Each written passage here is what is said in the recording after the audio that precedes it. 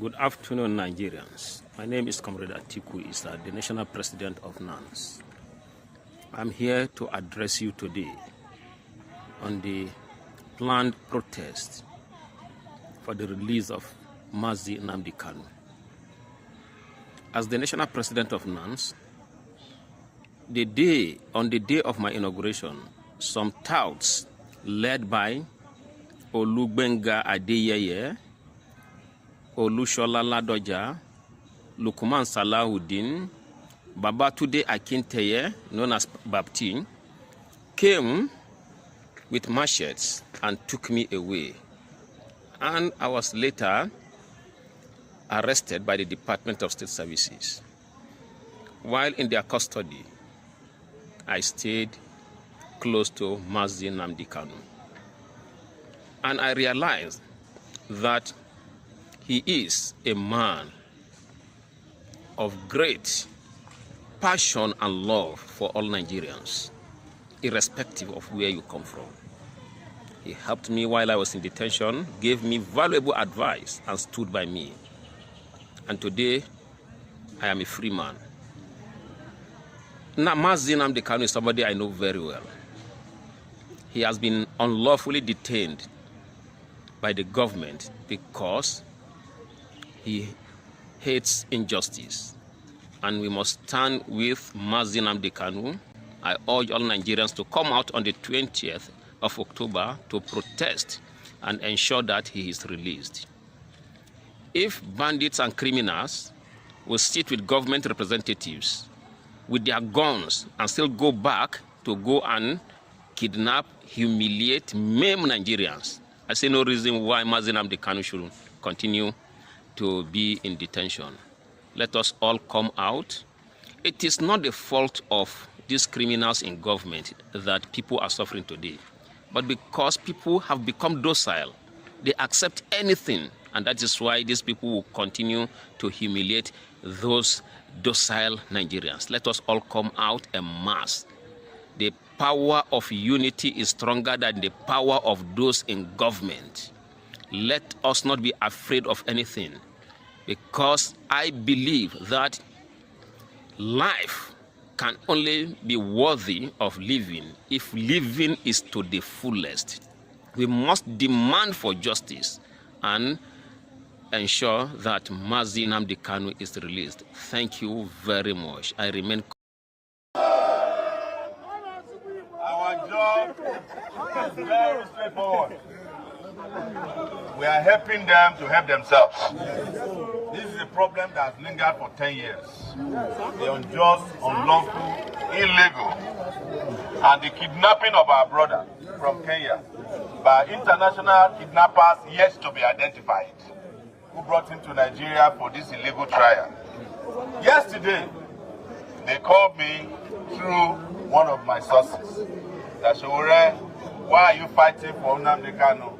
He's on trial. Let us finish the trial first before we can talk about releasing him. And the simple question I ask is, what are you trying him for? No answer. Because what you are trying him for has been discontinued by the Court of Appeal. He was discharged and acquitted. The Supreme Court followed up and ruled that his bail was not violated because it was Nigerian army that went to his house to go and drive him away from the country. And he has the right to save his life. What other charges do they have? Nothing. I will surprise you today, in 2019, when they were looking for charges to put on Nnamdi Kanu's head. They charged me and him together. Yes. Yes. They said that we were trying to kill some policemen in the southeast. I don't even know where Abia State exactly is in Abia State. But I was honored to be charged with him. I get How are you? Good to see you. How are you? Good to see you. Just a moment. Thank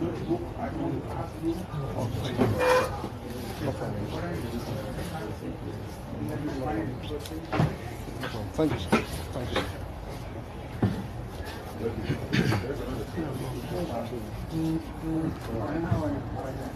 How are you?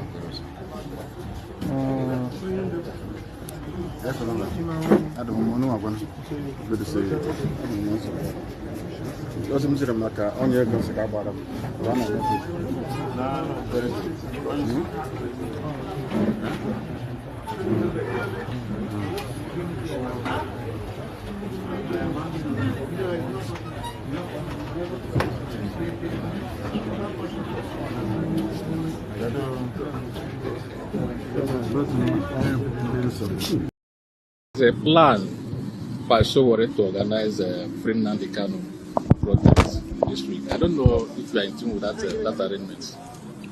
Well, let me tell you, I've always been consistent on Nnamdi Kanu's flight. There was no need for the arrest in the first place. And I've always said that for me, and discuss with anybody who I said it clearly, and I meant there.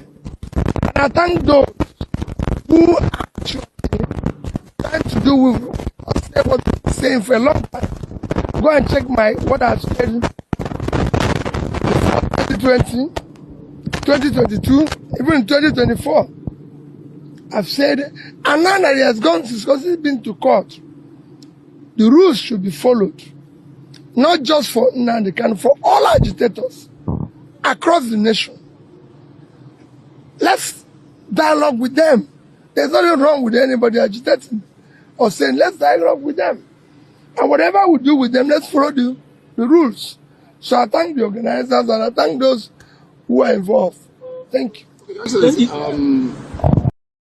I wanted to do before I die, because I thought I was going to die, and I bought this house brand new. This house was built for me. It was built for me, and then I started this garden. I built this garden. I planted this garden from the scratch. My daughter likes purple. She likes purple flowers, so these are purple plants. That's tangerine, pear, orange, and then more purple flowers. And then because when I said the Free Leah Shaibu campaign, I gave out all my cars. I had a convertible, I had a CLA, I had a G-Class. I gave them out. And so I said, okay, well, now I'm going to buy a new car for myself, So, just something else. Don't think that people are flaunting when you see them put stuff on social media. Sometimes it's just because of the story behind it. They're showing the car. Really? The car? Is it necessary? Why not, right? Okay, so I'll show them the car. Yeah. This is the car, so it's an A53 convertible. I like convertibles. Even when I was in Nigeria, people knew me in Abuja. I had a sky blue convertible. I love convertible cars. And I didn't want to get another car, I just thinking, because I travel a lot, you guys know. But after this health scare, I wanted to focus on me, make myself happy, because I know how much money I have in the bank. What I don't know is how much time I have here on earth. Anyway, thank you for watching. May God bless you. You pay cash for this car as well. Memo, you don't have to say that. Come on. All right, then. Yeah.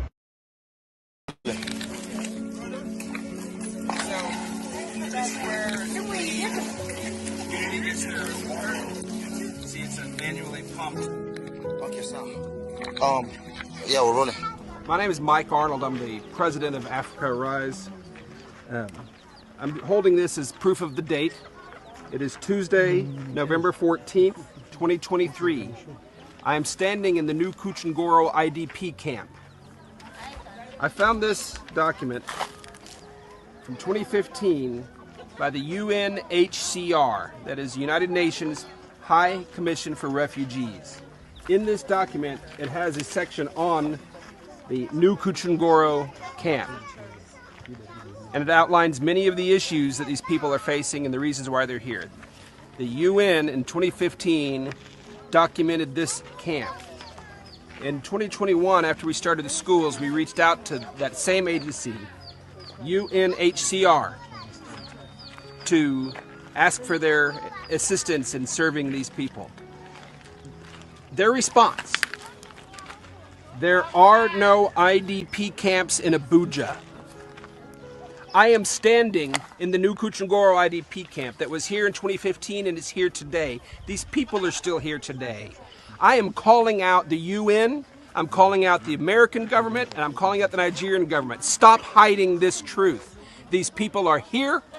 People are victims, and these people need help. Why are you hiding? Why are you lying? This camp is here. I am here. These people are here. Why do you deny it?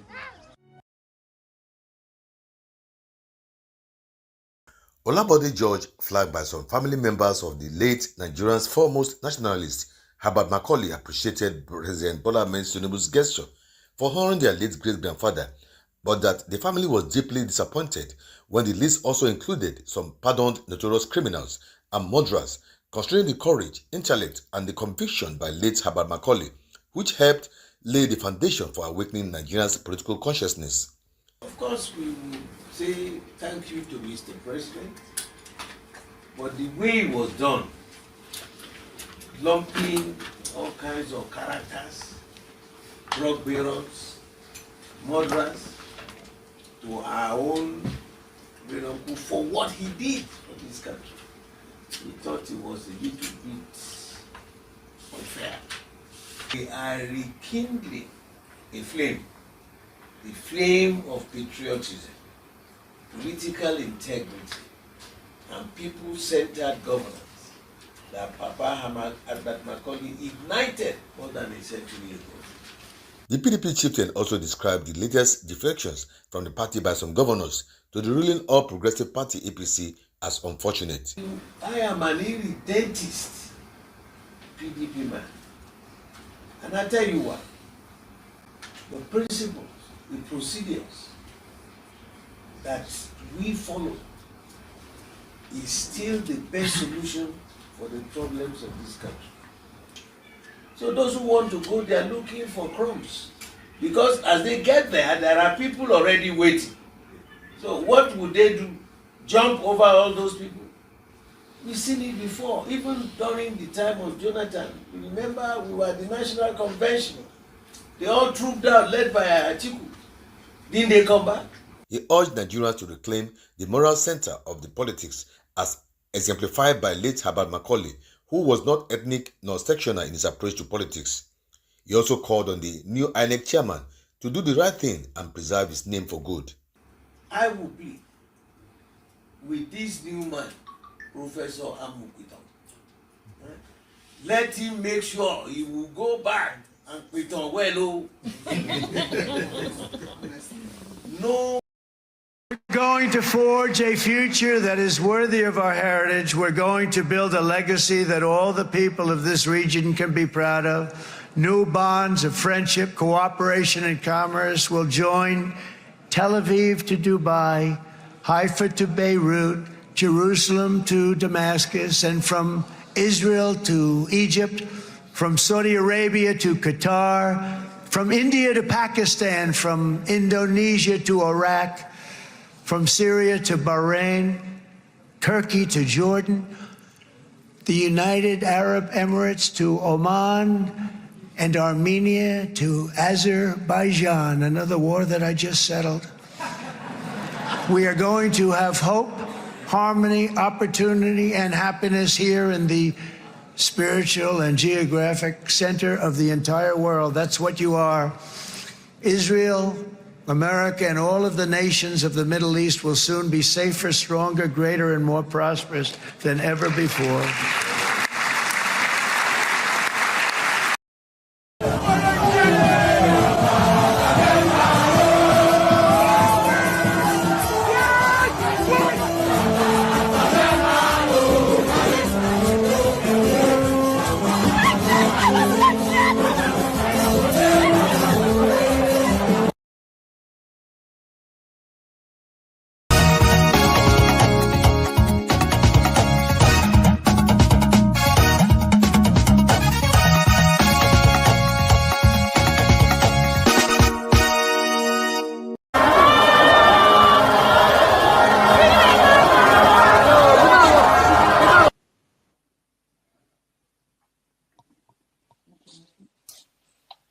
No, this rally make my blood pressure go up.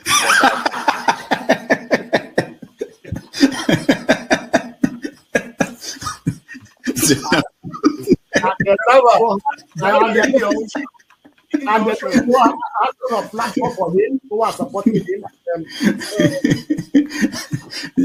So you should get a filter sometimes. Filter your thoughts before you say. I'll continue to take blood pressure medication. Why are you getting high blood pressure, Jonaba?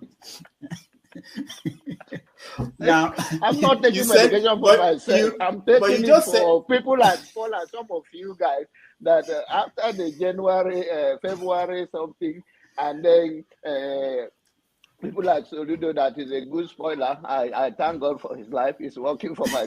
And I am ready to die defending Nigeria in whatever way. When it is God's time for us to go, it is you not took my going time to God. You are ready to defend Nigeria. I gave you my time. No, I'm coming. Alex, hold on. You already started. What I'm saying, defending Nigerians is this. I gave him my time and he's using it to defend Nigeria. No, sorry. I'm sorry. I hope that Nigeria wins. I'm never going to wish any president evil so that I can say I told you so. No, I won't wish them evil. I hope. You see, I'm not praying. There's no point. I can't pray for Nigeria to be fine. I only hope that Nigeria wins and Nigerians win. Because if you choose a dodgy doctor who has a dodgy record, who has, all sort of accusations leveled against him, to say this doctor, we think he's done this, or this doctor, this surgeon. Yes, he's a senior surgeon, he's the most whatever surgeon, but there are a lot of accusations leveled against him. If you choose him to operate on you, and you tell me to pray for you that it doesn't kill you surgery, what's the point? I can't pray. You might make it, you might not make it. My prayer won't change anything. So I hope Nigeria and Nigerians win during Tinubu's 4 years. Thank you. Thank you. Uncle, right? I have the right to address Showore the way I like. You don't know what Showore did to me. So learn to control your emotion, right? That's the only thing that I'm going to tell you. But if you don't want to control your emotion and you insult me here, I'm going to insult you 100%. Okay. You understand? You cannot insult me on a normal ground. Physically, you can't insult me, right? I will treat you like a child. If you insult me physically, I will handle you like a child. I don't care your age. Do you understand? You are powerful over the camera, so you can say whatever you want to say, but you can't yet say it to me physically. You understand? I will handle you like a kid. Can we arrest the meeting ground? Can we arrest the meeting ground? So learn to control your emotion. You understand? Please don't take him out. I also have a right to respond because he mentioned my name. There's no need to take him out. All you have to do is to meet them or something. And you're taking too long to manage them. Comment. What did you say? Comment. I know, but he mentioned my name, so I'm asking to respond to him. When he gets your time, then you make a... No. He mentioned my name. If you want to make it rowdy, I will take you out. Take me out, you son of a bitch. Take me out. You think you're a big boy because you're moderating. Take him out, please. Hello, come on. Don't use such word now. Don't forget, that state is now an oil-producing state. So they now have derivation, if you are not aware.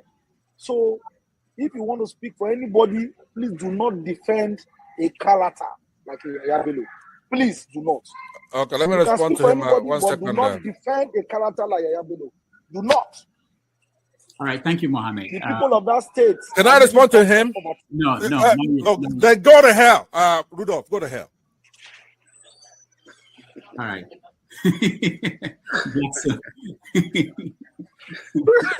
Rudolph, I've never seen this part of him before. Tinubu is a criminal, yes, of course, a categorical grade 1 criminal. The only person more criminal than Tinubu in Nigeria is probably Babangida. But he's a criminal, and is he fit for purpose? Absolutely not. Should Tinubu be the president of Nigeria? Categorical no. Is there a better option than him? That is subjective, so show me who he is.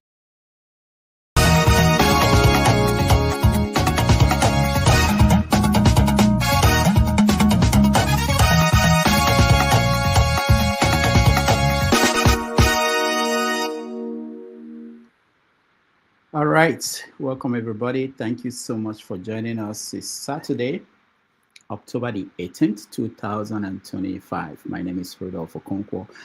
This is another episode of via Say 247. And today we are watching a developing story out of Nigeria. So about maybe 4 hours ago, Sahara Reporters was reporting exclusively that there was allegedly there was a coup, attempted coup, people planning coup in Nigeria, that they were arrested, including a brigadier general, and they've been locked up. In that report, they said that was the reason they canceled the Independence Day parade. Sahara Reporters was reporting 2 hours ago. They updated the story a few minutes ago, saying now that most of the coup plotters came out of the office of the National Security Advisor, so which is quite interesting. We're going to talk about that and all the issues in the news. You guys may remember that this week in Madagascar, there was a military takeover of the government. It started with a protest by the Gen Z.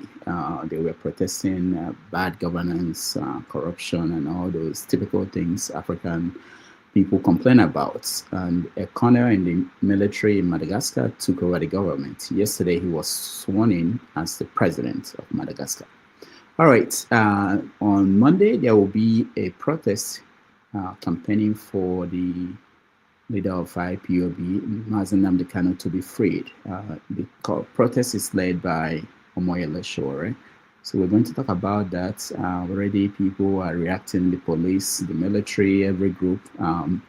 They're weighing in on whether that should happen or not. Sowore and his group, they're insisting that it's going to happen. So we talk about that. We talk about the ruling in courts this week, I think on the 16th, that Nnamdi Kanu should face trial, that he's fit to be tried. So that will be part of a conversation we are going to have. In Cameroon, Paul Biya, despite not campaigning, has returned to power. He's 92, and he will be president for God knows how many times. He's been there for over 40 years. So Paul Biya won the election without going out there to campaign. In Uganda, the president, Yoweri Museveni, declared that he's going to run again for president of Uganda. That and so many other stories we are watching across Nigeria and Africa. Of course, earlier in the week, in the Middle East, President Trump went there to celebrate the end of the war between Israel and Gaza, the release of prisoners and hostages, and of course his new vision for the Middle East, where everybody will live in peace and harmony. We have to report that 2 days ago, Israel attacked Lebanon. All right. As you know, this is a program for you. It's not for me to tell you what's going on. It's for you to come and give us your view on what is happening across the world. And already we have a few people who are in the studio. If you want to join us, please come into the studio, turn on your camera. We will bring you in. Again, thank you so much for joining us, for watching, for being on the comment section, for watching at home, and those who will join us. We welcome all of you. Thank you, everybody.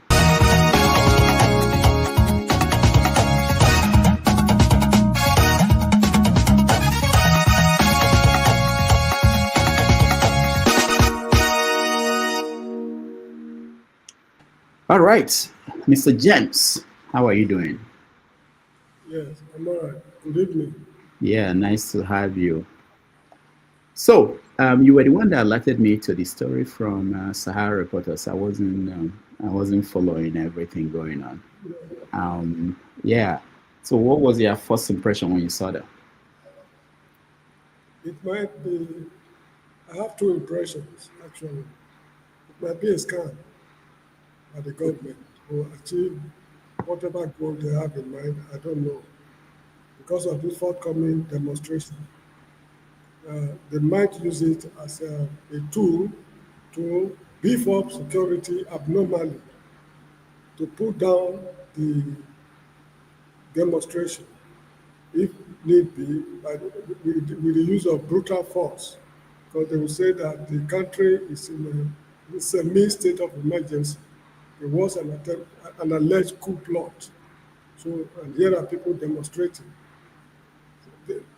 That's one way of looking at it. Probably nobody did anything or nothing actually happened. And another way of looking at it is well, it's difficult to say because this government has performed below expectation. So no matter, they are capable of doing anything. But if it is true that there was an alleged coup plot, then the words of John Fitzgerald Kennedy comes to mind. Those who make peaceful change impossible will make violent change inevitable. That is how I see it. So why would they, if let's get back to if this is true, why would they cancel? Because the way they canceled that parade of October 1, it wasn't weeks in advance, it wasn't days in advance, it was a few days to the day. They just announced the cancellation. And if you know how things work in Nigeria, people have prepared, people have moved in, moved to Abuja to be part of that. So it must have been something that happened that nobody knew until Sahara published this story. That's why I'm having more than one opinion. However, that is not the first time they canceled Independence Day celebration in Nigeria. During Muhammadu Buhari's military administration with Tunde Diagbo, I think the first independence celebration did not take place. According to them, there was nothing to celebrate. That was, I think I was in high school or something like that. So it's not the first time. But however, we live in a country where all things are possible. Probably some people are planning. And probably nobody is planning, it's just phantom coup. People that are just afraid of, they use this as a means to keep them somewhere till they feel comfortable or something like that. So all things are possible. Because the country right now is in an abnormal state. All right, thank you so much. Some of the stories I didn't mention at the beginning were Governor of Enugu State, Simba, joined the APC. The governor of, one governor in South also joined the APC. At this point, PDP has only 8 governors. Doyediri, Bayelsa State. Bayelsa, okay.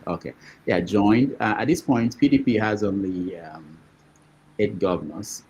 I heard that the APC, they have super majority in the Senate at this point. So Nigeria is, by all accounts, turning into a single party country. Mr. Paul, welcome to the show. Yeah, thank you, Doctor, and good morning. Yeah, nice to have you. How are you? Fine, sir. Okay, so first of all, let's see, are there stories you were watching that I didn't mention? You can mention them now. Well, I would just like to touch briefly on Oju Zokalu talking about the aviation industry. Just kind of funny talking about the captains, the pilots, you understand, take Indian aim. This is a man who used to own an airline, Slug Airline and every other thing. Saying things like this, it's just a shame because we also understand how they do these things in Nigeria and every other thing. First of all, it's let me not explain too much. I'll just touch it a little bit. If captain is going on flight, the airline will do their own drug test, will do whatever thing they do. The airline check the crew, you understand, the cabin crew and every other thing before they leave. The airline will put them in their own bus, convey them straight to the airport so that nothing will happen. Yeah, in between the airport, something can happen, maybe transfer and everything. That's why when we work in the airlines, we all have our different badges that can restrict you to certain place and certain place that you cannot access. Things can happen, but it is the airlines that take care of their crew. But the way Oju Zokalu was just saying this thing, I'm just so ashamed of him. He failed to understand that if you're blaming the so-called LCA or whatever, that's a shame. You understand? It's just a shame because that's not how things work. That no matter how you put things in place, things will definitely happen. But blaming those people simply means you as a senator, your oversight function too is also not working. Because if you're also regulating, do your oversight function with the so-called NCAA, NAMA, whatever accident and investigation bureau and everything, all the problem that we are having in that industry at the first place won't be there. But they just drive there, they come there, they give them that dollar, they get away. You understand? This next thing they will do, they send all these people, all type of family, friends, girlfriend, to go give them this juicy position. This is how the problem comes. But saying that just to bring Nigeria down is a shame, because Doctor, me being in Nigeria for years before I even moved to the US, I understand many of our captains, people who become captain from an airfield, they come to Nigeria. That's how you get your regular flight numbers and everything, because to get your flight hours in America, in the UK, it takes you years. You understand? So people will come to Nigeria easily, they can get this thing, and at the same time, they won't get well paid. They pay them very well. They sleep in nice hotel, all these benefit and everything. So Nigeria is trying in that aspect, no matter how people want to beat us down. But for somebody like Odinga Okalu, who invested his own money in that industry, who say things like this, it's just a shame. I don't know whether he's having a problem maybe with. Did he say his own money? Okay, I got it.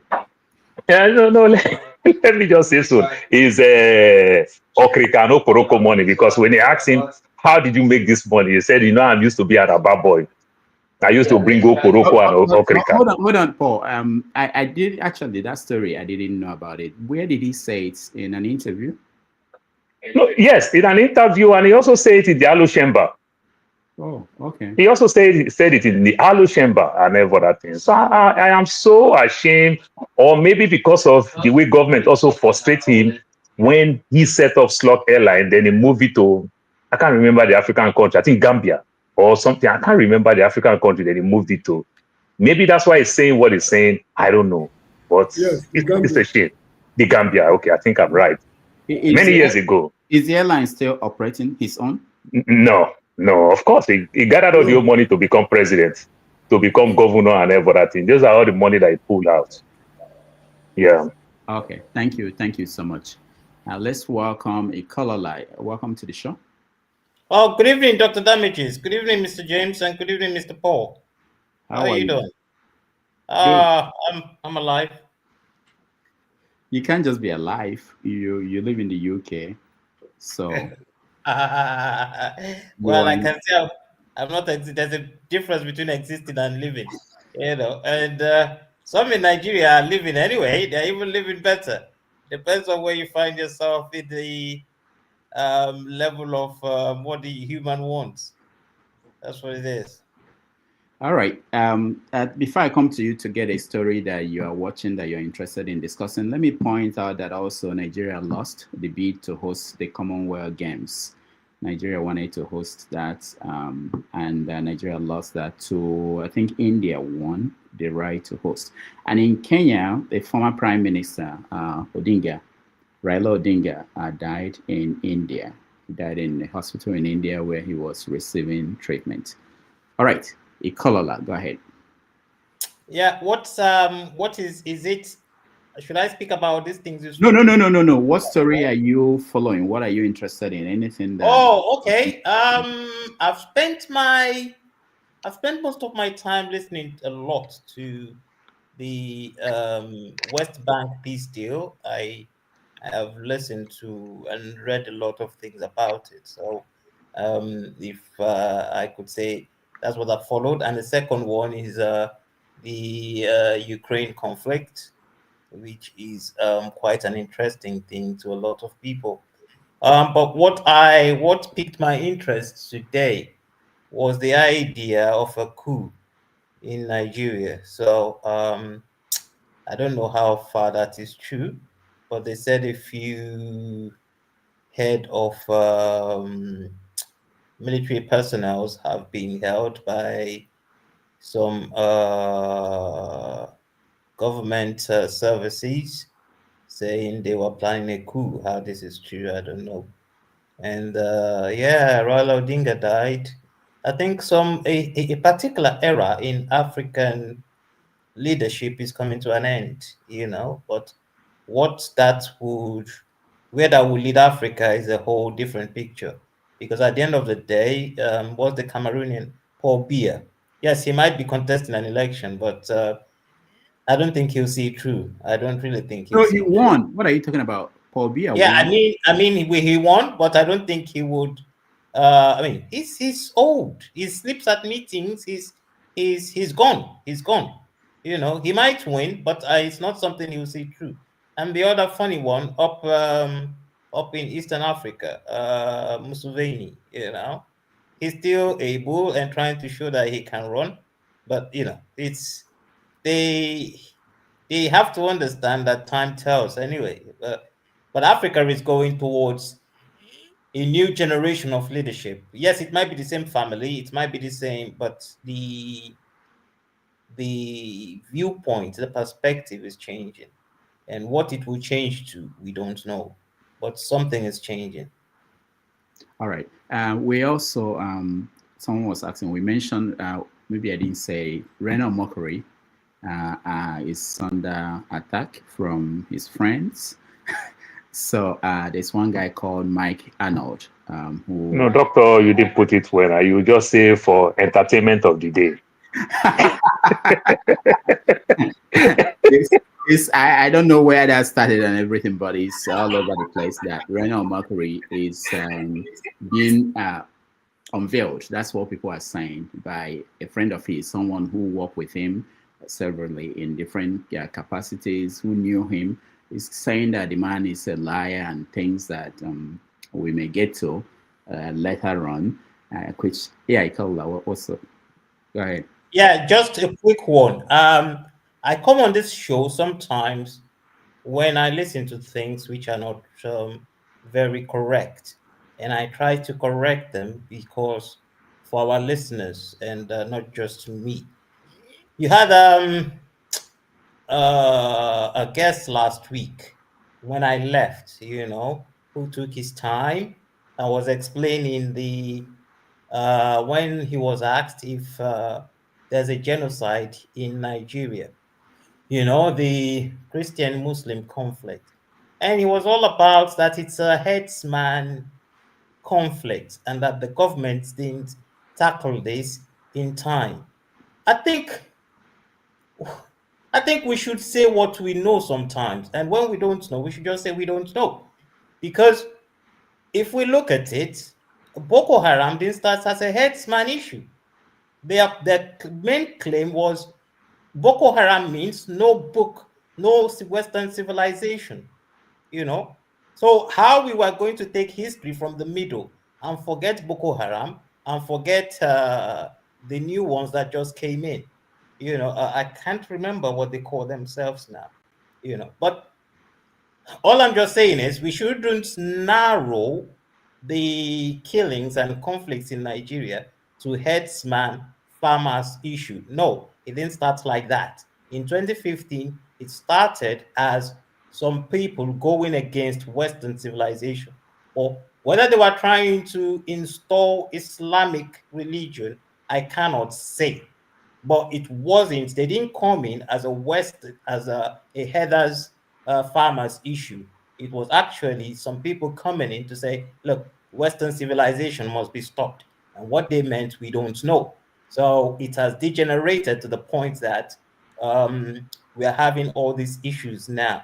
And let's not forget, if we are saying that the same man that went to New York to speak against the conflict in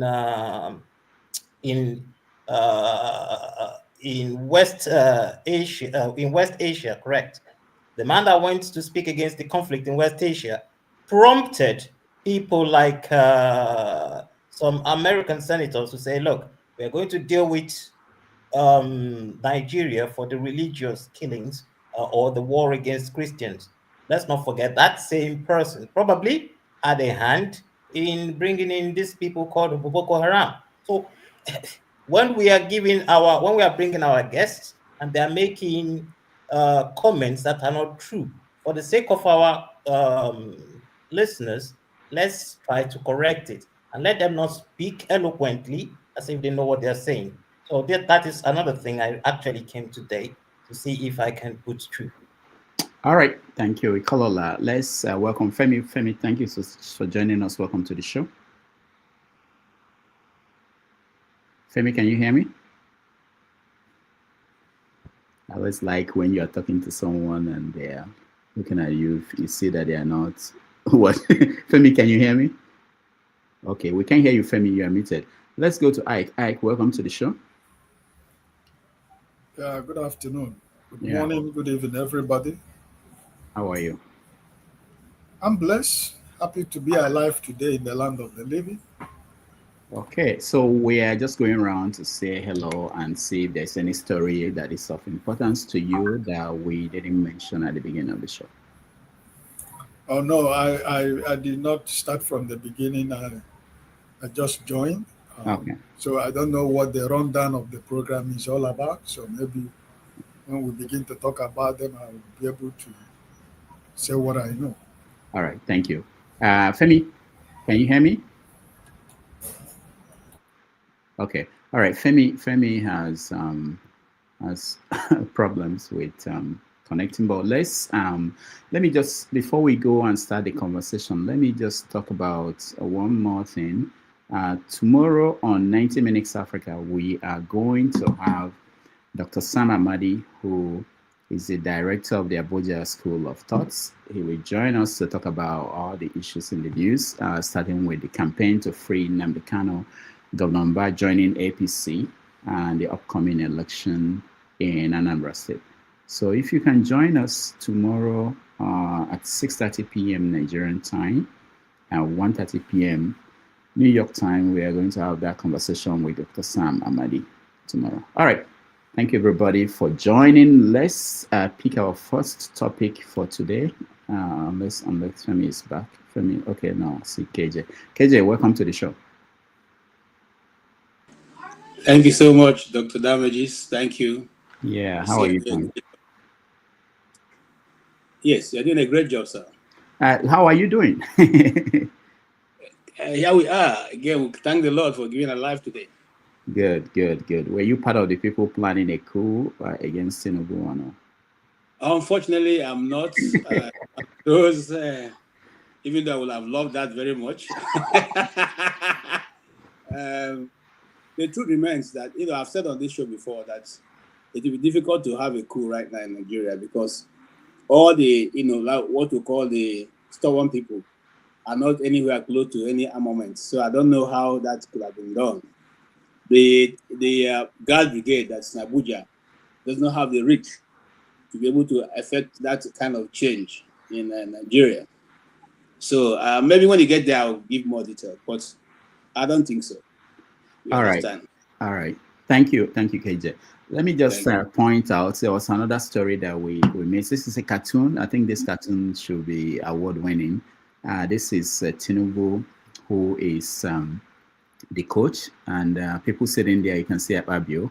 You can see the vice president, I believe. You can see Wike. This is the team, and it's giving them instruction on how they are going to win this match for 2027. That idea of 2027, the campaign, the election, is dominating everything in Nigeria. There was a video that came out this week about Ababio, somebody who claimed to be the wife of his brother, made a video. Along the way, we might touch on that. It's trending, and if the things she was saying about Ababio they're true, that will be very damaging. So we will get to that. But these are the people who are essentially running the country, your country, Nigeria. And I wonder what they think today after what happened in Madagascar this week and the stories we are getting out of Nigeria. All right.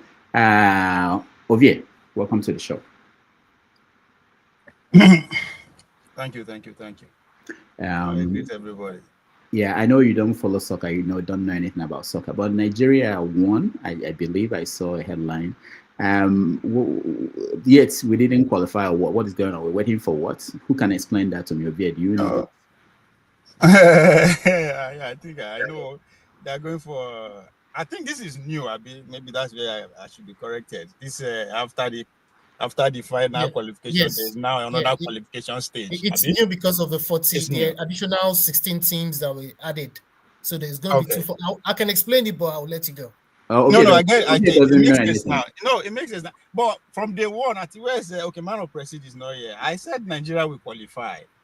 And the reason I said they will qualify is because of the people in charge in Abuja.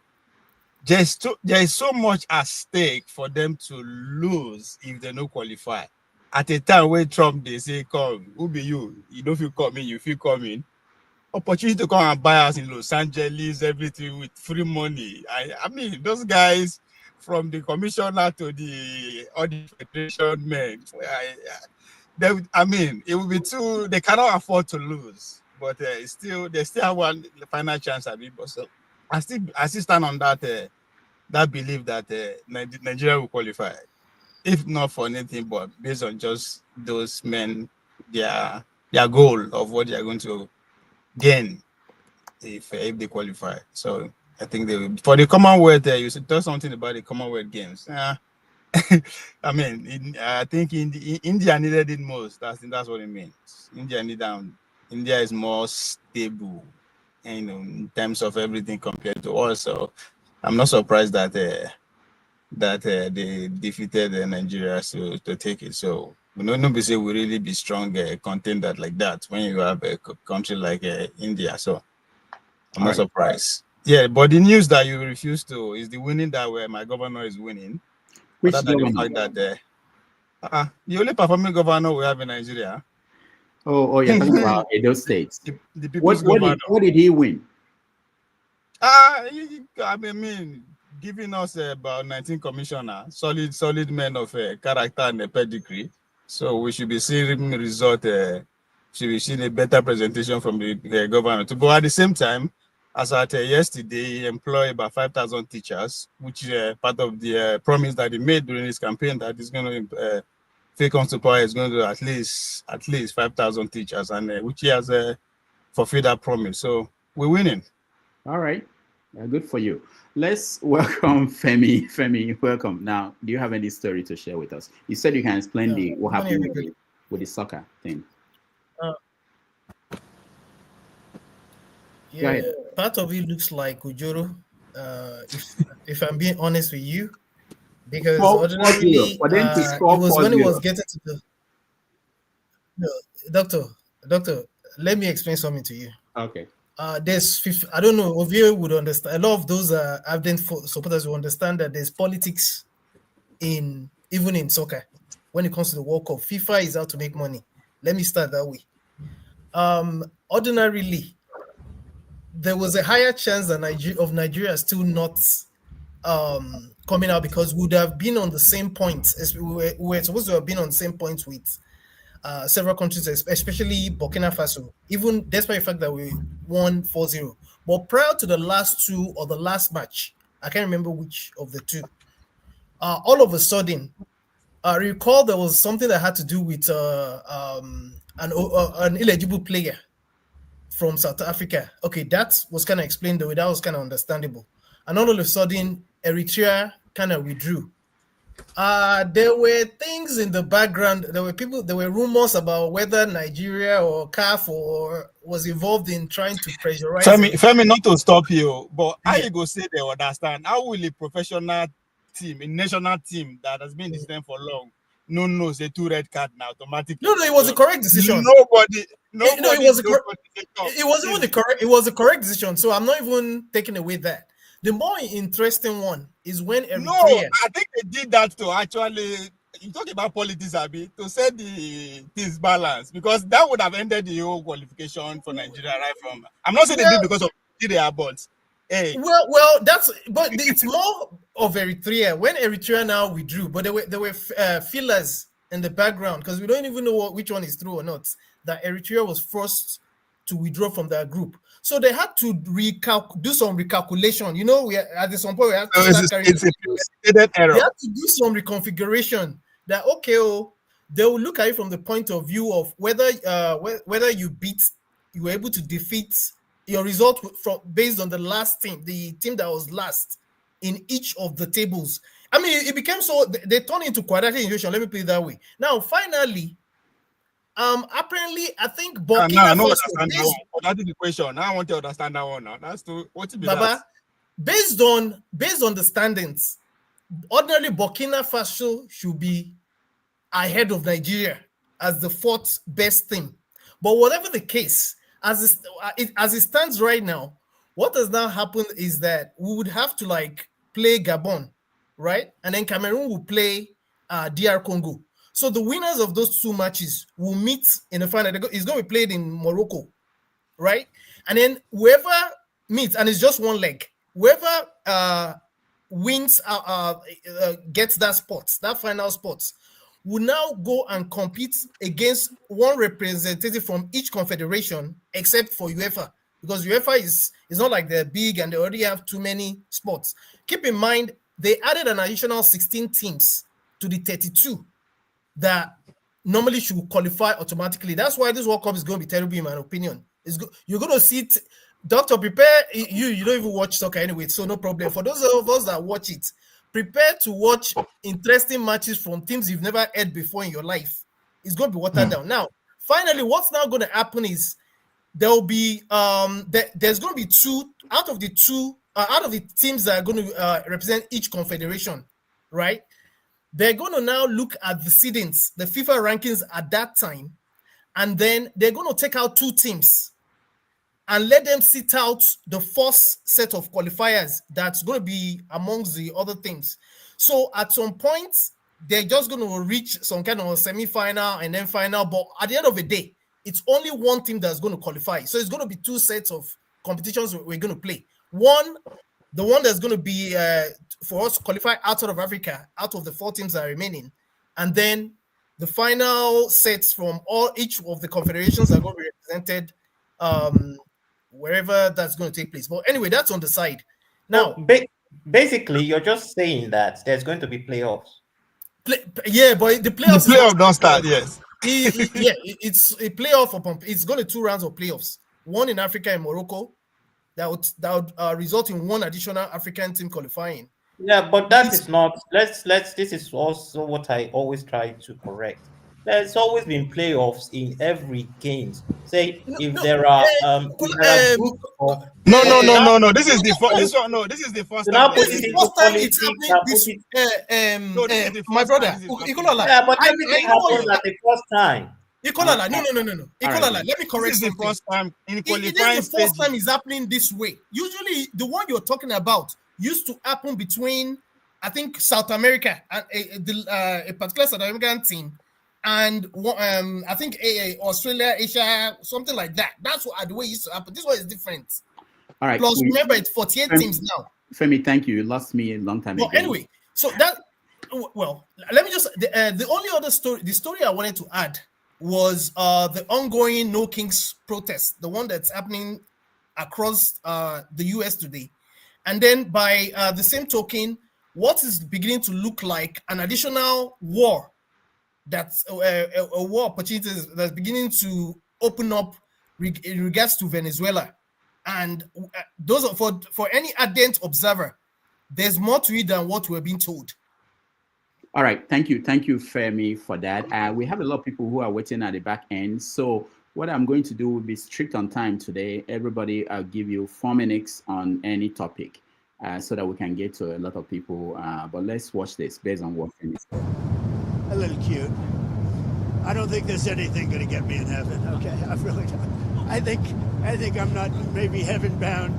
I may be in heaven right now as we fly an Air Force One. I'm not sure I'm going to be able to make heaven, but I've made life a lot better for a lot of people. And you know, as an example, had the election of 2020 not been rigged, you would have millions of people living just in Russia, Ukraine alone. That would have never happened, and it didn't happen for 4 years. And I knew Putin very well. It was the apple of his eye. All the things I've said would have never happened. We had an incompetent administration. We had an incompetent president. And because of a crooked election, millions of people are dead. And by the way, the Israeli thing was much harder to get settled because of the past administration. Okay? All right. When we get a chance to talk about Trump and America, we talk about what Femi mentioned. Also, Trump would meet Putin very soon based on the phone call. He was making a phone call. He was talking to Putin and he was tweeting, telling us that I'm talking to Putin now, you know. So it's a mess over here, but we'll get to that. Let me see. So there are people who are waiting at the end, so we will Janaba, did I talk to you? No, Janaba. Okay, just you're the last person that will weigh in terms of any story you're interested in that you want to put on the table while we go and start our topics. Good morning from here this afternoon. Okay, Rudy and fellow panelists. Not much. There's last week, I think I was looking at the bishop that was arrested. I think Adeshino Yebo for Yoruba Nation. I think you didn't hear about it. Nope. What bishop? Where was he arrested? In Lagos. For what? For the ongoing Yoruba Nation, like what do you call Dudua Nation? Yeah. Yeah. Who arrested him? DSS. Okay, we'll check on that. I didn't know about that. All right. I think all our politics are supposed to be aware of it very well. Okay. All right. Thank you for sharing. I will look into that. That will be interesting. Yeah, all right. I'll be so money printed and all that. So yeah. Well, he printed money. That's the different. I think category. you should start printing your own money for your own nation now. Call Nadok. All right. Thank you so much. Let's start. Our first story will be on the story on Sahara published this morning about allegation of a coup that happened, or attempted coup that was planned by some military officers from this is Sahara reporting, from the National Security Office. According to Sahara, they are people attached to the Office of the National Security Advisor. So they planned the coup or they were planning a coup and they were arrested, led by a brigadier general. And that was the reason why they canceled the parade. So we're going to look at it, is this a story that only one source only one media outlet that is reporting it for now? They are basically doubling down on the story because a lot of people were raising concerns about the story. They now reported a follow-up. Now, if you remember at the beginning of the week, there was a story that the finance minister, Wale Edu, was sick by Sahara again, and he was sick that he was taken out of the country. He had a stroke. The media came, everybody came out, the government, no, it wasn't true, he's in Abuja. But the pressure was too much, and 3 days after they acknowledged, now he's in London. They showed us a picture of him in London. He had no stroke. They had to prove that he had no stroke. What I'm saying is that the Nigerian government, not just this government, all our history, there's this relationship with the media. They don't think they have to explain things to the media. If something is happening, they have the responsibility to tell the people. When the media reports a story, now they come up and try to discredit the media. And at the end, you saw that the man was sick. But it could have been solved if they came out and said, our guy is sick, the Minister for Finance is sick, he's not going to be part of this conversation happening in Washington, D.C., the IMF meeting, World Bank meeting in Washington, D.C. But they didn't say that, and the story came out from Sahara that, the man was sick, he was in London. They said, no, he didn't travel, he's still in Abuja 3 days after he traveled. Anyway, I put that in the context, in understanding the story now that Sahara is reporting, which was that there was a coup, attempted coup, allegation of coup, and that was why they canceled the parade for the October 1 parade. All right, Mr. James, being that this is the context, I want you to look at this story, whether it's true or not. What happened in Madagascar this week, where people went out to demonstrate, Gen Z went out to demonstrate about bad governance and everything, corruption, and it led to a colonel in the military taking over the government. What is your take on this story? Well, what happened at Madagascar might not have direct effect on what is likely to happen in Nigeria. Although the government is fully aware that they are not living up to expectations. The way I say it is this: it might be true, might not be true. If it is true that some people were planning, or some people are plotting Yes, they are plotting to topple the government. There's need for the government to be worried. Apart from losing power, the consequences of a military coup in the present political dispensation could be very, very tragic, considering the irreparable damage they have done to the lives of people in the country.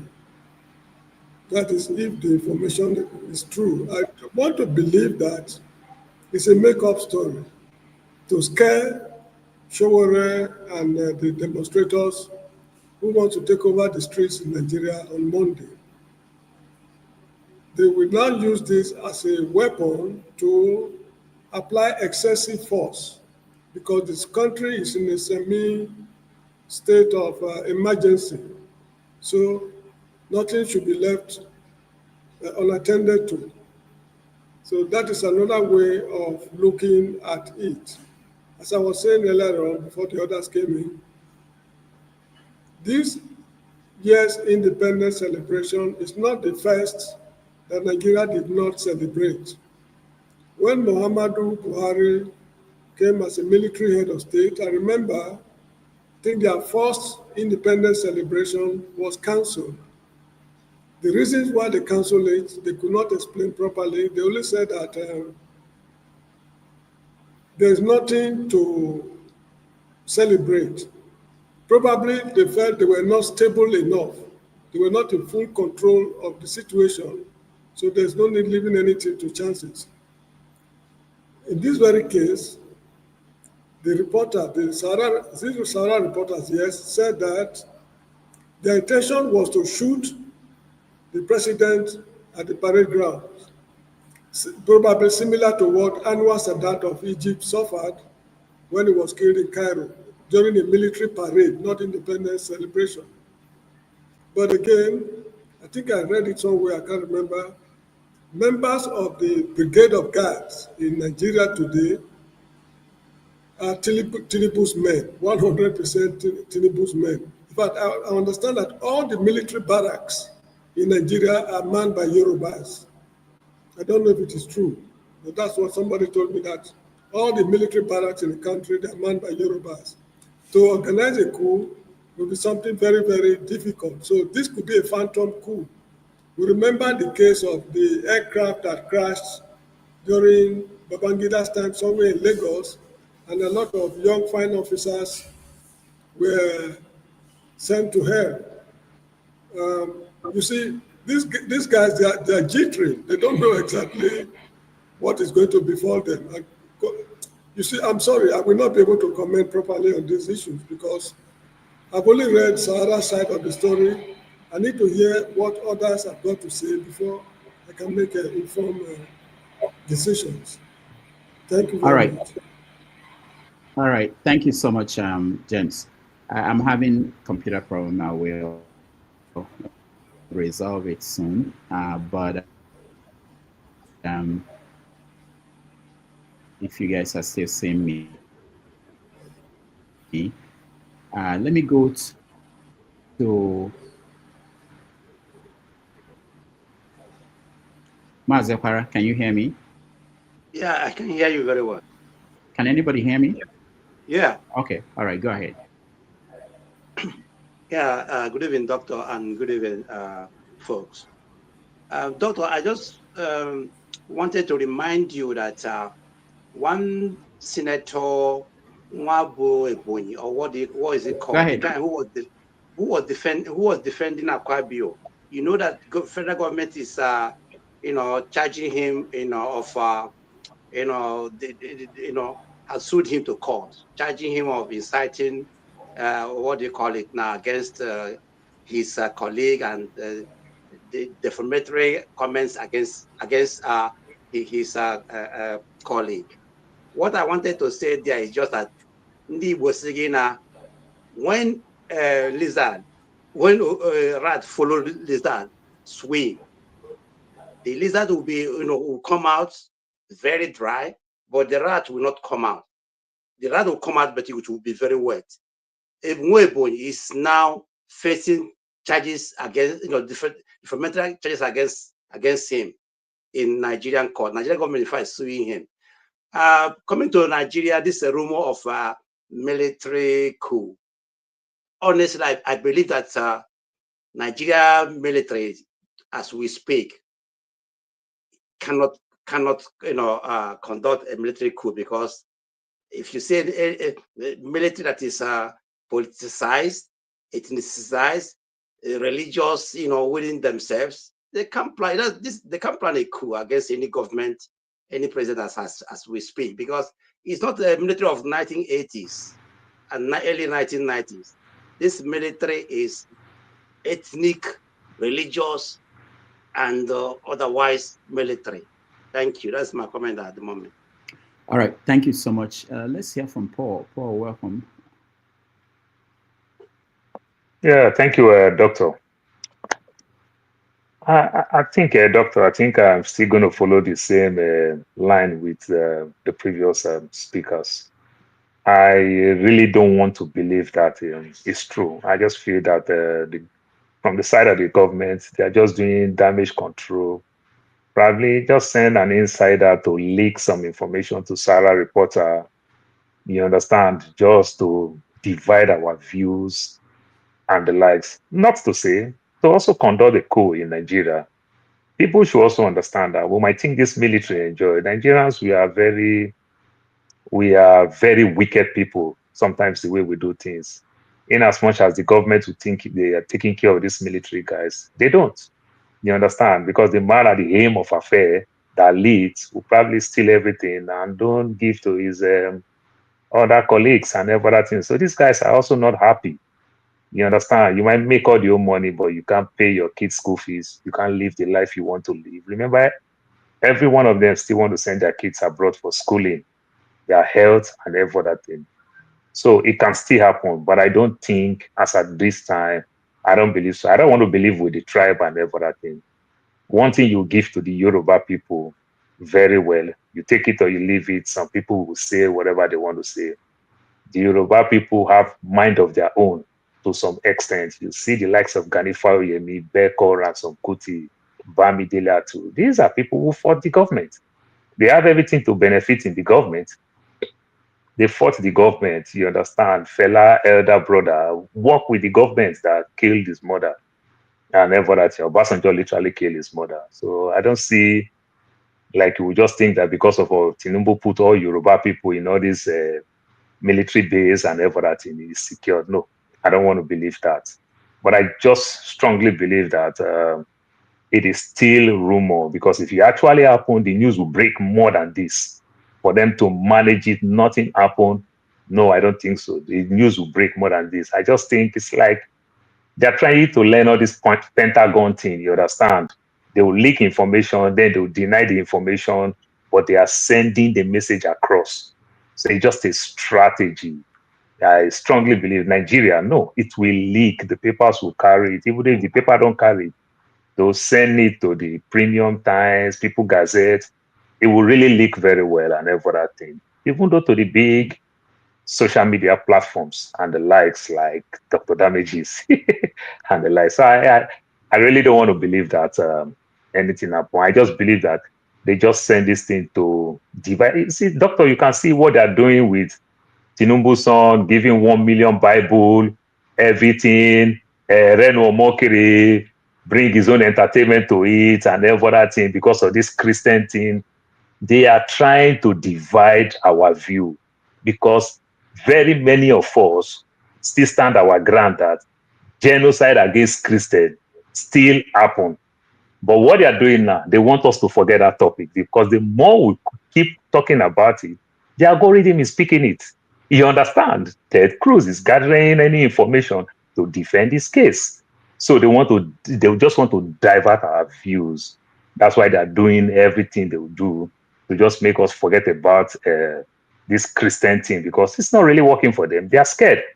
And Doctor, you must understand with the American embassy, the way the American embassy is coming out, you understand, against this government. Everybody know APC come into power with the help of Barack Obama, with the help of the US government. That's how APC come into power because they don't want Jonathan. So they are losing relationships slowly with this same US government. So they panic, you understand? They don't want to give them more information where the government will be thinking in another direction. That's why they can try to bring anything just to divert our view so that we'll stop talking about the Christian genocide. I want to believe so. That's my take for now. All right, thank you, Paul. Let's go to comparable facts. Yeah, greeting everybody. What are we talking about? Just the coup part of it? No. I heard what you said. It's not that I want you to tell what you're talking about. Are you just? Yeah, that's what we're talking about. That's what we're talking about. With all the Okay. implications, whether you believe it or not, and some people I'm reading on some social media platforms, people saying that Nigeria has passed that period, that there will never be any coup in Nigeria. People are saying that, this is an attack on Tinubu's administration because people are actually, because he's trying to change the country in a way that is fundamental, that nobody has ever attempted to, and some people who could not live with, without being in power, are the ones behind it. Go ahead. Well, the information, I read a little bit last week or whatever, it's kind of very scanty. There's no verified information definitely coming to say this is exactly what happened. What I read was there are 16 officers that has been detained, a brigadier and a colonel. They didn't mention any name, said they were planning a coup, but some intelligent leak about their plan. So they were arrested and detained. They are not being interrogated. So that's all I can say on that, because there's no verifiable, need to say this is exactly what happened, who plotted it. They have not given any name. So it's just a very scanty news, and the government tried to, minimize the whole thing. Whether it's true or not, I don't really know. But from what I understand, I don't know how factual that is. They say Tinubu has put, people who who aligns to him, whether it's Yoruba or whatever, he has put them in different areas. So it's very difficult for coup to happen, particularly on the intelligent angle. It's occupied by Tinubu people, whatever you may call it. So I don't have that much to say on that ground. All right, thank you. Let's hear from Ovie.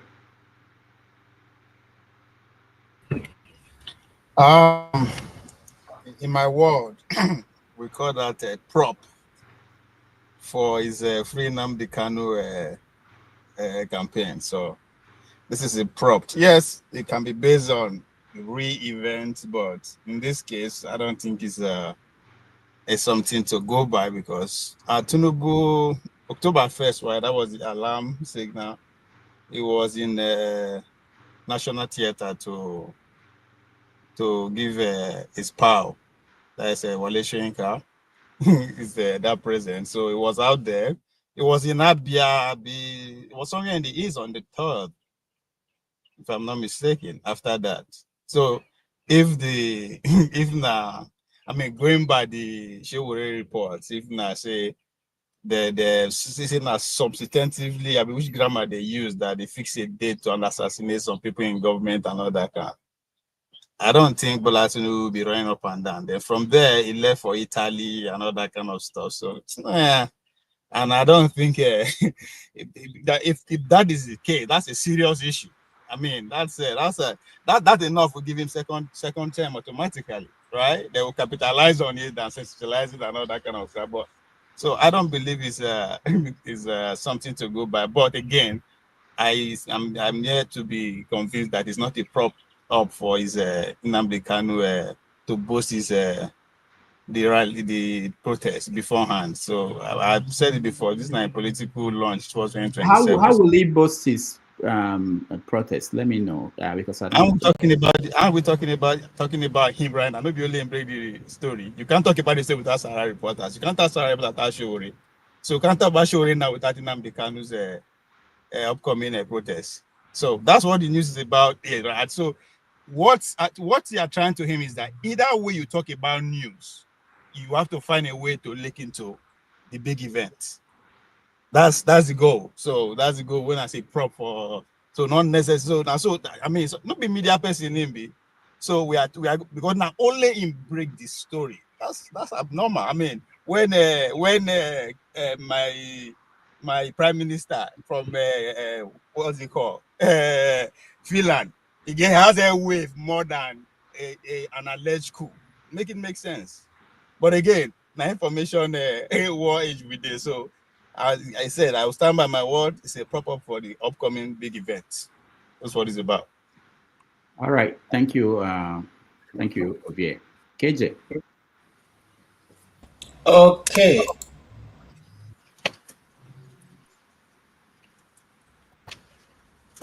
Okay, thank you so much, Dr. Rudolph.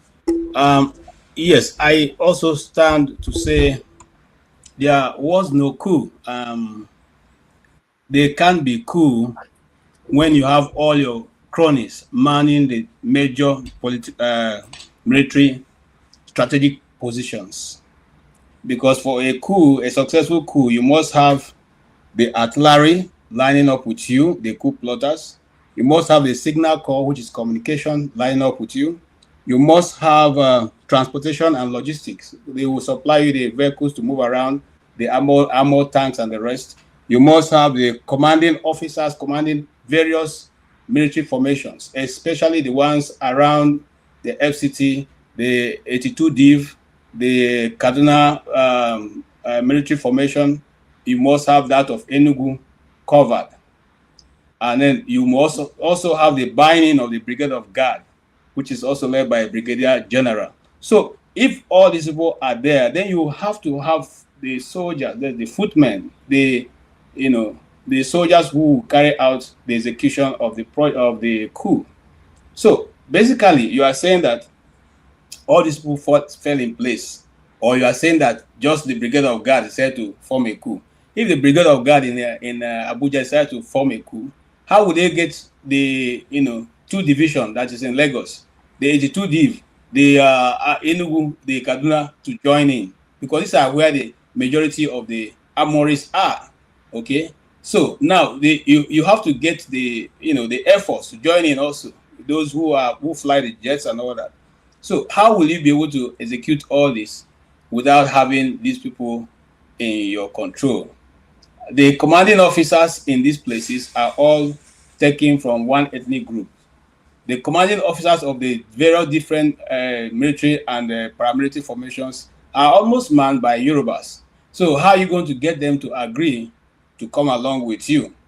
I think that this is a diversion, because just like someone earlier said, they are trying to create another scenario, another news, so that Nigerians can drift into going to discuss those things. For instance, the Christian genocide has picked up a wildfire. The truth they try to hide has eventually all become out there. Anybody who cares to research, we see videos of people, even as of this week, there were also massacres of about 20-something people. So you can't even go far to find it. So for them to be able to divert attention to those places, the news they want you to listen to, they have to create an equally impactful, well structured out news that will get everybody thinking. Those loyalists will now feed upon this news to say they want to destabilize Tinubu's government because it's a Yoruba man. So they now want to. Think about it. All the military formations, the commanding officers, apart from Musa, they are all from the southwest. So how can they now decide to organize a coup when they are the ones, eating the whole golden egg? Nobody's going to do that. The other people who are very stubborn, generals, don't have any place close to arm. They don't even command one soldier. If you don't command a soldier, how can you now detail them to do what you want them to do? You must be in a position of command for you to be able to initiate a coup. So I think it's a diversion to create, more discussions or more news for the Nigerian public, so that we can all take away our attention from the genocide and the free mass Nnamdi Kanu that is raging like fire everywhere right now. Thank you. All right, thank you. Just for those who read the story, they actually mentioned the name of one of the leaders of the coup, a nephew of a governor in Nigeria, former governor of Nasarawa State. All right. Which was able to be a twin with the same rank. What a coincidence. All right. So let me see. Ike, Welcome. Yeah. Good afternoon. Yeah. Am I coming out clean? I remove. Yes, we can hear you, sir. We can hear you. I can hear you from here. I remove Dr. Damages, right? Comparable fact is in California. They know they get the problem with their internet. I don't think he can hear you. Okay. We can hear you. Don't mind our table. I go ahead. I go ahead. We can hear you. Yeah. Go ahead, Ike. Sorry? Go ahead, Ike. Dr. Damages is coming back. Go ahead. Okay. I will really agree with my brothers who has already spoken. There is no queue in Nigeria. It's just to divert our attention to something else. It's just to, this government they know that they know they're not going to survive 2027. It doesn't matter how many people goes to APC. But the question that each and every one of us are supposed to ask ourselves sincerely as Nigerians is, what is it that will ever, attract any honest and genuine Nigerian who has the interests of Nigerians at heart? What is it that in APC that is going to attract any Nigerian to go to APC? So these things it's just politics. There is no queue. They are just trying to divert attention. Even when, like you gave when you were talking about what happened in Madagascar, if there is going to be a queue in Nigeria, what they're saying is not what they're going to say. That is, when the coup will happen in Nigeria, it's going to be bloody, and it's not going to be. They're not going to catch anybody before it happens. So this thing is just diversion of attention because of what the so-called Showere issue of Monday. They're trying to divert your attention, take away your mind from the failures of the government, the insecurity and the issue of Christian, the genocide issue that is being talked about. All these things are propped up, stories. So Babangida did it in his time. The gang of people keep people on the air, and that's it. So this government there is no queue, my brother. After all, the queue they're talking about, like somebody was saying, even the military themselves are they better off? The people that are better off in the military are the guys. You don't see their bellies. The generals and the major, you don't see their stomach. Yeah, they are sharing the money together. So the people who are fighting in Sambisa forest, are they happy with the government? The young Nigerians that are being sent to Sambisa and other places to buy their life, you think they are happy that they are doing what they're sacrificing, and these people are living in mansions in Abuja, and so I don't think that we can't be deceived. They're just trying to make us to, like, as we are talking about it now, that's what they want us to talk about. They don't want us to talk about real issue, right? It's like when we are going to talk about Omokri. It's people that are giving him platform. I don't need to talk about this guy, because the more you talk about him, you are giving him a platform, right? So for me, Dr. Damages, honestly speaking, for me, my own personal opinion, there is no queue. Diversion of attention. Take your minds away from the real fact, what is going on in Nigeria, inside Nigeria, the issue of killings, the issue of the genocide, and the issue of American government trying to get involved in what is really going on in Nigeria. They're just trying to divert our attention. We're going to talk about this school now the whole of this month, and everybody will forget about the killing that is going on. It's just their politics. They don't have anything to offer nobody, right? God bless you. All right, thank you, Ike. Janaba, welcome to the show. I don't know if I've had you today, but I'm trying to get you to weigh in.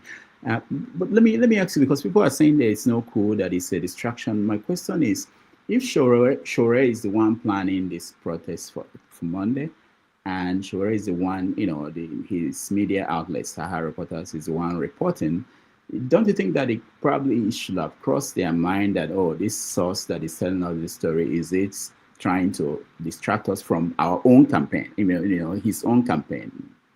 Do you think that they probably did not think about this when they published this story? If there was no coup, Sahara reporter will not say there was a coup. That's one thing for sure. And if they want to distract people, it's not through Sahara reporters that they will distract people. It can be used, they have power over other channels to use, not Sahara reporter. So I believe there was, if there was not, the simple way. And if you go and look at many years from Sanusi time, that Nigerian journalists or Nigerian media, social media do not cover so many things that Sahara reporter have reported in the past come to be the truth. And one thing you should know is that they are bold in telling or report what other media we shy away from. So if there was no coup, then there will no uh, Sahara reporter will not say there was one. And another thing is that what will benefit them in this upcoming uh, march to Aso Rock organizing by Sowore. If they say that there was a coup and there was no coup, or why do they say there was a coup to distract them from that? So I don't see the line that is playing. And Tinubu going around while they say there was a coup is the way to minimize it. Is the way to say that we are in control. That is the way. That is how you have a united front. You know something is going on, but you want to play that psychological warfare on the people that, hey, if like now we're commenting that, oh, that was going on, why is he going to the east and all? Why did he go to visit Professor Wole Soyinka and the rest of them? Those are just to have a united front. That's what it means in leadership, even when you know something is not right. So definitely, I'm sure there was a coup, and we'll hear more of it. And what source again? They already tell you that the name of the people involved in it, and we'll hear more of it. Government, this is not to their own advantage to promote it or to silence it. So they would prefer to silence it. So the other media couldn't carry it because some of them they are controlled by them. But in the nearest days to few days to come, we will be more clear about who and who are involved in it. And the notion school can be plot without capturing the major city. What you are focusing is the people that you are targeting. Once you have uh, those in your control, it doesn't matter. It's to access the room. Gideon Oka, what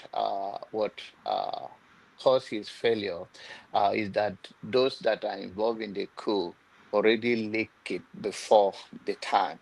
So it was hasty enough to do, you know what, if I do not make any attempt, I'm going to be crushed anyway. So it's better I make attempt. If I'm crushed, I'm crushed, but I will make an attempt.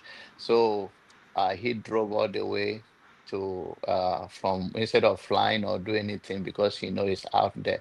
And if you are talking about those major city involved, or major command, all those things, that's not their target. Their target is the head. Once you get the head in order, then you are be able to capture the. You can only capture one place and you are okay.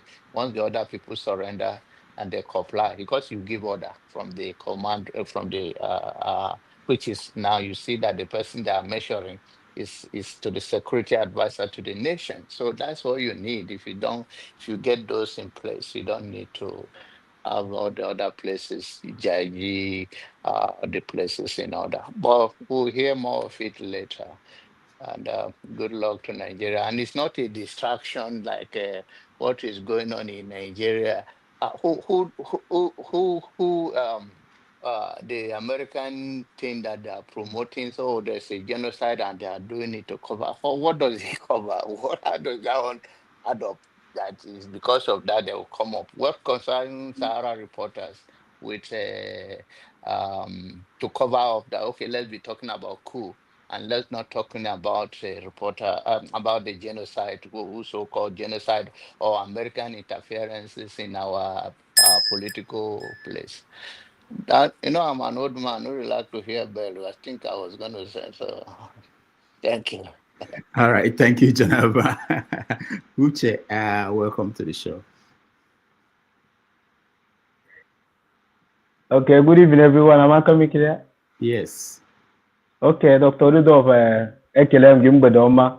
Yeah, I always appreciate your effort. This in this kind of job. So I greet everyone this evening. Truly speaking, I will speak the only I will head on only the issue of Nnamdi Kanu because I'm a man that loves freedom. Freedom is something. Uche, hold on. If it's about Nnamdi Kanu, that will be the next topic. So let's take. Okay. Let me. It's like are we just touching maybe some area you didn't touch? No, we're talking about the coup, the allegation, the news report. Okay, thank you. Yeah, thank you so much. The issue of coup, I think it's a distraction. All of us have seen it. It's a distraction. I will call it no other thing. But to have a coup in Nigeria, is it possible? The answer is yes. Because so-called Mr. Tinubu and with his gang ruling Nigeria, maybe trying to put all the Yoruba people everywhere. The man arranging this protest about a few months in the car, he's a Yoruba man. He's a Yoruba man. So if he's a Yoruba man and the Yoruba man is leading Nigeria, it's possible to have a coup. So people should not see the coup like it's only military will have the coup. A military can be a head for the coup based on. Do we forget to have Boko Haram in Nigeria? Do we forget about we have other armed militia? They are around. Such thing can. In fact, let me not reveal because this government needs something to hurt them. I must say, this government, because they think, listen. Let me tell us something. This government, they have criminal mind ruling Nigeria. The reason why I want to touch this is because they have people organized, brilliant. Listen, giving them how to rule Nigeria secretly, like when you go to a company have some people, listen, telling them like doing research, deep research, how to upgrade the company, what to do this company to come down, this company to come down. This government have such a thing. How to make sure that silent everybody. What can we do? So coup is possible. Anybody saying that coup is not possible, Tinubu have put his people all over. It's possible. But let's not talk about that. It's not it's a distraction. Even I don't want to talk about it, but I want to say that coup is possible in Nigeria. Thank you so much. All right, thank you. You guys I hope you guys are paying attention. Janaba spoke like someone who knew about tools, coups, and how it's done. Other people are speaking from their own perspective in terms of Janaba, I'll bring you back later so that you can give us more insight. Titi, welcome to the show. Welcome, Dr. Rudolph. Yeah, how are you? Fine. Okay. I greet everybody in the house. I greet Ofe, and my brother Jago. What's his name? No, we are from the same tribe. That's why I'm greeting him specially. Oh, okay. But yes, Jagon is not here. I don't think so. Yes. Okay. I'm a friend of you, Dr. Rudolph. I live in Tokyo, Japan, and one of your friends we work together here. Okay. Jonathan is the owner of where I work. He's my boss. Okay. Yes. Nice to have you. Yes. I've been with your program for a long time, but today is the first day we decided to. I don't know. Yes, I don't know anything about coup that happened in Nigeria. The only thing Do you want coups? Do you want a military takeover? Anything can happen in Nigeria. No. Do you want it? No. Don't It's want not. why? It's not. You know Abacha time now. The military, this according to philosophy, they said the worst civilian regime is the best of the military regime. You understand by what I'm saying? Yeah. Hello? You know, Yeah. this is democracy. Tinubu is not good, Buhari is not good. People can talk. You understand? When it is military, it's decree. Everybody will run away. They will be killing people, they will be doing it. We don't need military regime in Nigeria. We don't need coup. That's it. Thank you, Tisi. Is there Yes. anybody I missed down who has been here who didn't weigh in before I go to Yes, Dexter? but let's Dexter go. You Oh, missed me, Femi. but and Kolala. Okay, But sorry we can about that. let Dexter go. Yeah. All right, let's go to Femi, and then I know I've been in and out, so go ahead, Femi. Okay, so I am beginning to become your disciple, Dr. Damages. I've learned well from you. So if Sahara Reporters reports it, I don't necessarily have to believe it. I'll go to my AP or Reuters, among others, or even BBC, because somehow they seem to always know when certain things happen in Nigeria. And up until this moment, I've checked Reuters, I've checked AP, I've not seen anything. Is it possible? It's possible, it's plausible.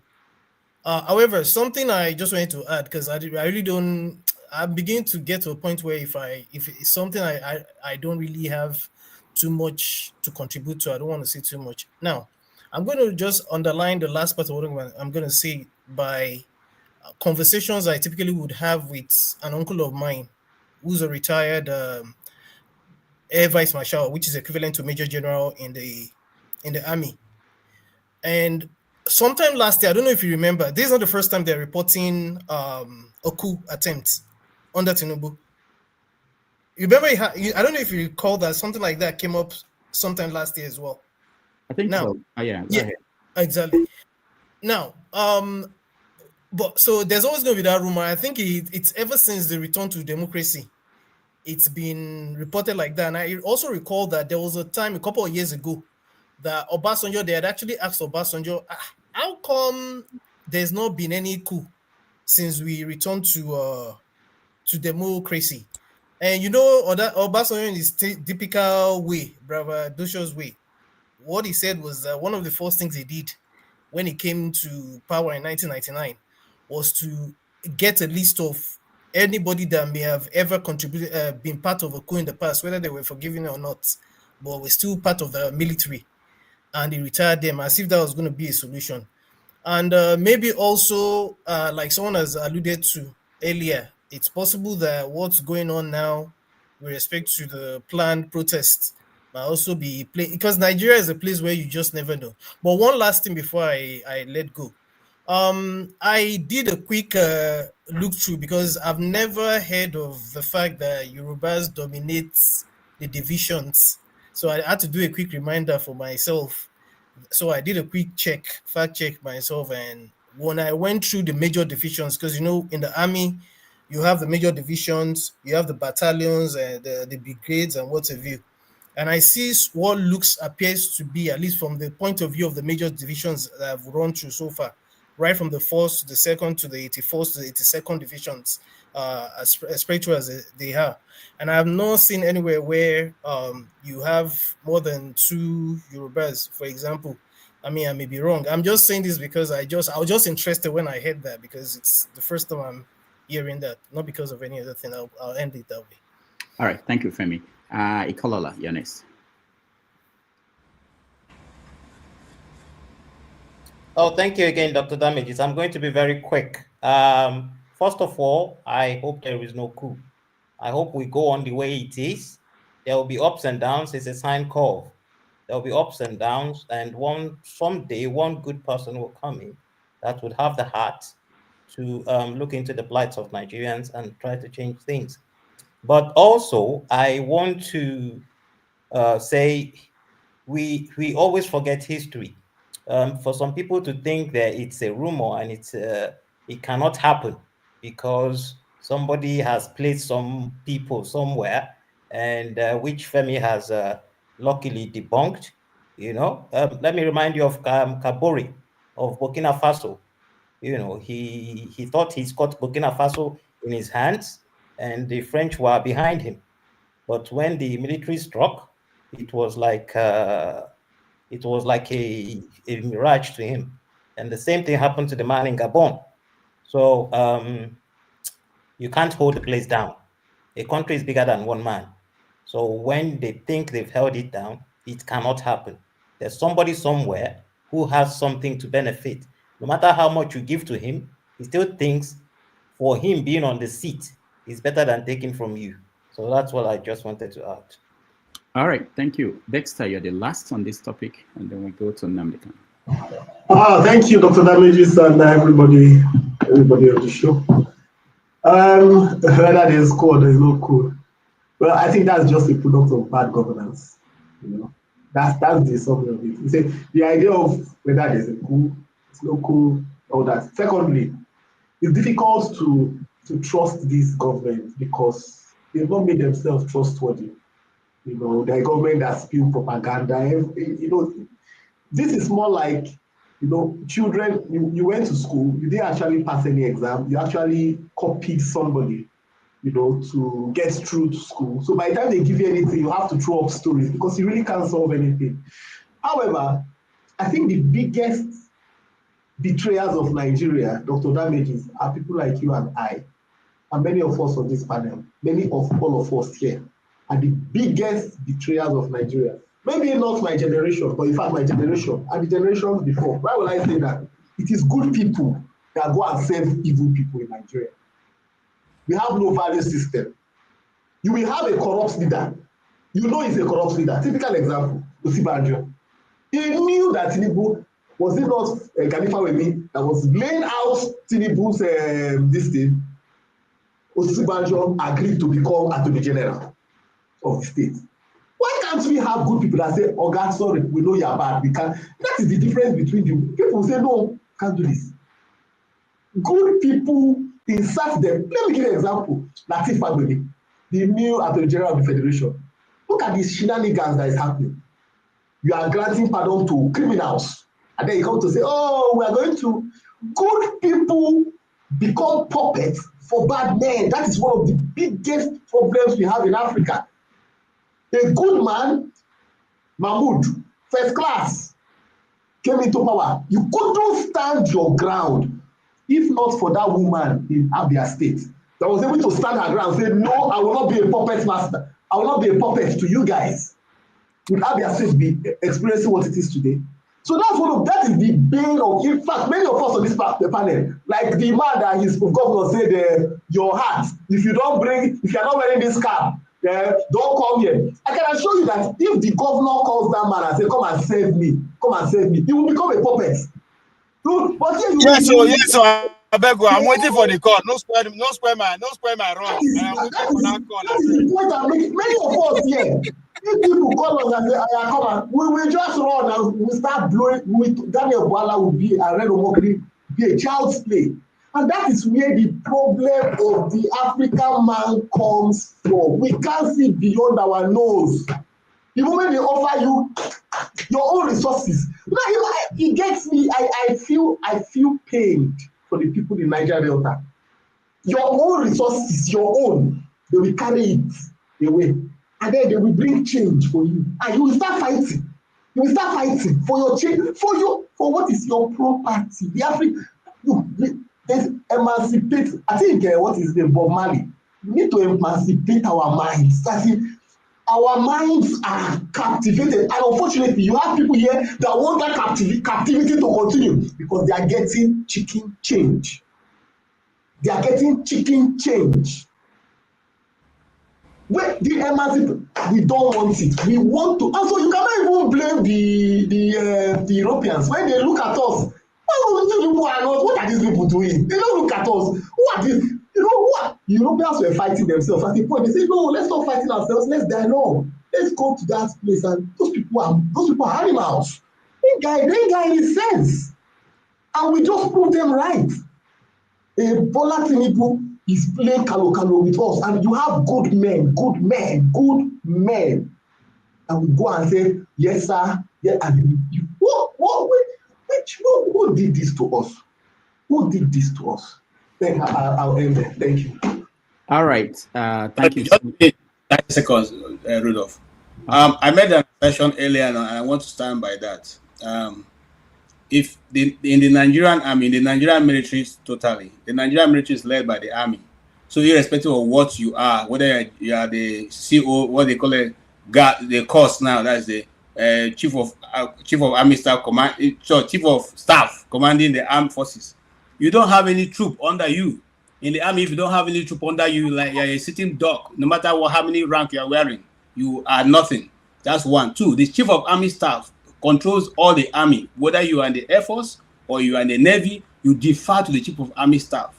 Even in the place of ranking, you defer to the person who is leading the army. That's what. That's two. Secondly, somebody earlier said that you cannot take over the army without. No. You can take over the army, and a small group will stop you.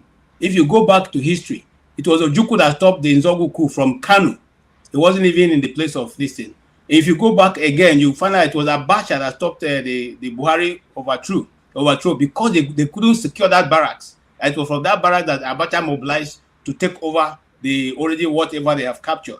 Okay, and their inability to stop the radio stations from broadcasting that the coup has failed. I don't know what people are saying, but anyway, at least it's an area I know, and I've just said that if there is a coup, and I'm not saying it couldn't have been a sell, it could be anything. We are journalists. Somebody can start to give you a story to sell, to publish. You may not know whether it is true or false. If Rudolph's son comes to give me an information about Rudolph, am I going to go and ask whether it is true?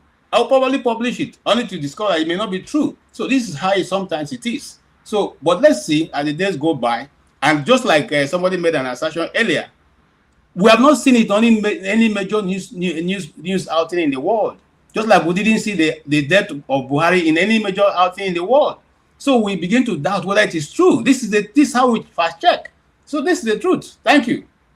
All right. Let me point out that the standard in journalism is that if you got a story, a source telling you something, you have to confirm with another source.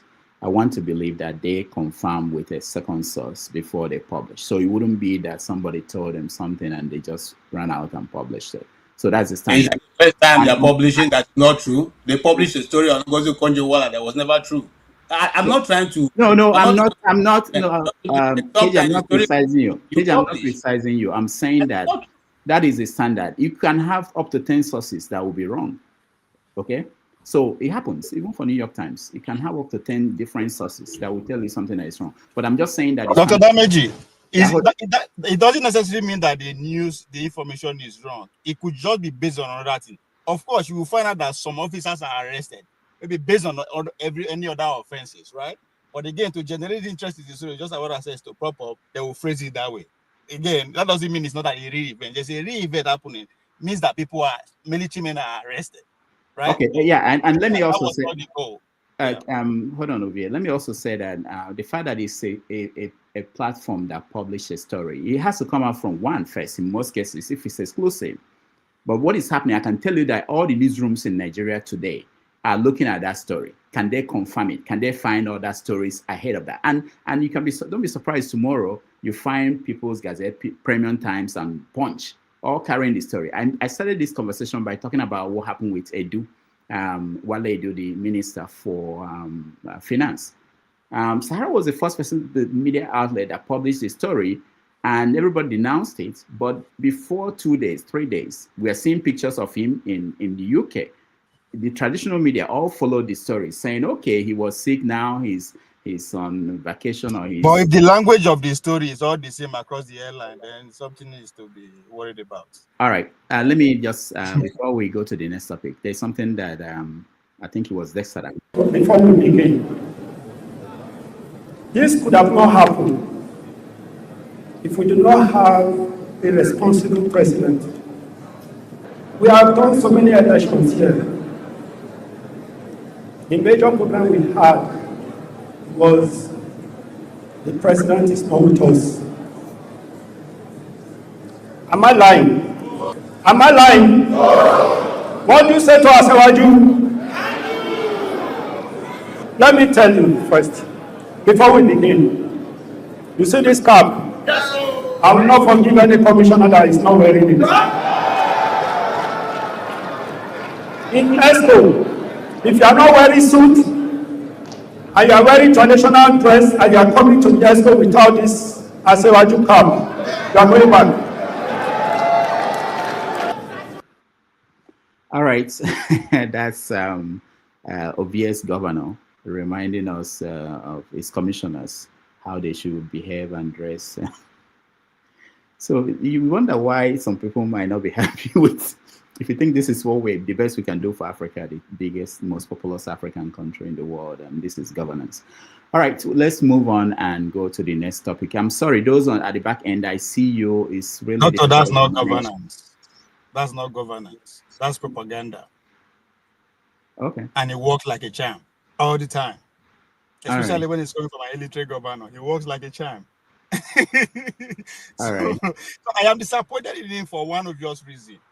All right, You're distracting us. Let's move on to the next. Doctor, please, just 1 minute, okay.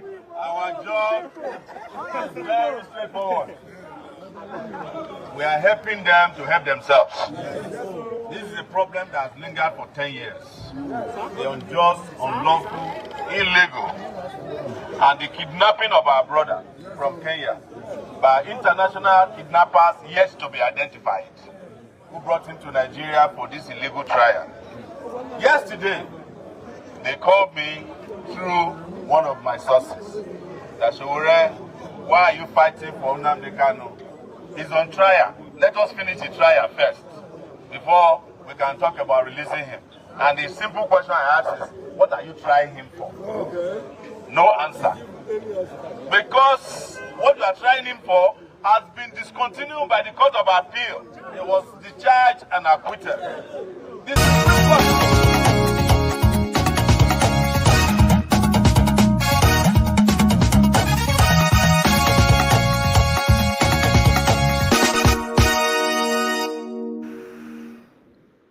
All right, the trial of Nnamdi Kanu, the campaign to have people march to Aso Rock on Monday. The police issued a statement saying, or courts are issuing statements saying they shouldn't go. Different courts, different statements. So we don't know what will happen on Monday, but according to Shore and people around him, they are still going to hit the streets of Nigeria to protest. All right, let me hear from you guys what you think of that, what you make of what will happen on Monday in Nigeria. Let me start with someone who, let me bring in people who are at the back end. Sorry, guys, there's so many people at the back end. I don't know how to do this. All right, let me start with you. Ikolola, go ahead. Okay. I was volunteering to let you bring people in, but since you've given me the platform to speak, let me quickly just say about something about Nnamdi Kanu and Shore. Well, the man has said it right there. It's injustice, you know, and it's not because I have anything for or against Mr. Nnamdi Kanu. You know, in fact, when he started, I didn't really know who the guy was. Some people still try to make me go and listen to some of his broadcasts to know who he is. But injustice is injustice. And if we are looking for progress, we should always stand for justice. Because, like I said, I hope there's no military coup. So let it go up, let it come down. Because if it was the military, they're not talking of, there's no court of law for you to go to. You know, so let it go up, let it come down. Let us keep making that progress. One day we would get to the promised land.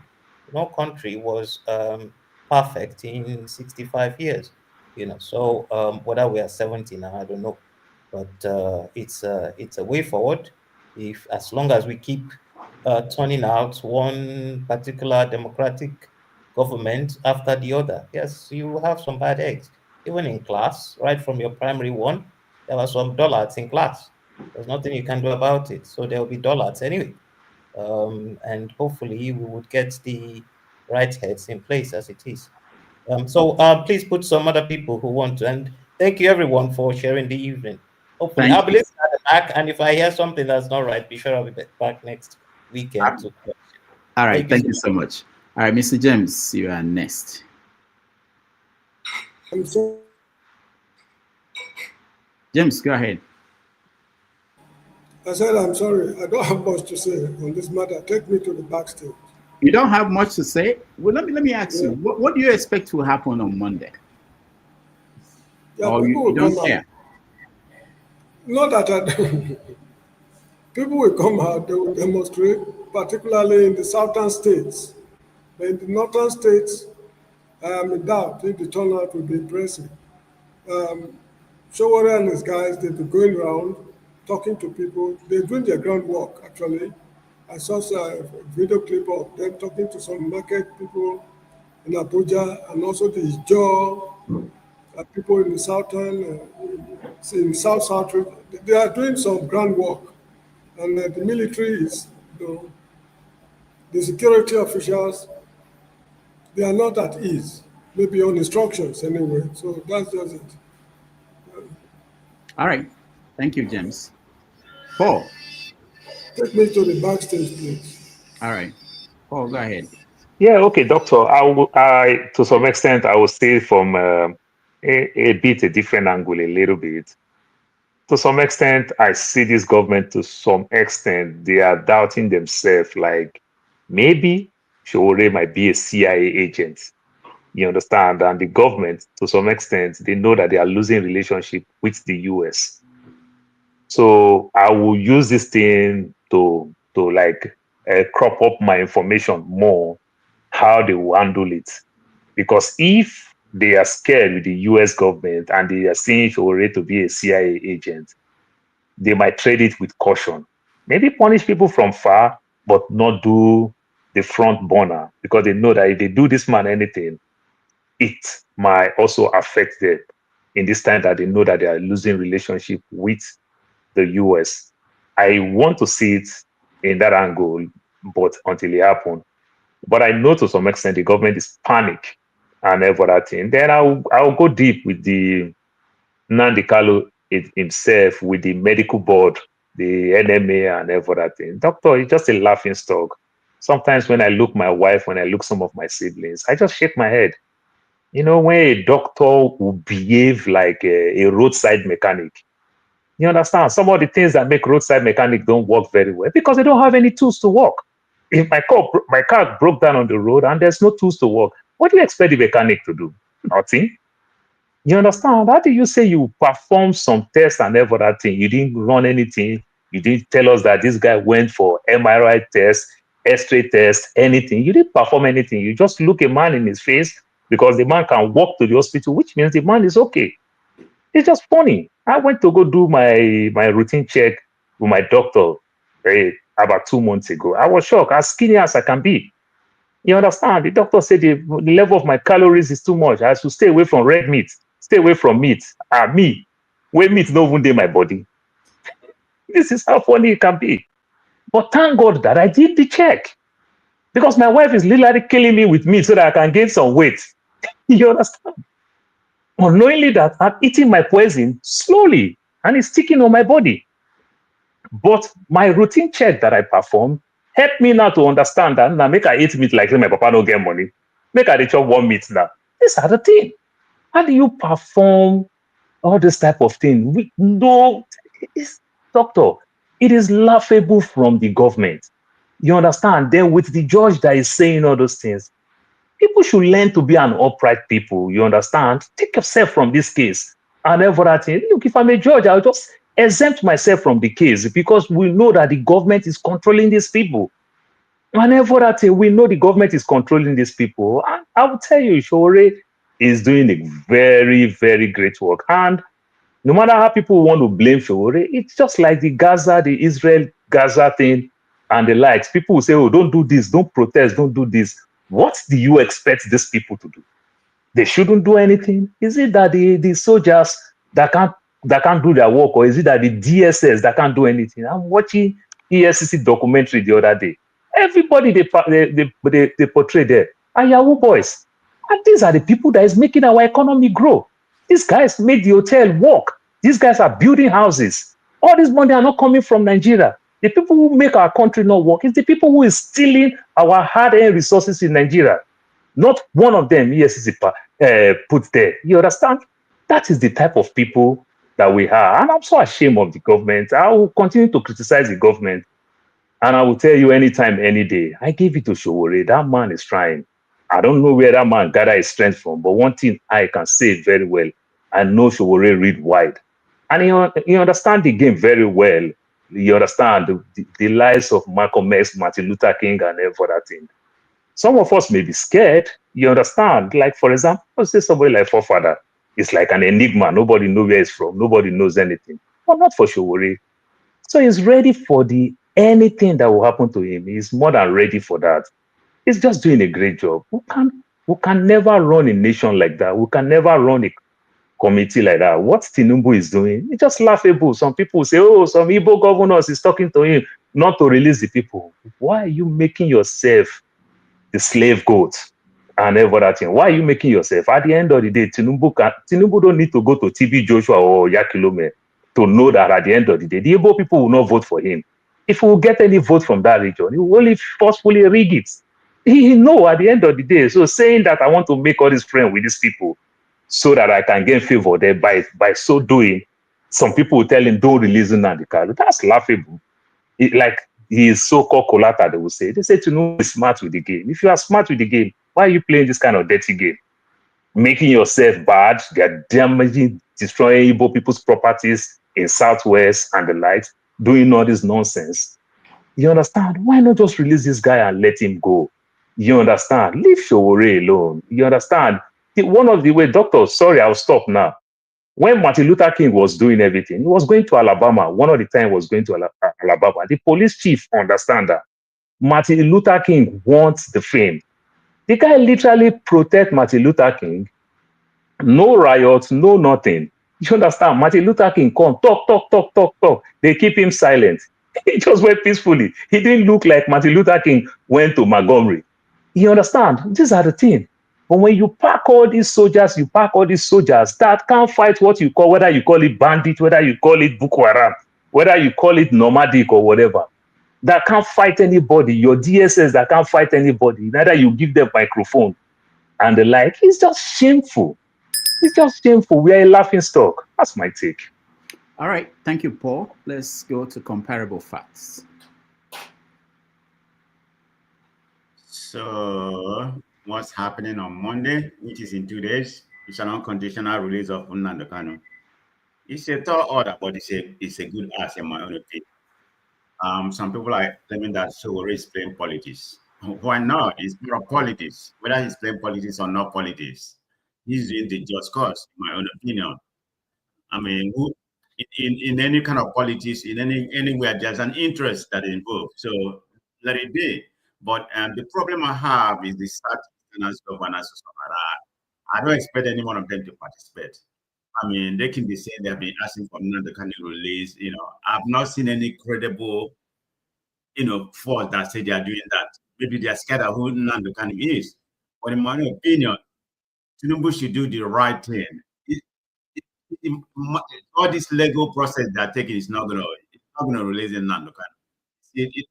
Every time they come to a certain stage, they shift the goalpost to something different. So it has to take political way to release him. That's the only thing. But I don't know why he doesn't want to. Neither the Southeastern governors, which I don't have any credible fact about what I'm saying.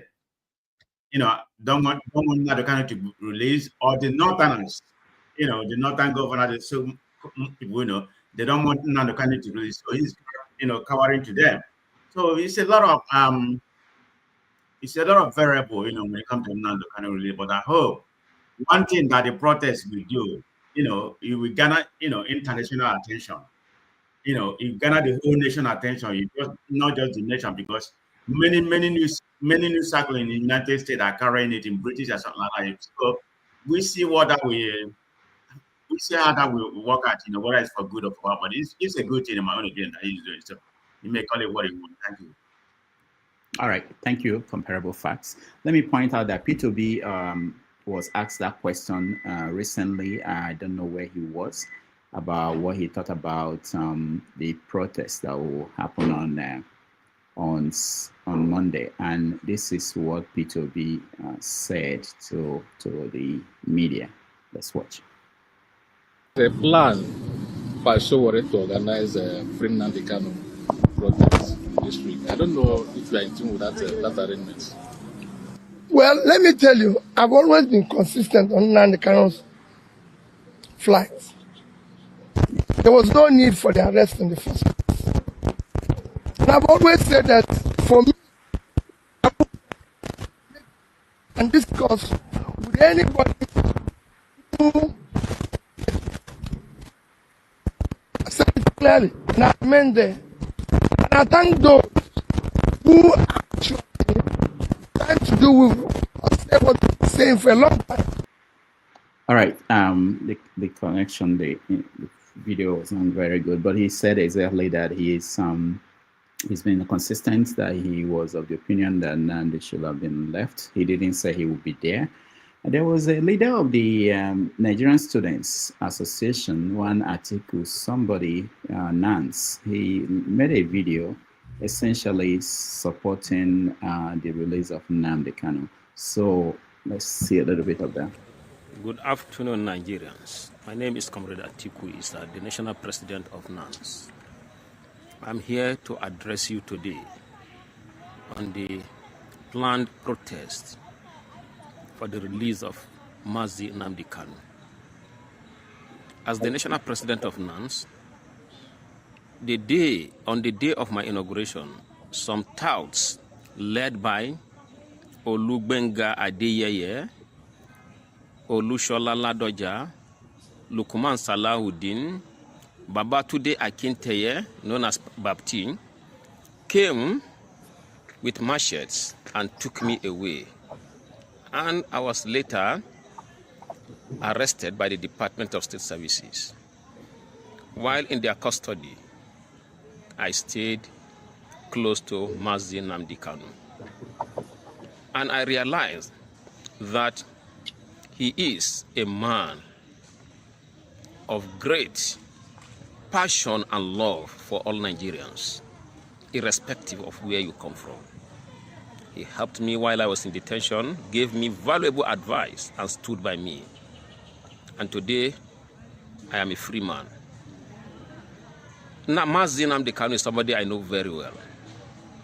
He has been unlawfully detained by the government because he hates injustice.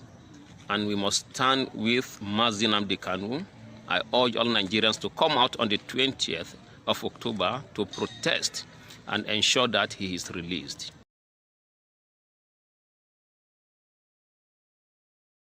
That's NAN's president speaking there. Let me go back to our panel. Ovie, the next. As with the adopted Monday Paulo as our political godfather, we, because of our education is not up to par, we rely on the educated folks to help, not just to navigate the system that was built to put us out, but to also help us rig election. But in most time, we also help solicit their help to help us interpret the legal system. That's why I came here. I remember I came here when Nnamdi Kanu case was, they wanted to start them again. And I came here, I asked, I beg, how can I make it make sense to me? Like, what's going on? They say, oh yeah, that's a legal way. Once they transferred, whatever, that to start afresh again. I was like, okay. Well, if that is the case, then what is this about?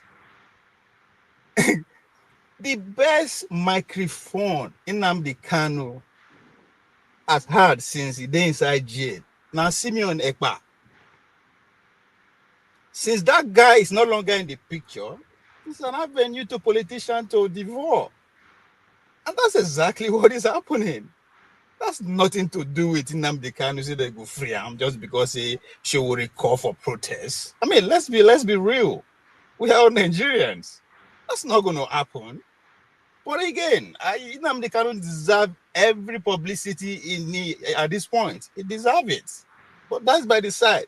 But let us not deceive ourselves that Showore is not a man that have $1 billion dream, which is to sit in Asu Rock. And there's nothing wrong with that. And since he doesn't have the money, as our people say, there are many roads to the market. So this is a stunt of all level. I mean, for me, in our beer parlor political understanding, we call him a necessary distraction. And people like him flourish because there is a vacuum. When I was opportunity to be in front of Obi in Harvard a couple of years ago, I asked him, I remember the words I used carefully. You are the father of Nigerian youth. And he did not deny it. He accepted it graciously. But if you are the father of Nigerian youth, that space have been vacant. Nobody is educating there. Politically, as far as I'm concerned, I don't see any organizing going on. There are mobilization. That I cannot deny. But that's a different ball game if you actually want to change things. That's the Nigerian youth space has been vacant by every standard. So anybody will come and will take advantage of that space. And that's what you are seeing. As I said, I am not, pushing him to the God above because of that. Maybe I will do the same thing. But another point to this that it's about Obi. If you listen to the way they frame the question and his response, you understand that he too understand the game at play. And I said it last week. Either Obi come out, he no come out. I will stand to see that if he's not still going to dominate the airline, it's not going to be about him. If he come out, they will use it against him. If you no come out, they will use it against him. The game is on. Dr. Lamiji, if you remember clearly, I think a couple of months ago I said it, that all harm will be him against him. He is the target come 2027, not because he's going to win, but if he keep going the way it's going, how do you take him out 2031? So that is also to the political side. But I refuse to disagree that this is not just an attempt, not just to take advantage of the youth space, but to launch in campaign the presidential ambition of 2027. Again, there's nothing wrong with that. Maybe if I'm in that position, I will take advantage of any necessary space that is there, and I will give it to him. But I don't think he will be successful. That's a different conversation entirely. All right, thank you, Ovia. Janaba, what's your view on Shore's move tomorrow? No, not tomorrow, Monday, to lead a protest to Aso Rock? I mean, it's a good political strategy. I don't have a doubt that Sore genuinely care about Nandi. He have said it several times on many interviews that he know him in person. I met in New York years ago. He's genuinely intervening, and those that believe that he's an opportunist, well, is politics. He will not take that out of it as well. But I think is genuinely want it now. The other side of it is that it's good for his politics and also make himself popular among the Igbos, that this is the vacuum that's being created. The Igbo elite and the politicians that they are not there. Now he occupied that place. He see that opportunity, and is now making a wave with it. On Monday, what will be outcome is that they will shut so many places down to make sure that it didn't happen. But trust me, Sowore will be out there. Come what may. The worst case scenario, they arrest him, but he will be there. How many people will go with him? To is what we don't know. How many people will come out is what we don't know. And then it's good for all of us to keep pushing. even when somebody, in your own opinion, you do not like whatever he has done, it's good to have a fair hearing. And that is not what has been happening. So it's a vacuum that took so reoccupy for good. And we see after Monday the 20th, what next? Even if he's arrested or many will be arrested, the protesters where what will be the outcome after 20? That's not going to be the last day. How will it resonate with the external youth who are now so sorry is their guy, because this is what many of their leaders could not dare to do, and they will have their own explanation. We are working behind the scene. We are not. That's not the way we want to go about it.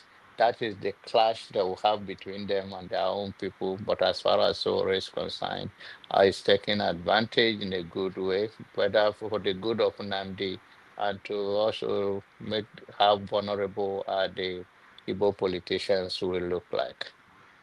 All right. Well, having said that, I've read up. Your mom Peter is getting old. On the interview, it's all gray hair. I don't know. I should tell him to take it easy. All right, Janava, thank you. Mazapara, before we come to you, I just want to point out that a group known as the Ohanese Igbo Youths Council, I don't know them, but they issued a statement telling all Igbo people to close their markets worldwide or what, everywhere to attend the protest. All right, Mazi Alpara, you're next.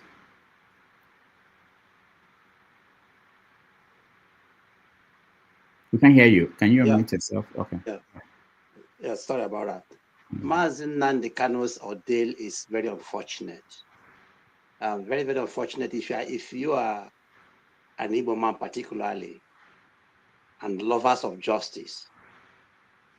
You would just have mercy for that young man. Because his trial is, for me now, I think I've started believing that his trial is no more trial but persecution, as his lawyers do say. Because this last court appearance, if you look very, very carefully, you see that his tummy is even swollen more than, because I saw him last time. I saw him this week. You saw the tummy is growing very, very big, and this is somebody who is a very tiny man, and you see his tummy growing. Nigerian Medical Association was ordered to do run a test on Nnamdi Kanu. They did not do it. What they gave to the prosecution and the attorney general was the one they did even before the judge ordered them to conduct a test on Nnamdi Kanu. That is what the lawyer said. They brought a previous test they did on Nnamdi Kanu and submitted it to the attorney general, not even to the counsel of Nnamdi Kanu. How is that justice? Even here we live, where you live there, here in Germany, if a dog is sick, you will take that dog to the veterinary doctor. Otherwise, you will be arrested. A cat here, if a cat is sick, if a cat owner, a pet owner, and you allow that pet to die, maybe out of starvation or out of disease, you'll be arrested. And we're talking about a human being who has been in your custody for 4.5 years, and you are refusing him medical attention. Nnamdi Kanu is not telling you, take me to UK or take me to Germany or to America. Nnamdi Kanu is telling you, take me to a private hospital or a government hospital in Abuja outside DSS doctor. Let them examine me. And they're refusing. What is wrong with these people? That is why when I talk about black people, Ndi Shoji, we have problem.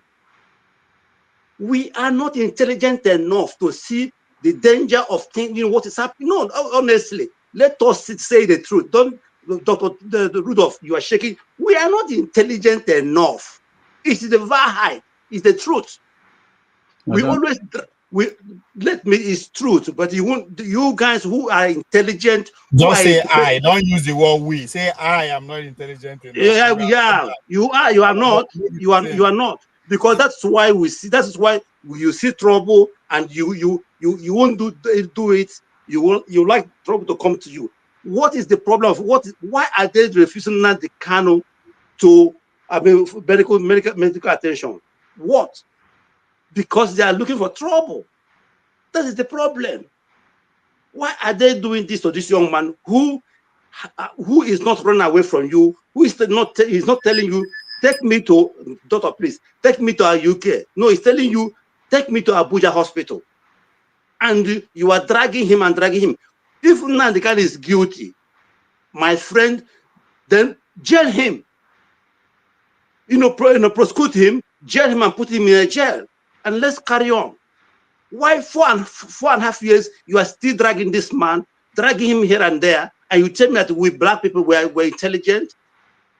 We're not. Thank you.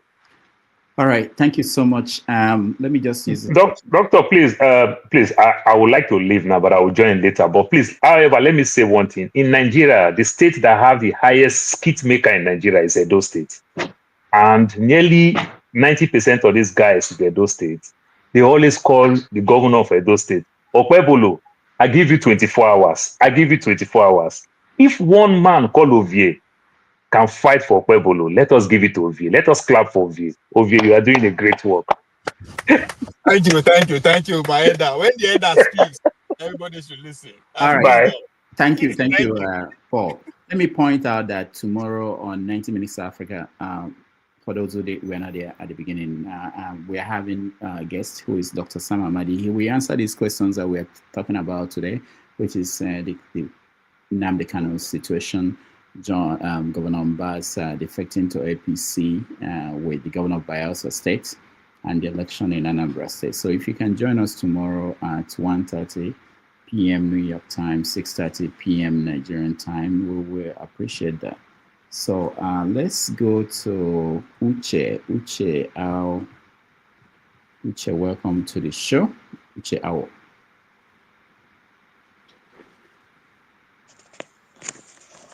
Okay, Dr. Rudolph, am I coming clear? Yeah, we can hear you. Okay, thank you once again. I think we are discussing the issue of Mazen Nnamdi Kanu, a great man.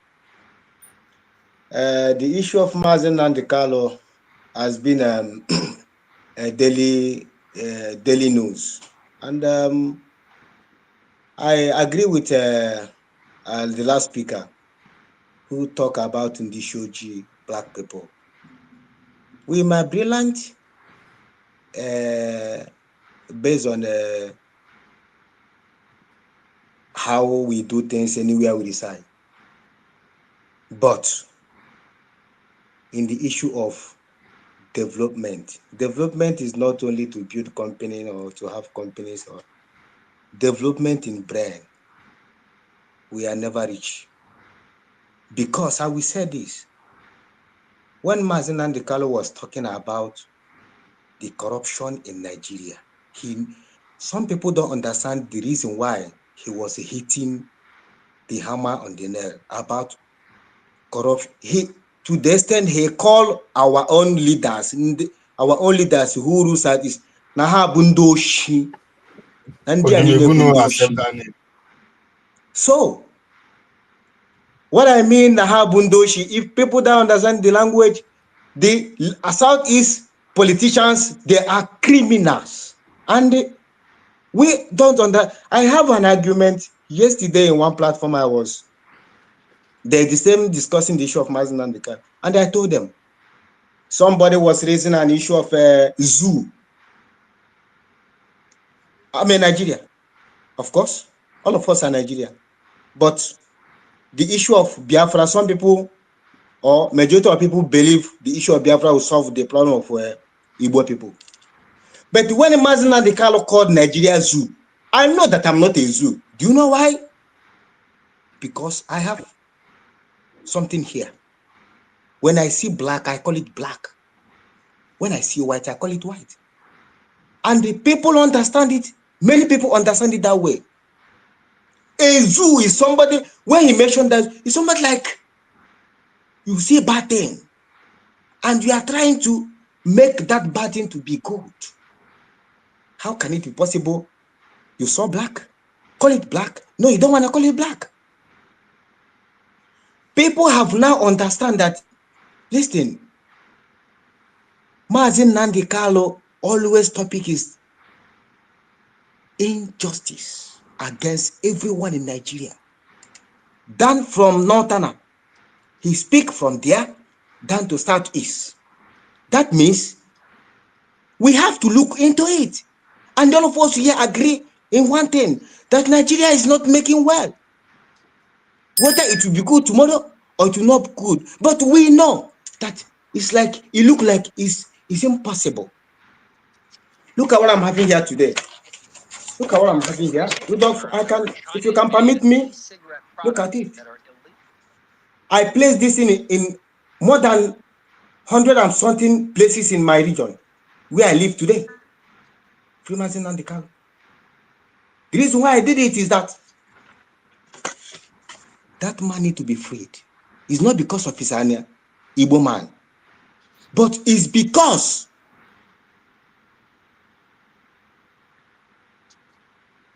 when I was placing this in, some people stopped and asked me, white people, not black people.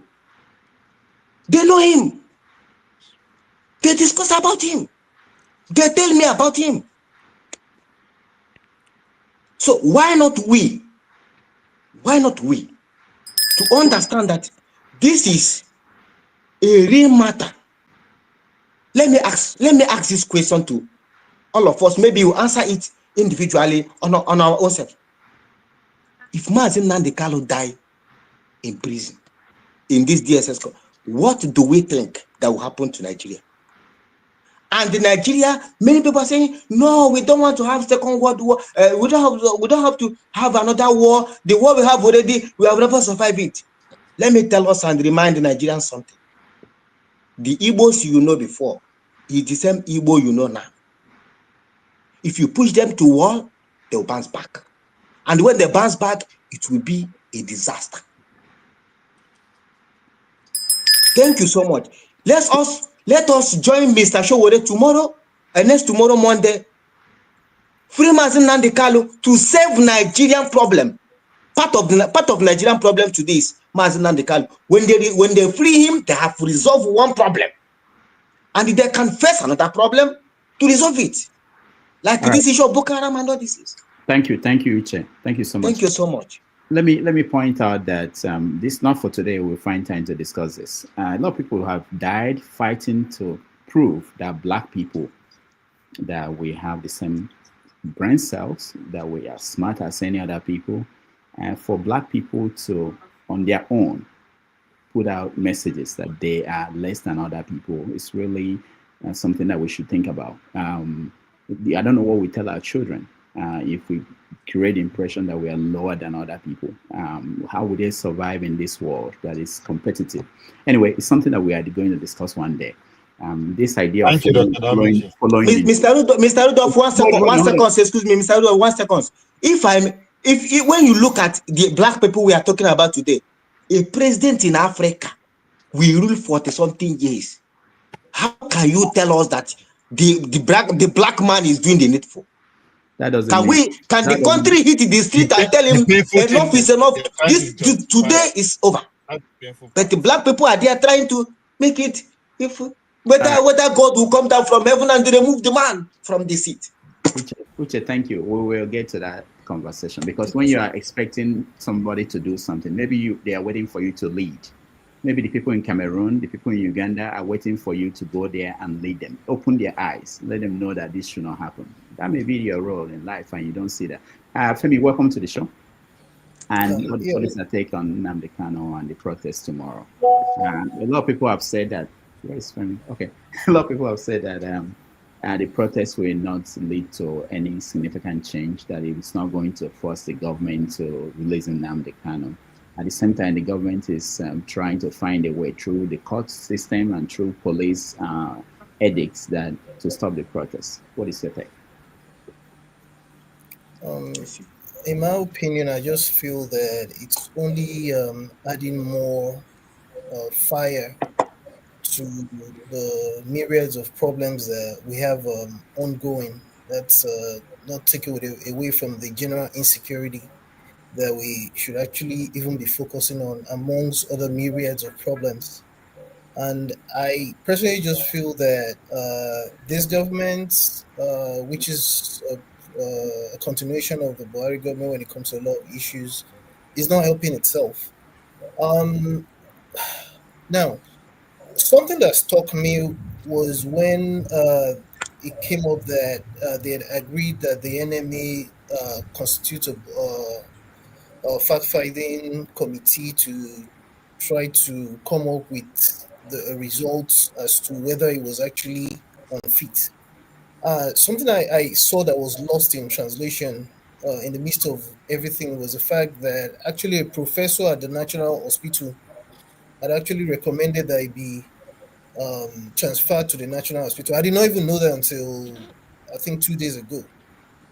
That was even prior to when the Justice Omotoshona granted his lawyers the ability to be able to have a second opinion, just like you have in the journalistic example that you've given us in the past and even today. And I think it's just abhorrent to know on good authority that an actual second check was not done on him. Like it's almost as though all they did was just take a look at him and just declare that it was fit to stand trial. And I find it interesting. One point I just want to make before I end on this, because there's not too much to say. I mean, even the thing don't tire me myself. Is God forbid, peradventure.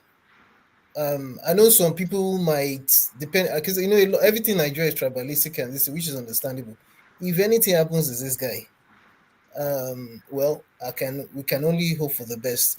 Just to add, doctor, real quick. Again, I went to do another check and I saw Punch reporting that the Department of DHQ, whatever they're called, are reporting that it's a lie, that there's no phantom coup.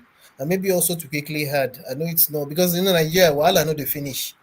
Something I forgot to add earlier when you were asking if we had any other thing to add to what was it called? Remember, the government has now decided on behalf of the senator that was recalled, that was allowed to eventually come back. They had I don't know how it works. Someone needs to educate me because I'm going crazy now. How is it that the federal government is now deciding to sue another senator, Senator Inwe Yomi, whatever she's called, for the kind of things that she said about Natasha? Some things, Nigeria matter sometimes is somehow. There's some kind of abracadabra that I don't understand. I'm looking for someone that can explain some things to me. So and then of course on one last thing, I'm sorry, Dexter. I just saw something. I don't know if you saw it in Punch. It just came out this morning as well about Yaya Bello. I don't know how that guy is still out there, who's busy campaigning for Tinubu and the governor of Kogi State, endorsing them and actually describing Tinubu as God sent. And guess which TV station carried it? TVC. I just want to keep it at that. If we're not ready, but anyway, that's just it. I found it interesting. Okay, thank you so much. Talking about other stories in the news, I forgot Tompolo donated 10 billion. Was I the only one that read that? 10 billion naira to some funding in Delta State, which will be quite interesting to watch. All right, Dexter, welcome. We're talking about Nnamdi Kanu, what might happen on Monday, the motivation for those that are joining, and motivation for those that are not joining. What is your take? Thank you, Dr. Damages. I think we should go and watch Governor Amuneke. I think that's what will happen. If you follow Governor Amuneke, you will know what will happen. So this government is going to arrange their own side of the We have to realize these people these are the height of crooks. You can be sure that thing that Showore wants to do will be hijacked. And that is truth. It's going to be hijacked. They are going to insert their own people. They are going to spin proper. Look, they are not really interested in solving the problem. So unfortunately, that's the leadership we have. And the people, I think there's this guy that does, I've forgotten his name, in Lagos. It's a radio show. Is it FM something? What's his name? Deji or something. So when he was saying something like, we deserve what we've got. You understand? We've chosen this leadership. We chose it, but the signs were there, but we decided to be blind. We decided to think in the wrong way to go about it. So I don't expect anything from that Showore's this thing. That's the truth. I don't expect anything to come out of it. What Showore is doing, I support it 100%. I support what Showore is doing. Yes, maybe a protest, whatever it is, but really have the desired outcome. I absolutely doubt. I think that these guys are going to impute their own agenda in it. That's what I expect. On the case of Nnamdi Kanu, it's clear. Anybody that cannot say that Nnamdi Kanu needs to be released, then I don't know what they are complaining about happening in Gaza. That's the hypocrisy of Nigerians is that we don't realize that you can't be speaking injustice in one place and you're asking about justice in another place. It doesn't work. There's no reason to hold Nnamdi Kanu. He has a right to agitate. If he doesn't feel safe, look, the fact that some of us still think that Nigeria must be that people don't have an option. People cannot say they don't want to be part of this union. It's kind of, it shows that civilization is far away from us. He has a right to say what he wants to say if he doesn't want to be part of it. And if you want him to be part of it, you bring him to the table and discuss. But it seems like in Nigeria, what we want is, shove it down our throat. You have to be like this. Then if you're not like that. And let me ask a question. Imagine if it was for context, imagine if it was an Igbo president that put a Yoruba man in that was holding. Imagine the narrative. Imagine the narrative that will be going around. Just think about it. Picture it in your head. There was an Igbo president and Sunday Igboho was in prison. And think about what will happen. Who was it that was the visit of Shettima to Obama when the Chibok girls will be a child's play? You will see the height of propaganda everywhere. They will literally want to bring down the government. They will shut Lagos down. They will make sure the force don't work. But what is happening now? So, I think one of the things that has happened to us Nigerians is that we have lost our sense of humanity to a certain degree. Now we cannot say that it's an injustice against a man. It's an injustice against him as a person, not even about his race now or his ethnicity, but it's an injustice against him. And the point that we cannot come out and say, no, this should not happen. And let me tell you the truth about it. These politicians are afraid, and that's why I say I support what Showore is doing. These politicians are afraid of Nigeria that Nigerians coming as a collective as one. They are afraid of that. That's why they will try to disrupt it. Because the day the Nigerians come as a collective of one, and realize that an injury to one is an injury to all. In true sense, not the one that Pegasus is doing. Because Pegasus' own, an injury to one is an injury to only their own. Not about an injury to all. Thank you. All right, Dexter, thank you so much. KJ, you are next. If you are not frozen. No, I'm not frozen, Dr. Damages. Thank you so much.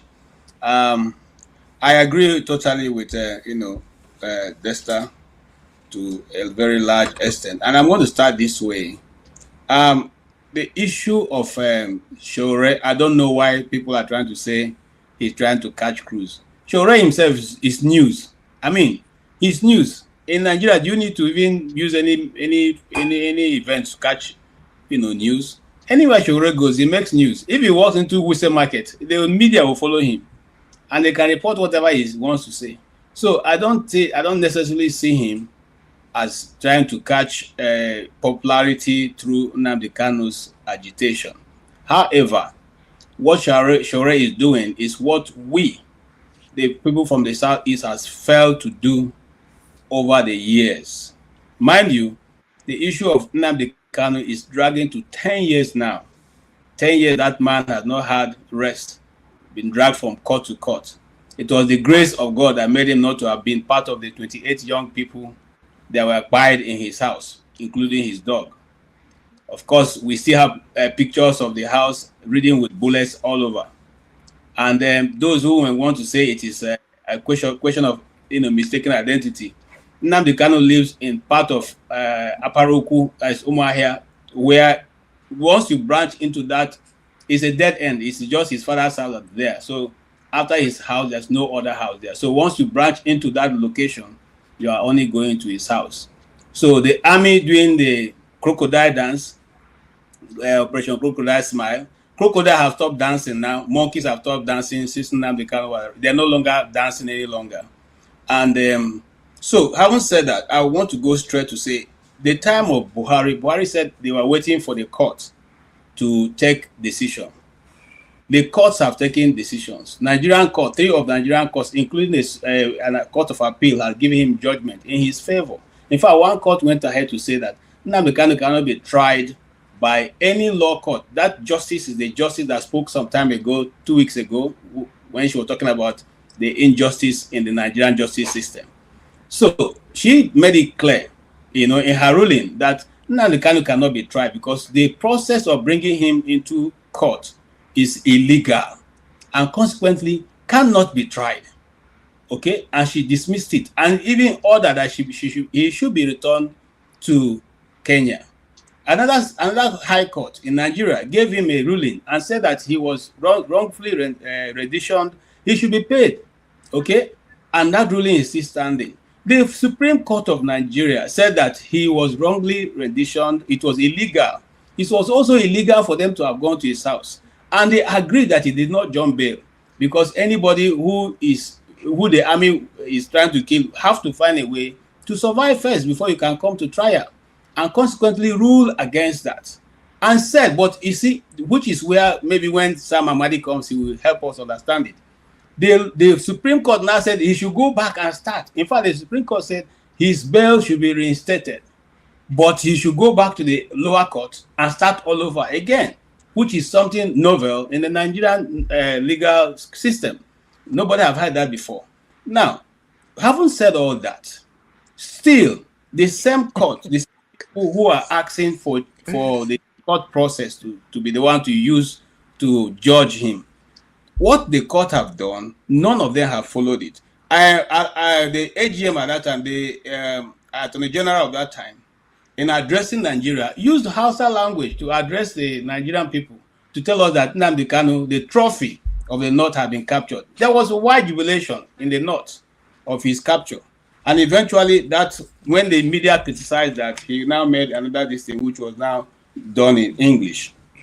The extraordinary rendition is something that's known to law all around the world. Nigeria is not the first one. Okay, if that is not the case, I think that the super cop who was eventually sent to prison, which America had asked for him to be extradited to America. I think America has all the power to come to Nigeria and take him by force, but they're asking the due process to be followed, for which Nigeria quickly put something together and accused him and sent him to jail so that they will not follow that process. So what am I trying to say? It is all these things are skewed towards making sure that Nnamdi Kanu does not see the light of day.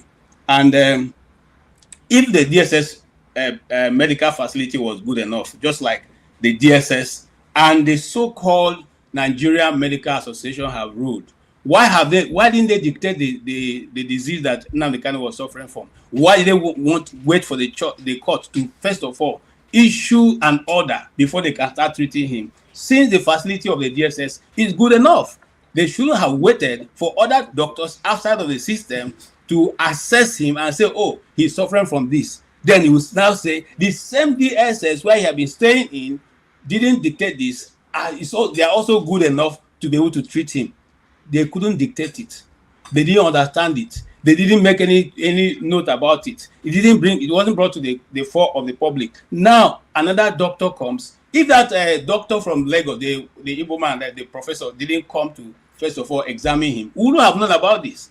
So he brought this to the fore before the Medical Association did their own research and also found that this man, if he's suffering for much more than the professor has said, and eventually you go to court with this, and the court now says another examination should be done, and then the DSS in their wisdom decided to just write whatever is there and said it's fit to stand trial.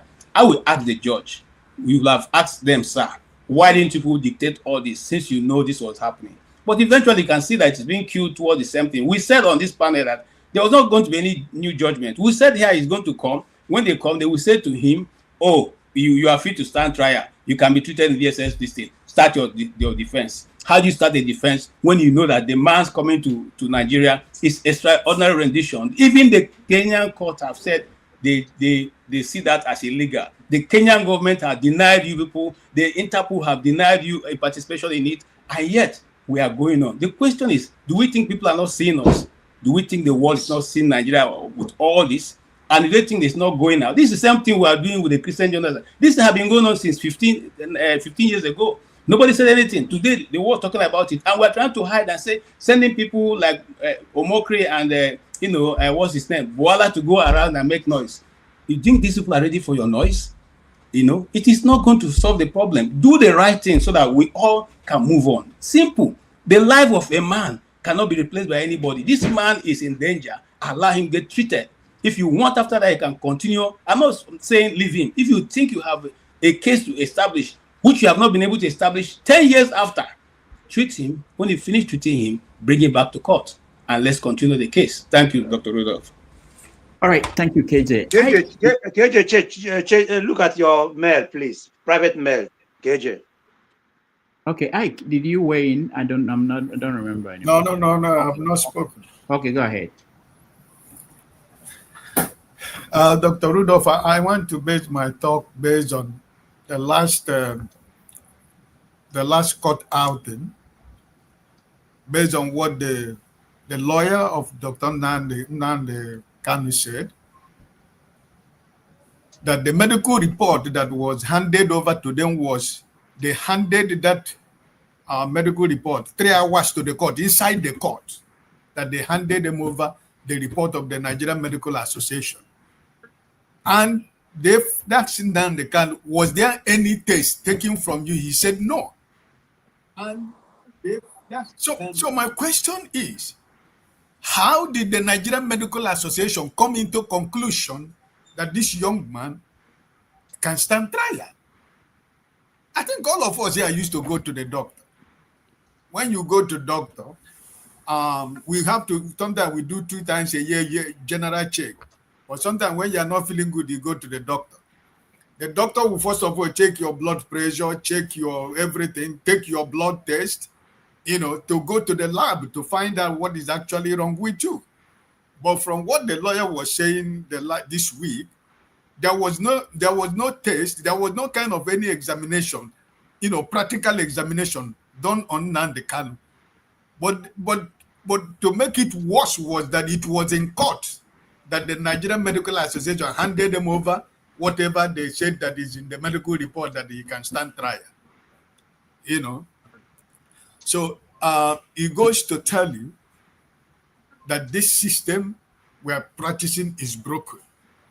Because I cannot be hearing or the world listening to Nigeria, a country called Nigeria, that somebody that is not feeling well, that's supposed to go for a medical test, there was no test taken from that person, and you came out and present a report that he's strong enough to go on trial.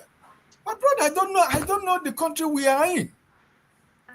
So for me, when KJ was handling last week or so, my stand has never changed.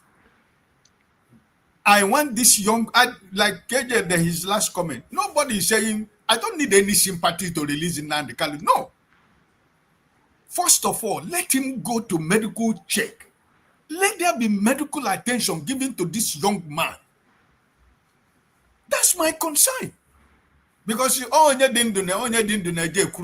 he is alive, then he can speak for himself in the court. What if he's not alive? To whose benefit is he to? To Nigeria? Or to we the Igbos? No, it's not a benefit to nobody. And I think the government of the day should know that this young man is medically not fit. And based on medical report, I'm not a doctor, I don't know, that his health is going badly.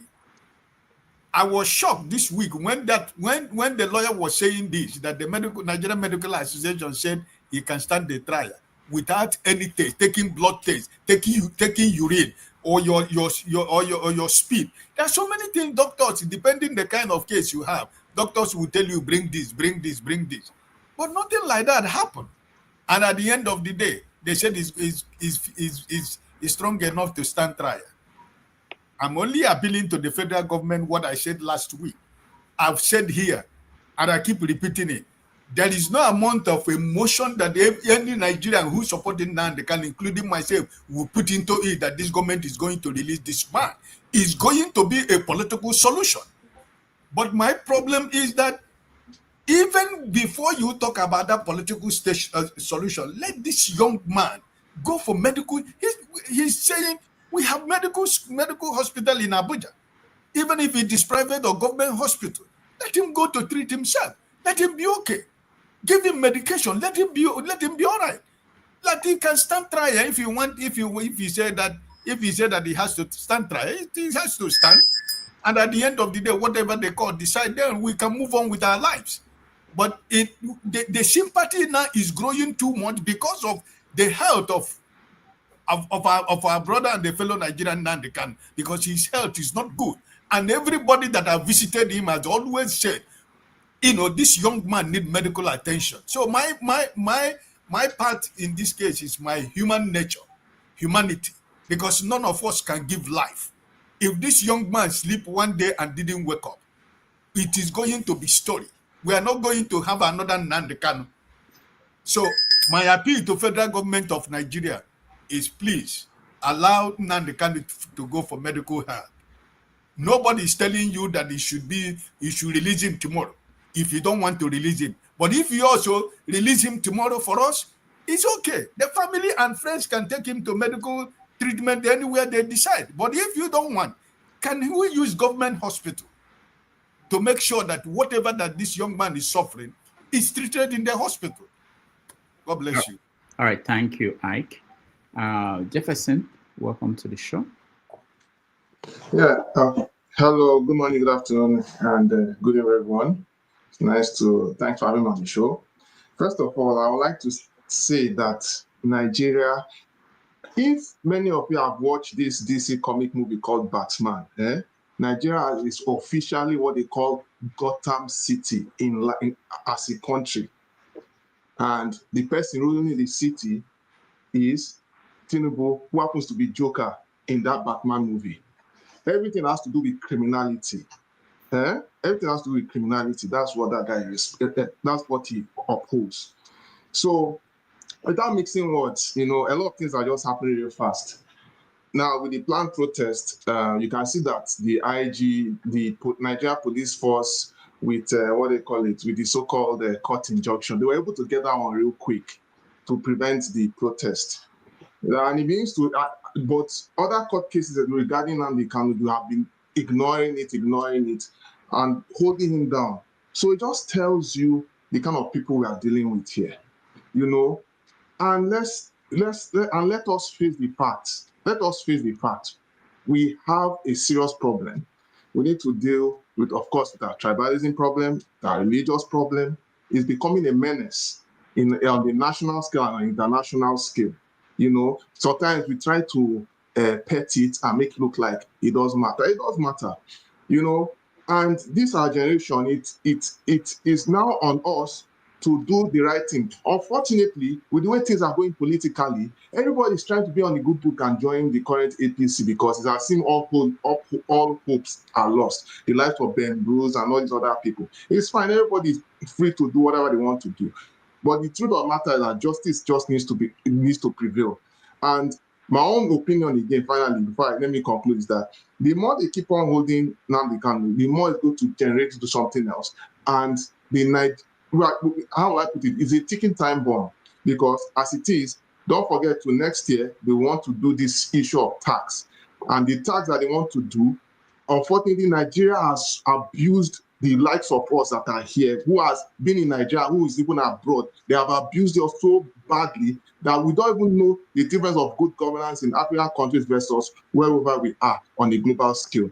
So if that is not properly managed and they implement it from next year, I can tell you that Nigerians are not going to stomach it, because Nigerians are going through a lot and we need to review our values. Thank you.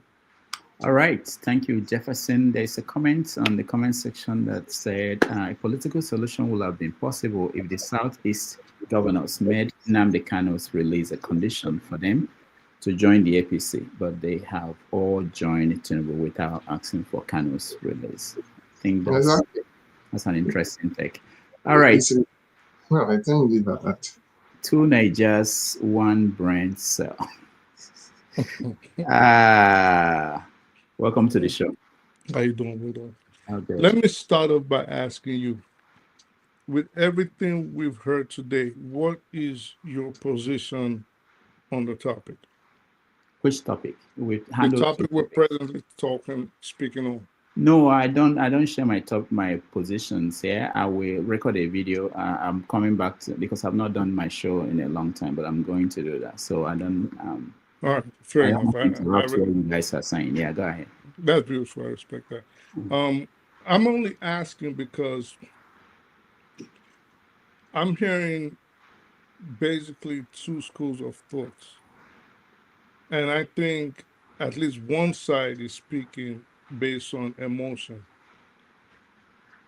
and that is the side that is insistent on the premise that Nnamdi Kanu as a defendant has not committed an offense and should be released unconditionally, as opposed to, for example, the position of a person like Mr. Ike, who says, well, if he's not feeling good and if his health is in jeopardy and is at stake, then maybe he should be presented better health care. I think that is the position I would take, and that is why I asked you what your position was. Because it is either in Nigeria as a nation we want justice or we don't. It's either we want development or we don't. And one of the aspects of a sane society is that justice should be attributed and given out or meted out to whoever, regardless of their position in society, be it a poor, rich, educated, uneducated. In fact, sometimes it is okay for a guilty man to go free if his rights have been violated. And this is the position I'm coming from. Now, if Nnamdi Kanu, I think the question on the ground should be, has he committed a crime? That would be up to the courts to decide. Did he flee on bail? Again, I think we know the answer to that, but maybe he does have a defense for why he did that. Should he be convicted of his crime? Should there be instead of seeking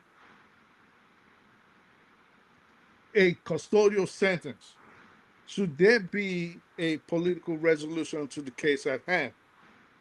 These are things I think the Nigerian government is more than likely weighing. But having said all of that, I think it is imperative that we always come with facts and we always come with evidence and we always come speaking the truth. To come on here, for example, and say he hasn't committed a crime and extraordinary rendition is not seen anywhere in the world, or to say he has been deemed free by different courts, which I also heard Shore say, and it baffled me. And one of the reasons I was going to ask you your position was to ask you when was that statement that Shore made? Because if it was made prior to the Supreme Court ruling, then I would understand why he would say that. But if it was made after the Supreme Court ruling, which sent his case back to lower courts, and which is not. I heard someone on here say it practically has never been done in the history of Nigeria. No, that's not true.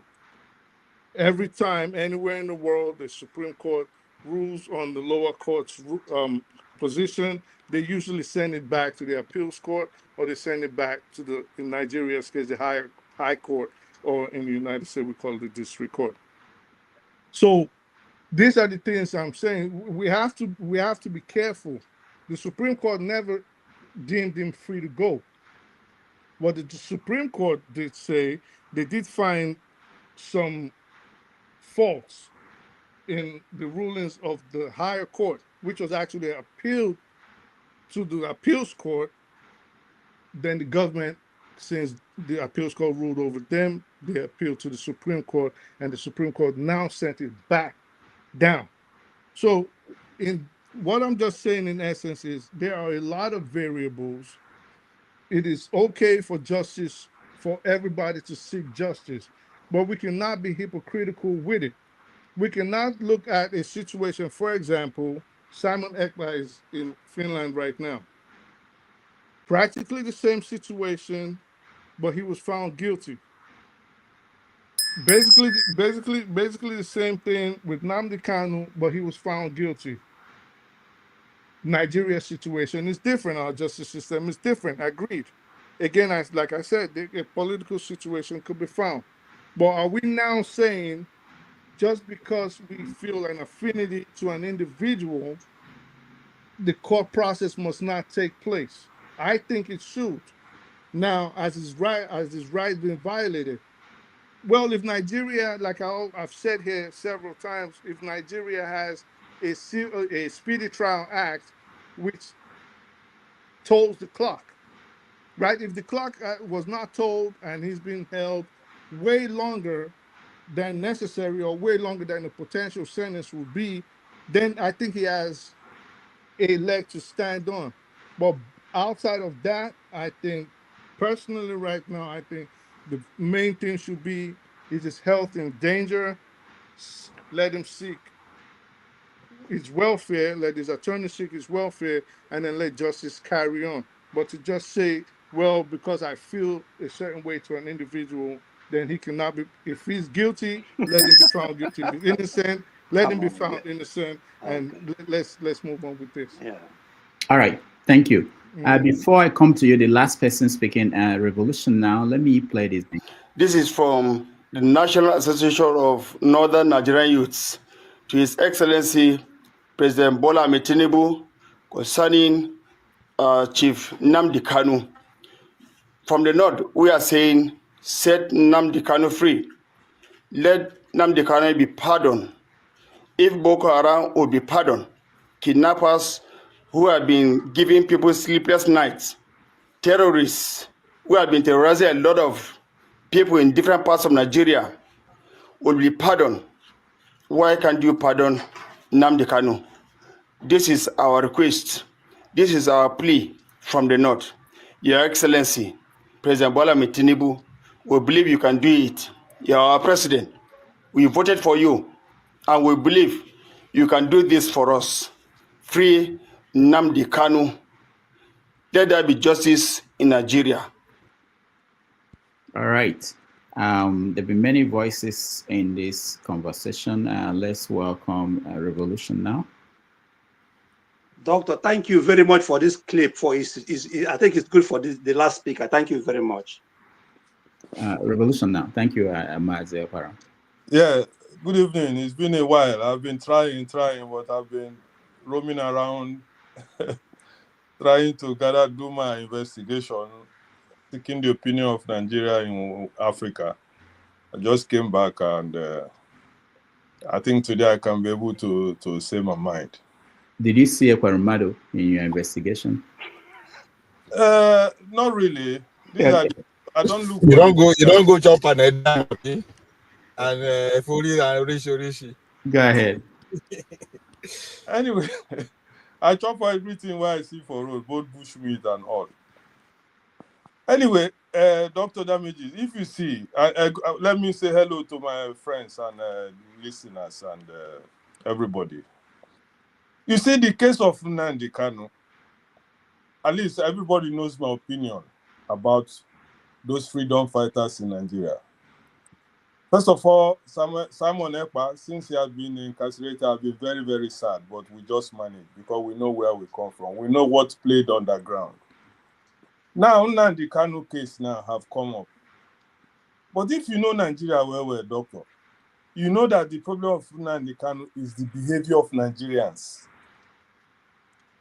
Nigerians, a typical Nigerian, and not people like us, a typical Nigerian is a very wicked person. They will practice wickedness on you. They must practice it, especially when you try to tell them that what you people are doing is not right. Who give you mouth to talk? Come here, they go knock your head. This is what they are doing to Nnamdi Kanu. He challenged them. Some Igbo men too, we say, why is Shore trying to lead the fight? Some of them are feeling ashamed now that somebody has called for the release of Nnamdi Kanu and is going, global. So some Igbo men will come and tell you, no, why should he do this? And, different stories. But let me cut it short because I like to be short sometimes because talking too much, I've got to the point of let us fight for our rights in Nigeria. So if you notice, I don't have much to say again. I don't. What do I want to say again that other people haven't said? So my own opinion, my brother, 2 Naija, 1 brain cell, you saw how he beat around the show, people say Nnamdi Kanu. We are saying it because of we have affiliation to Nnamdi Kanu. You understand? And this is the belief of Nigeria. When you want to fight for freedom, when you want to say the truth, somebody will just come, beat around, tell you that he has gone to court free the man. Where in this world would you go to court and court will free you? They will say no. At least they go release you first, then you can start going to Supreme Court and all those places. If the Supreme Court find you guilty, they'll come bring you back. But as far as a court, excuse me, my brother, please. As far as a court, you go to a court for a case. My brother, that guy has been in court now. I don't know whether you are living in this world or from somewhere else. That guy went to court. The court released him. He went to another one. They even released and tell him to make them pay him compensation for what they do the man that is illegal. I'm not lying. It's there in the news. I don't know when somebody tell me no. He went to court. Court said that you should not only release this guy, but you have to pay compensation for doing him wrong. But because of where we come from in Nigeria, people will start painting black, white, trying to tell you are doing it because maybe because you are an Igbo man, or that is why you are saying this. So for me, the only regret I regretted, if what they are saying is true, is that military coup I'm listening all these few hours ago that did not function. Because if those guys have succeeded, all these things they are talking now, Tinubu and Co, all of them would have run away. So let me see. I know that Nnamdi Kanu case is a case of Nigerian wickedness. If you enter, they go here, you say, if you enter my trap, if I show you finish. Nnamdi has entered their trap. They are showing him pepper. And they will never release that guy until something happens. Then the good people will release him. Thank you. All right. Thank you so much. To Nigeria, you want to, I'll give you 1 minute to react. This is what we're going to do. We're going to take a break, and when we come back, we rant. You can pick on any topic you want to rant about. I hope I didn't miss anybody down there, but that will be what we're going to do. I'm getting some reports from newspapers that the defense headquarters, I think someone mentioned it, that the defense headquarters, they issued a statement that there was no coup. So newspapers are reporting that. Okay, to Niger, do you want to respond to? Well, I think it's just a situation where, like I said, people get very emotional when you say certain things, so they only pick and choose and formulate the meanings in their head. Which at no point did I say he was guilty. I never said he was innocent. I practically said let the court process take place. It's possible for a political solution to be reached. I also said if it was true, well, I didn't even say true. I said if he does need medical attention, then his welfare should be taken care of. I said all of these things.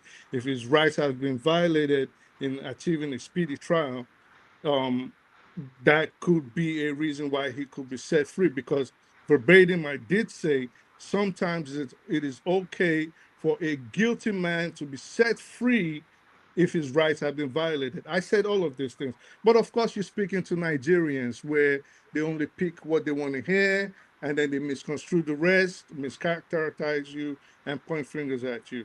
But hey, to each his own. If you want to receive my message, that's on you. If you want to hear me out, that's on you. I can only speak how I speak. I didn't reach, most times I never reach a position. I just leave it in the abstract. But of course, Nigerians will always find fault in that too. So that's cool. All right, thank you so much. Let's take a few minutes break, and then we'll come back for rants.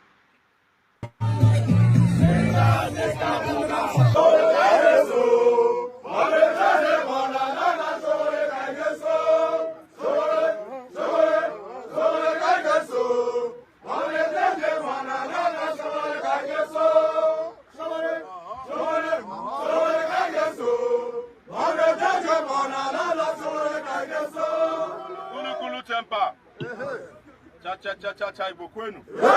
Cha igbo kwenu. Wezono.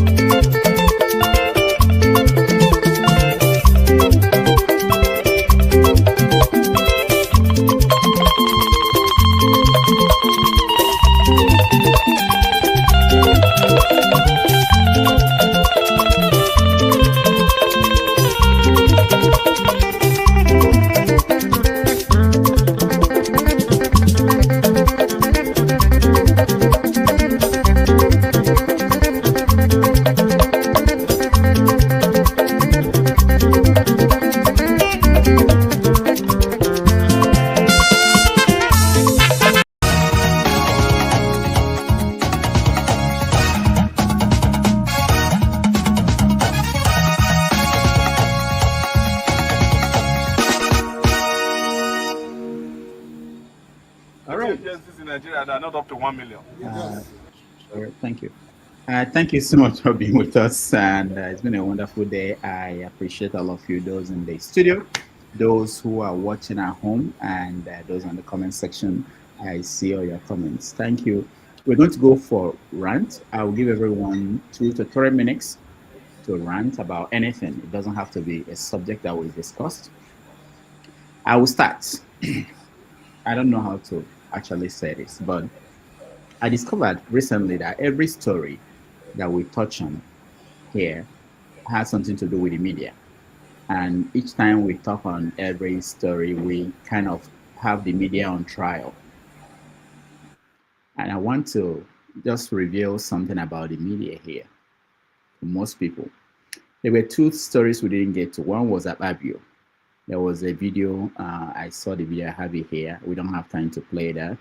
But a video by the sister-in-law, I believe, about Babio, and all the accusations she revealed about Babio.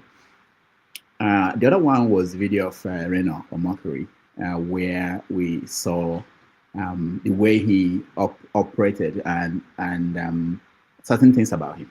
So I want to review this for people who are watching at home, especially as concerns the media. The media, they know more than they tell you at any point.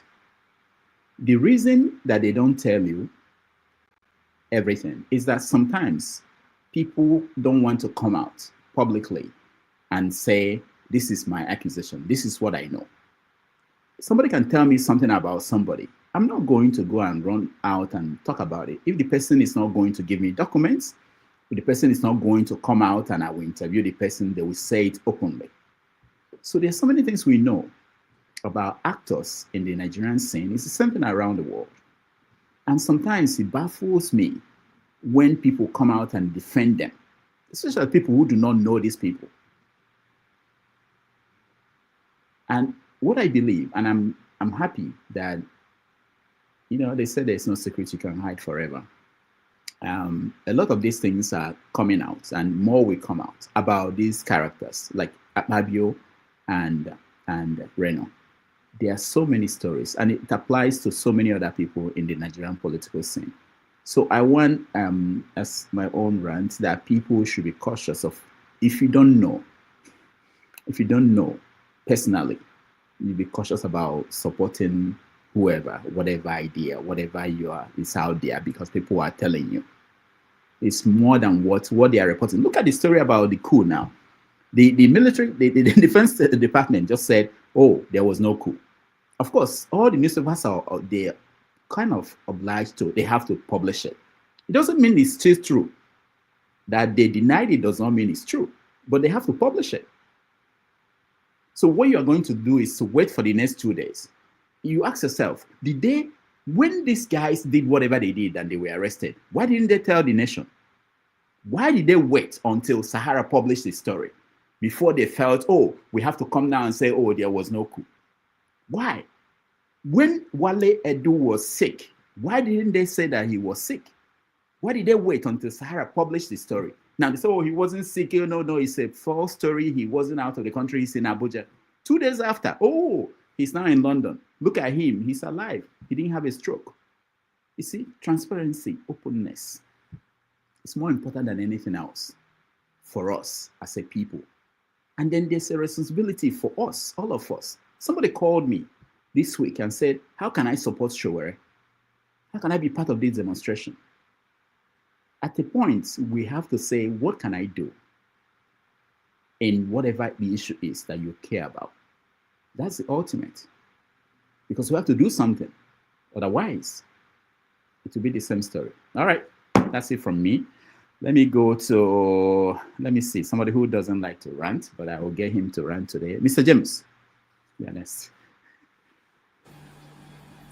I just want to say that absence of evidence is no evidence of absence about this coup business. What is of interest to me is this issue of Mr. Tinubu granting people pardon.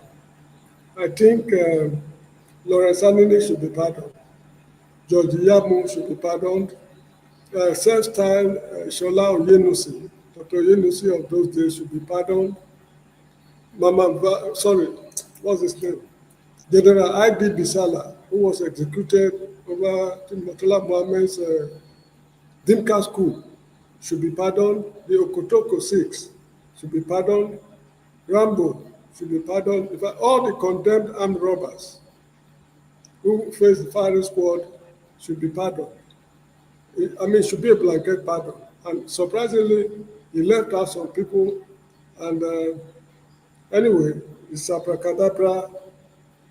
It's already generating, what's it called, comments all over the country. And it is very sad for educated people in this government defending him that they are, I think the Senate is here to be approved or something like that. A presidential pardon cannot be contested even in a court of law. Once the president says you are pardoned, you are pardoned. The president has a right, I think in our constitution and the US Constitution, to say that, in fact, to pardon before trial, during trial, and after trial. The president can pardon somebody at any time. It means your sins are blotted, go and sin no more. That's what it means. And he has pronounced it, so there's nothing to review. This government is a joke. And I just hope that one of these days in future, the country will not have cause to renovate, what should I call it now? To renovate the execution grounds nationwide. There could be a cause in the future whereby the execution ground all over the country will be renovated for people to give account of their stewardship. Thank you very much and good night. All right, thank you, Mr. James. Ovie. Rant. Okay, oh, let's see. Let me give it a shot.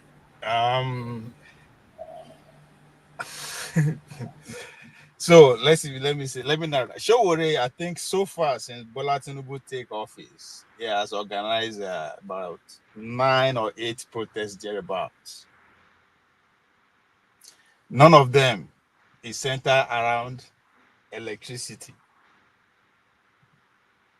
Now, take it away from Showore. My question is, how come all these our leaders, when they use electricity campaign, they no get into power? But the one they organize protests. Electricity is at the center of our advancement. We no go come off where we did now until we get constant electricity, because the world where we are living today now is going to be powered by electricity. I said that to say it's not that they don't know, just like what Dr. Damaji said about just because journalists no agree release, most people no means they don't know, right? Or they are still looking for more evidence. It is not normal that nobody in Nigeria don't call protest, say we no get like nationwide among all our leaders. It's not normal. No, you can't tell me say they don't know that how central that is. But Carter Woodson said something in his book, The Miseducation of the Black Negro.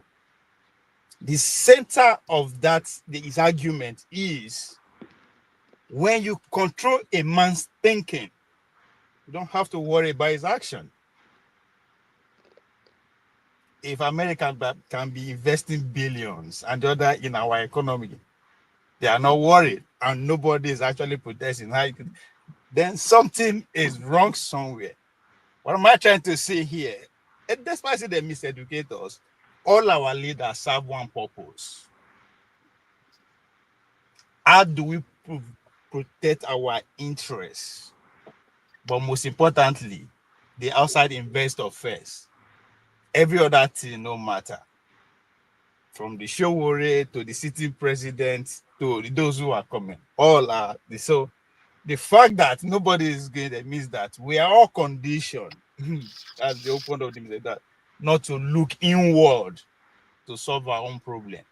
We look for, we give all our efforts to somebody who his livelihood and existence is already in the hands of the people that will believe by Nakura, and would they actually believe that whatever change that is sent up or that will actually come, it no go happen. All not destruction, talking about it, not distraction.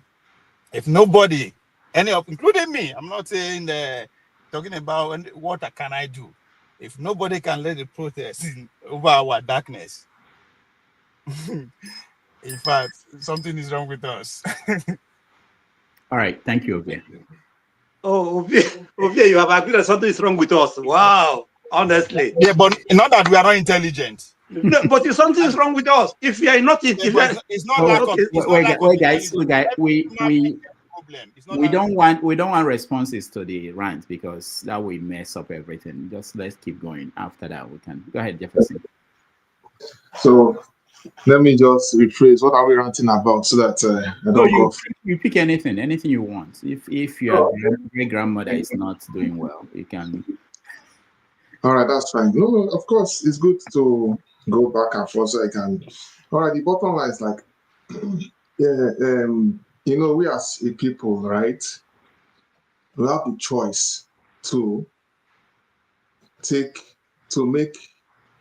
a decision and do things different for ourselves. Okay, let's go back memory lane. We got independence in 1960. India got theirs in the 40s, and some other countries similar got their independence. But if you look very carefully now, I'm not saying that all the other countries have it all perfect, right? But I mean, some countries are going to understand and look, let us save ourselves. Let's do things differently. Let's put differences aside and see what we need to do to project our national image. Unfortunately, for us Nigerians, we have not been able to do that. If you look very well from the independence till from civil war till now, it has been undulating, and of course we are all clamoring for justice. They say you cannot beat a child for too long and expect the child not to cry, and this is the aftermath. As long as we continue to pretend that everything is okay, I think we'll continue to deceive ourselves. Do you understand? So, and like I said before, if you remember in the last listing, the last question that you asked concerning the situation, right? I said Nigeria is. If those of you who have watched Batman or Robin Batman, Nigeria is currently a Gotham City on the national scene. Yes, with Joker controlling all the criminals, mastermind criminals I can think of. I would advise you to go and watch Batman very well and see what I'm talking about.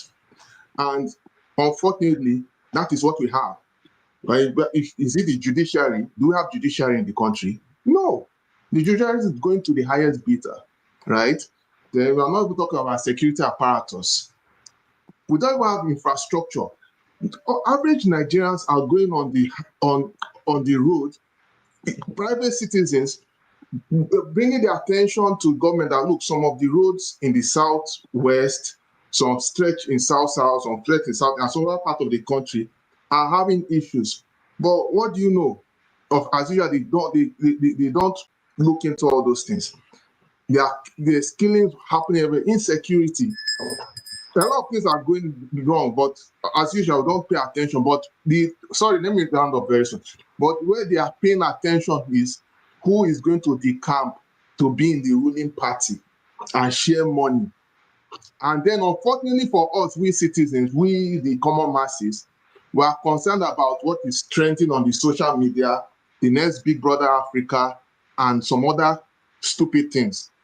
How I wish we can actually have a new line of thought, look about our history, look about what is going on politically, and see how we can do things differently. I believe we'll be able to make a difference. Let me stop here and cover the situation, All right, thank you, Jefferson. We appreciate you. Revolution Now, you're next. 3 minutes. Yeah, thank you for that last opportunity to say something. Because in my last journey, I met an old man. And I threw that your question to them. Who did this to us? Because there's something where you they ask you myself I say, who did this to us? But I come and remember, I come ask the man, say, there's one of my friends, he used to say to Nigerians who did who did this to us, and he will end the show. So the man told me, then the man sang one song, Bob Marley song. He said, when the rain fall, it doesn't fall on one man's house alone. Remember that? When the rain fall. So the man, I come and say, what do you mean? He said, you reap what you sow.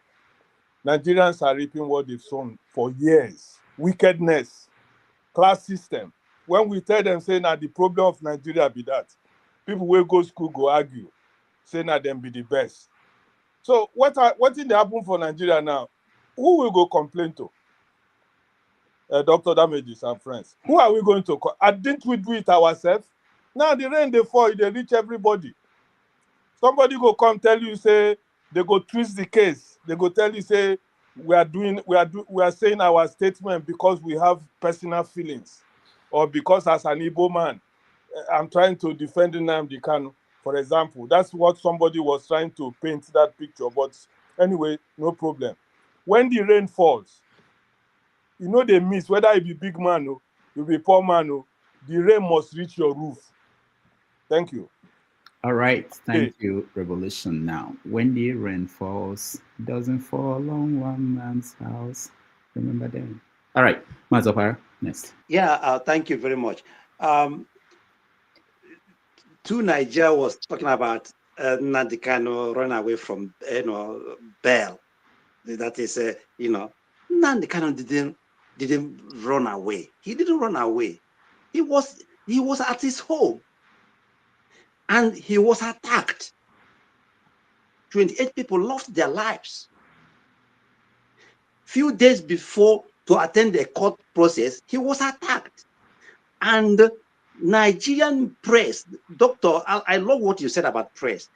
Nigerian press is still talking that he violated his bail condition. How? As I am here now, if somebody comes to attack me here, I will jump from the window. I would run for my life. Nnamdi cannot run for his life. Anybody who is talking about he jumped the bail, that person is mischievous. The press is saying, the same press is saying that he was arrested in Kenya and then taken back to Nigeria. No. Press, did you see when Nnamdi Kanu was arrested in Kenya? Press, did you see when Nnamdi Kanu went through the process to deport him to Nigeria? No. You just suddenly saw him in Nigeria, and you're still writing he was arrested in Kenya. That is unfair. Doctor, you saw what Mike Arnold was talking about, Reynold Mokuri.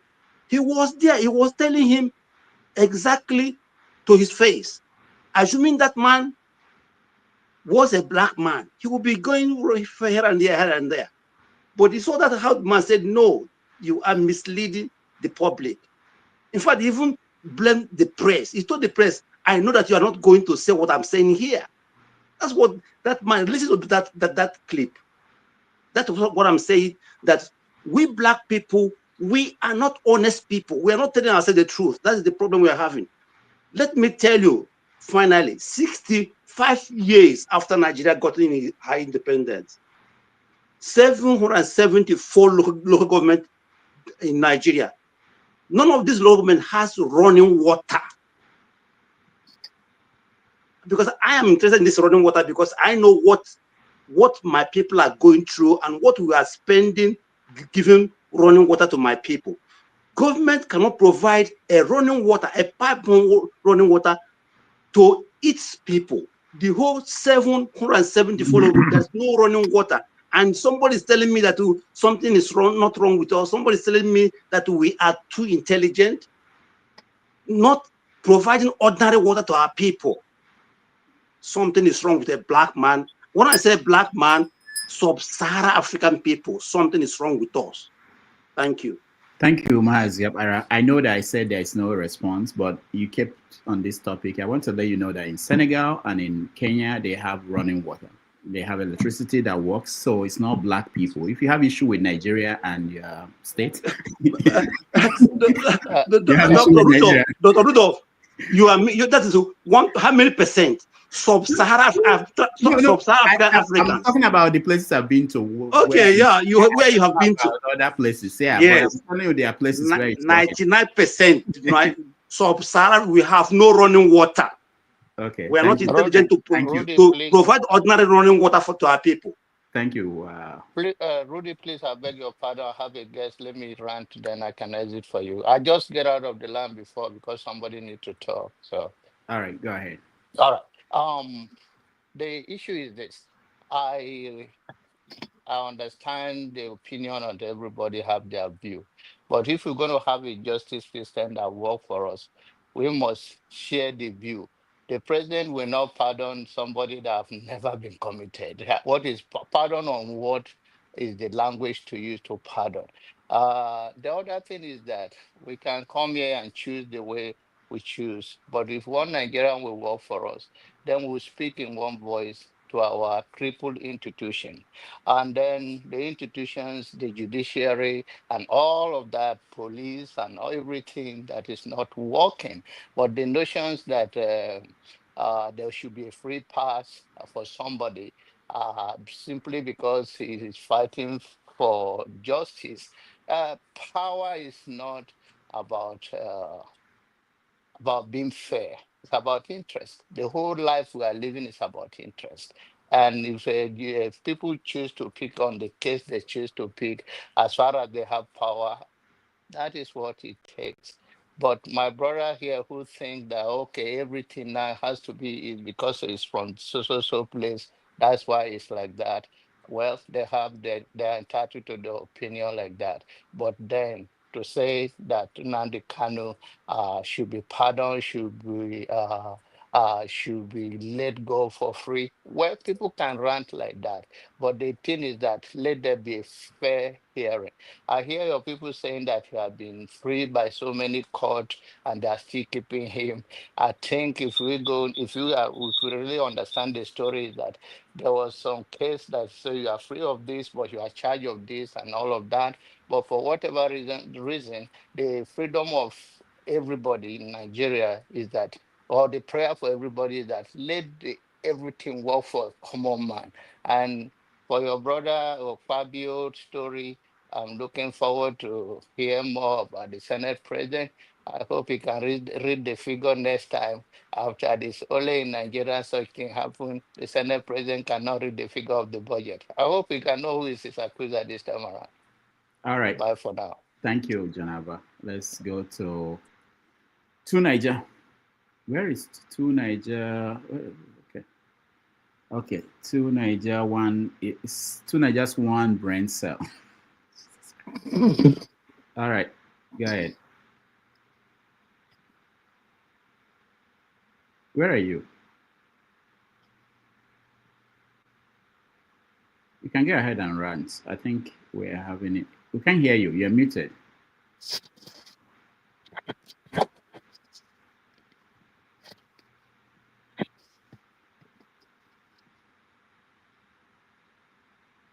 We can't hear you. Okay, let's skip you for now. We can come back. Let's welcome. He's a peaceful man. He doesn't like to run. Jagun, welcome to the show. Nice to see you. Thank you very much. Thank you indeed. Before my rant, just two quick comments. Firstly, I must say, when I'm online here with everybody, if I make a comment, 6 comments come up. It doesn't happen under any StreamYard that I attain. So please, can you fix that? That's my first small rant. My second rant was somebody remembered me and greeted me. He said I'm not here, and I'm very much here. What do you mean? I wanted to drag you in. I know that you will hear that, and I know you will come in. You see yourself. I know how it works. I know those tricks. I know how it works. Thank you. Yeah. My actual rant isn't necessarily about Nigeria, even though it includes all of us on the planet. I'm ranting about the examples that have been given to us as Black people generally over the decades, and the way we practically ignore our examples that have been given to us. Marcus Garvey, Malcolm X, Martin Luther King, Mandela, if you like. And recently, we have the example of Traore and the AES. Me personally, I've been looking and looking and looking, and I know a lot of people don't like him for whatever crazy reason. And I know there's a lot of skullduggery going on in communication for him, put it that way. But I fear that if we Black people don't think, when you have an equation, you have an equation to solve. In order to get the answer correct, you would more likely find those who got it correct have the same answer. And I feel that we just like not agreeing. We love not to agree on what is right and just. Right now in the UK, in Europe, and in the West, there is a big war going on. Many of us don't see it. There's a big war. And this war has now escalated to the point of digital ID. It is yet to get worse. Now, I said that a couple of weeks ago that Nigerians are A1 at suffering. And that suffering, it says that actually things that are happening in Nigeria, they're already ahead of the nonsense that's going on in the West. But yet still, we're not catching up to what's really happening. We speak locally about our local rubbish that we like to speak about. Igbo this, Yoruba that. Nonsense. People that perpetrate that kind of thing, I dislike their rhetoric immensely. We are in trouble. Yet, I can only say the Lord God has given us enough that we can make that place, even at this late stage, a haven in this world. I'm sitting here in London. I can guarantee you our man Putin has one of his nuclear exocets pointed at London. Now, I don't want to be here. I don't want to be here.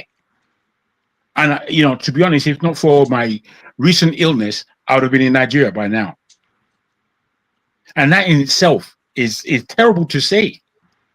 That because I'm ill, I won't go to Nigeria. Look, I don't like the way we behave. I do not like the way we behave. Somebody said, not we here in the panel are the sensible Nigerians. Who told you that? Who told you that? I can point out many damn foolish, idiotic Nigerians here on this planet looking at me. I can point them out. Just delivering bastardness into the atmosphere. Now, look, I'm not an aggressive person. I can be, and I enjoy aggression if anybody wants to bring aggression to the table. But that's not my base nature. My base nature is one of love, believe it or not. I know you people that love to hate me, keep your hate there. It's okay for me. However, I'm a man of love. And I believe that we don't act in this way, which is why we can't get it right. We as Nigerians, we're the strangest people on this earth. The educated of us, amongst us, are the worst. We're the worst. I have cousins, and I keep saying I have cousins. When I speak to them, I'm thinking, are you born of the same family as me? But by the time they start talking, I'm thinking, my God, this deserves 10 slaps in the street publicly. You understand? I mean, I'm ranting because we as a people don't know how to agree, are genuinely misbehaviors. Thirdly, we are confusionists. We like to spout confusion. The thing where nobody can understand. They think that somebody should be delivering confusion. And I'm listening, I'm trying to understand what this person is saying. And as you engage now, that one now blow up because you're not allowed to engage. Real strangeness. We're a strange lot. I'm complaining about us Nigerian people in this world where our place should be a paradise and we shouldn't be running from Nigeria to go anywhere. Yeah, at this very time, there's Jakpa and there's Jakpada and then there's Jakpa again. It tells you that we haven't got a clue. We know that we don't have a country. We know that we don't have a government. We know that there is total, what's the word? Total belligerence going on where people aren't thinking. There's no justice. We know. Half the time we start arguing this thing like there's anything real. There's nothing real about it. There's nothing real about Nigeria. Nigeria is a poor excuse for a backward country, backward people, backwardness. I feel like calling names now, but I'm not going to. And I'll leave my rant there. Thank you very much. All right. Thank you, Jagan. We should call some names, but that's okay. 2 Nigerians, 1 brain cell. Go ahead. All right. So you can hear me now? Yes. All right. Thank you. So just rant about anything. Yes. Well, let me start with something else Mr. Mazi just said. I don't understand how when you hear someone speak, you decide to pick just one aspect of what they said, maybe one word, misconstrue it, and totally mischaracterize their position. When I mentioned him fleeing, it was in the context of him being granted bail. You can always rewind it. And when I did say that, I took into cognizance the fact that any reasonable court, of course I didn't say it, but in making that statement, any reasonable court in attempting to let him go pending trial would have to look at if he was a danger to society, or to a lesser aspect, if he was a flight risk. And when I made that statement, I also said there were circumstances surrounding why he did have to leave without court approval. I did make this statement. So I didn't just come to say, oh, he ran away, lock him up. I said, but it's up to the court to determine that. So I don't know. This is why I say people get emotional, unnecessarily so. And we need to start removing our emotions and our sentiments from logic and facts. Like someone rightly said in the comment section, he could have fled, and it could have been as a result of the government coming after his life. 2 things can be real. 2 things can be true at the same time. So just me not coming here and taking your position does not mean I'm against your position. If you listen to what I was saying properly, I was actually speaking from a neutral point of view. But it doesn't even matter to me, because I can actually take a position if I believe that position is right, just like you can rightfully ascertain your own position. And if you believe that's your right, then it's valid. And I welcome divergent opinions. That's cool. But my rant was going to be, and I was going to ask you this when I came on. There's a coliseum being built in Nigeria right now. It's going to house 109,000 Christian adherents. And I know me bringing this up is again going to rattle feathers. And what is the first thing they're going to say? Well, it's because you're Muslim. Good. I also used to be Christian, and most of my family is Christian. But in a situation where we need, and this is speaking to the hypocrisy of not only the people on this panel that proclaim the Christian faith, not everybody, of course, because I would not include a person like John Abba on that list. We are in a country where people are living, and the overwhelming majority of the people are living below the poverty rates. Okay, people are living below $2 a day. You have this coliseum being built for 109,000 people. Now, if I was to bring this up, I guarantee you what the talking stance would be for most of the people on here that are of the Christian faith. Well, they built schools and you don't know what how they help the society. How many of your poor relatives can go to those schools that they built? This is the same panel we come on here and we say people need work and people need education and we have to improve the medical infrastructure of the country. Some people come on here and they proclaim we need nuclear weapons first. Then now we have a coalition being built, running for records of the largest wings roof span in the world for preaching in a country where there are no industries, there are no enough schools, and infant mortality is on the rise every day. But people will sit on here, and this is where I'm calling out the hypocrisy of the Christian faith. People will sit on here, let us assume, Rudolph, and let's be real.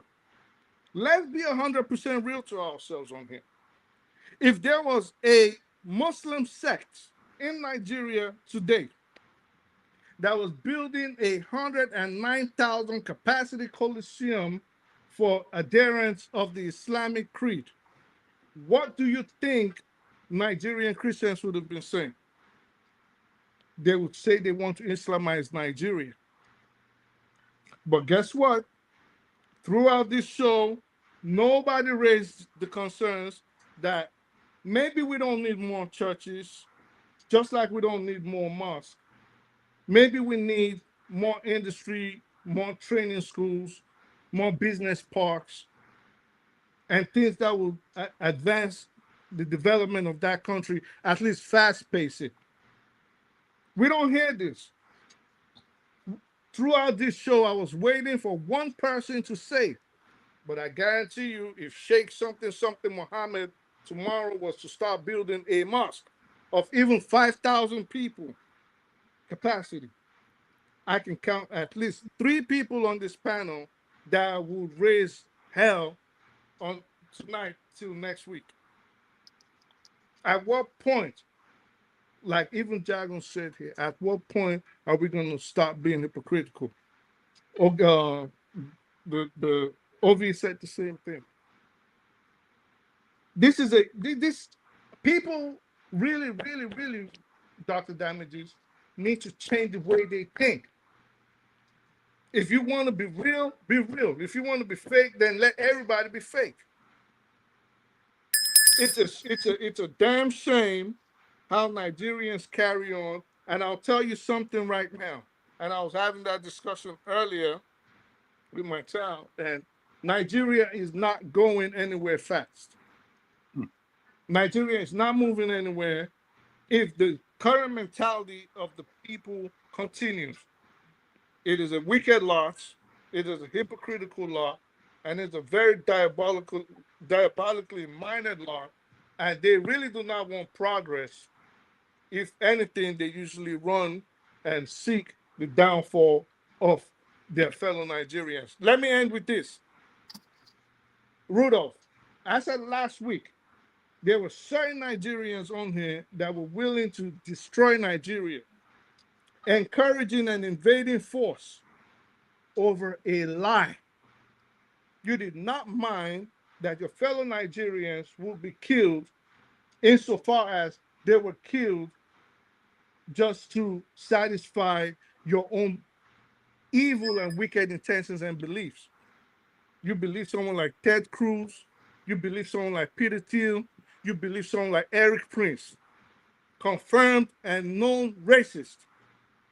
But insofar as they were going to go to a certain section of your own country where you were born and raised in and kill them just because they were adherents of a different faith, you were satisfied with that.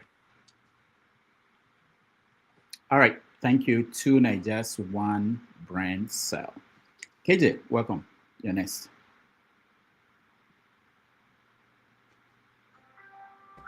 Thank you, Dr. Rudolph. I don't know why you have to bring me after through Nigeria with 1 brain cell. No, I don't have brain cell at all. So I don't know how you want me to be able to. But this is what I say. What has got this? What has 101,000 sitters got to do with, whatever is going on in Nigeria? We have never been against anybody building auditoriums. I used to live in a place in Abuja called Gwarimpa. In Gwarimpa, every street used to have a mosque. And every Friday, almost every street in Gwarimpa is blocked. Every Friday. You can still find out. It's still going on till today. We have never complained. We have never bothered. So I don't know why you're bringing that in. And how is that a hypocritical whatever? How is that a problem? How is that the problem of Nigeria? How is that the one putting Nigeria back to where it belongs? You are not holding accountable those who are in charge of your government. You are holding people who nobody is forcing you to go to their churches or be part of it. It is by your own choice. And I want to say this. Sometimes when we come here, let's do our research first before we come and begin to speak. We talked about the fact that Nnamdi Kanu, and some of you say he didn't get any. I'll just read that out quickly. I may not elaborate on it. Abia State government, Abia State High Court gave him a judgment in 2017, for which he was they awarded a fine against the federal government, 1 billion naira fine, which government did not appeal, and they have not paid that money. Kenya High Court gave him a ruling in 2025, which also said the kidnapping of Nnamdi Kanu from Kenya was against violated his constitutional right, and even the law of Kenya. All right. The appeal court in 2022 gave him a ruling. Okay, gave him a ruling also in his favor, saying that his constitutional right was violated, and discharged and acquitted him, for which government refused to release him. Okay, the High Court in Umuahia gave him a ruling in 2023. All right. Now, if you go through, I won't have the time because, of course, of the time limit. I won't go through to read all that. But when we come, let's be fair and let's be just. If you say the court should take the court process should be followed, have the court process not followed? Which one have they obeyed? Is it right for a prisoner or somebody is he a prisoner now? Has he been accused? Have they found him guilty? Why are they treating him as if he's already a prisoner accused? Okay, who has been convicted? Now, is it also right in your submission, as you think, who is more intelligent than the rest of us? Do people who go to trials, do they stay in DSS detention camp so that they don't even have privacy to meet with their lawyer? Do you know that Nnamdi Kanu meets with his lawyer only in the open court? When he walks into the court, that is when they're able to even discuss how the case will go. Is that a way of justice for you? Forget who is involved. Forget he's an Igbo man. Do you think that is right?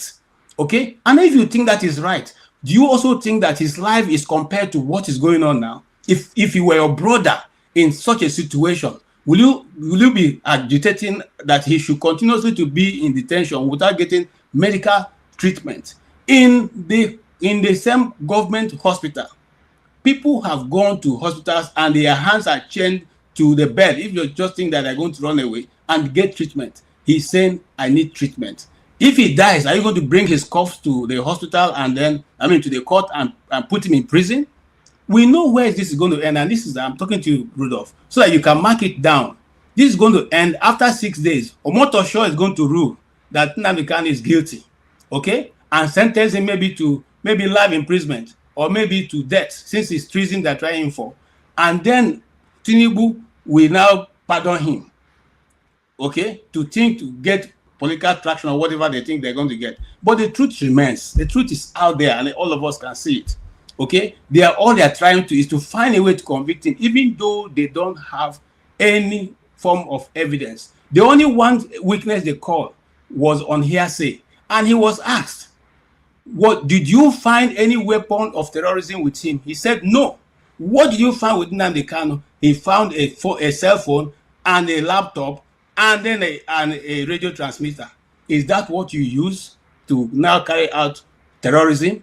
The question is no. No. Oh, listen, as a serious charge as this, every other witness call is hearsay, including this individual, including this same individual, just in case they wanted to go on with the case. I'm just telling you what was there. Kanu Agabi is one of the best lawyers in Nigeria, at least, till tomorrow. Okay? And he moved a no case submission because in his submission, he said, all of your evidences is a hearsay. We said, bring somebody from a family who you said he has asked that whose family was affected in the killing that which he gave order for. Not one. DSS, the whole of DSS could not bring one. Okay? He said, okay, who is he working with? Bring people who he has given command to go and do this. They didn't bring one. 10 years after, and then somebody with a brain cell who has life that he doesn't give himself will come and stand here and tell me that it's not. The people who are going to attend wedding ceremony, a local government chairman goes to attend wedding ceremony of a terrorist group in the north. They come to negotiate with government with all their arms and ammunition, okay, and they go back with it. In fact, the army people who go there go and do video for them in their marriages. They are not in prison. You are not talking about them. It is an innocent man because he's speaking the truth. That truth, we're going to get ready because we will keep to speak it. The only time we are going to stop that truth from being spoken is when there's no Igbo man living.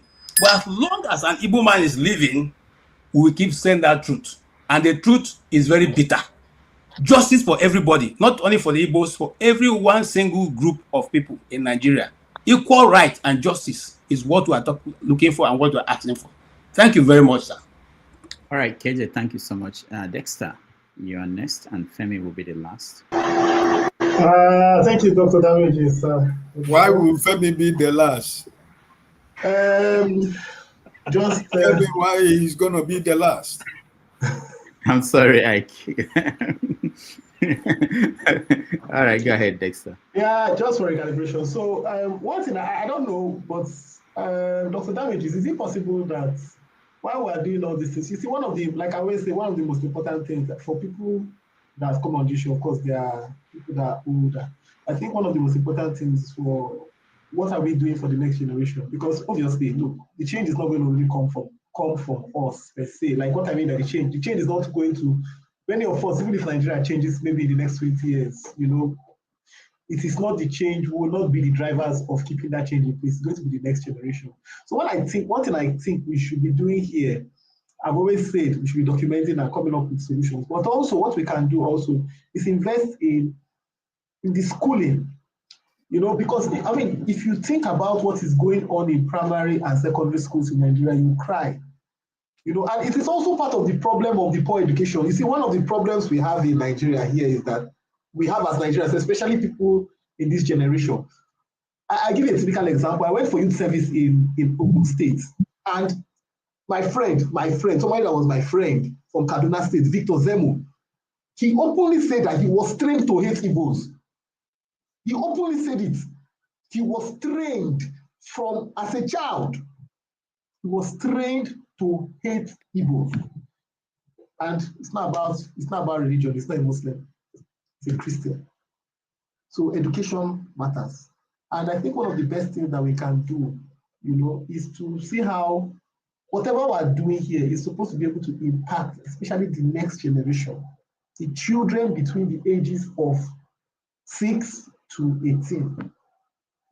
Because sometimes when I hear some of the views, you find out that, like, when I hear some of the views, some of us are sharing here, you just wonder, is it the same one Nigeria that, we are talking about? That's why I said, the song of Bob Marley it was really for the African man, because it seems like we are in mental slavery. And the problem is we don't realize that we are the only ones that can free ourselves. To think that murders have been taking place in Nigeria, people have been dying in Nigeria.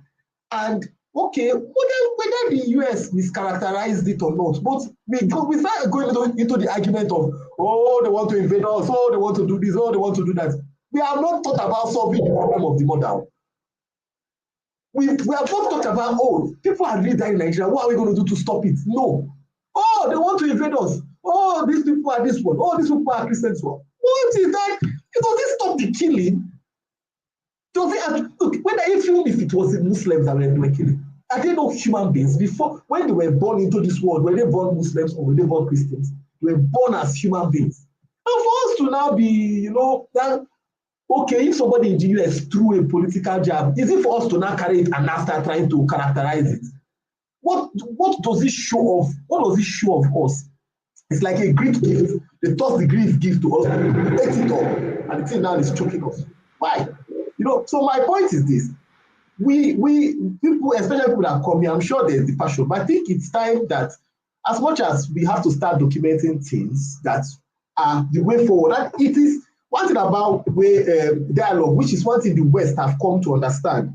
Unfortunately, in Africa, it is either the way of the leader or the highway, and many of us here have that kind of ideology. One thing the West has come to understand is that we can have very different views. We can have different views, but we can come together in agreement of how we can move forward.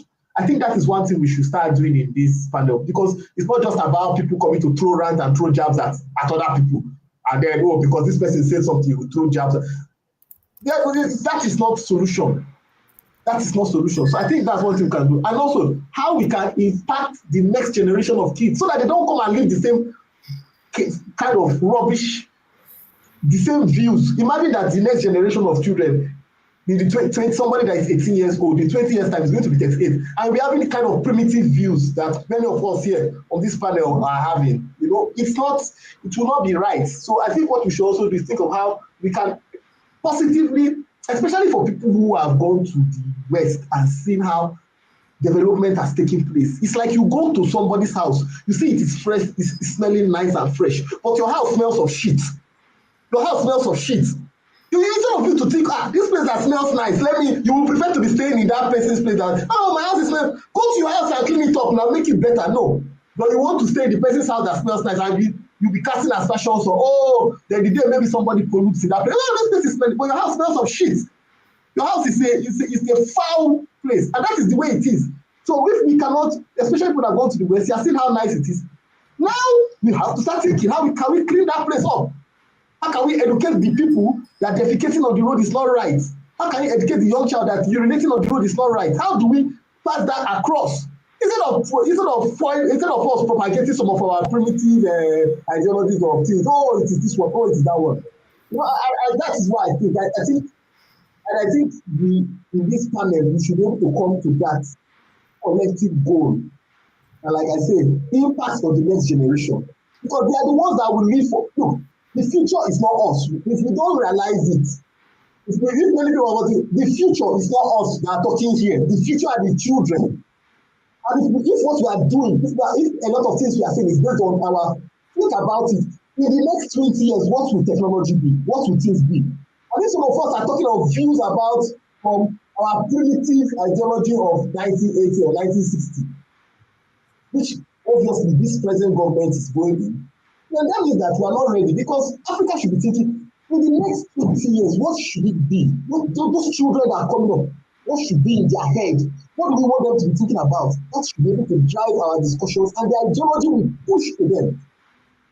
And instead of pushing all these primitive, and that's why I get when you see people talking about there's injustice, you are placating it here.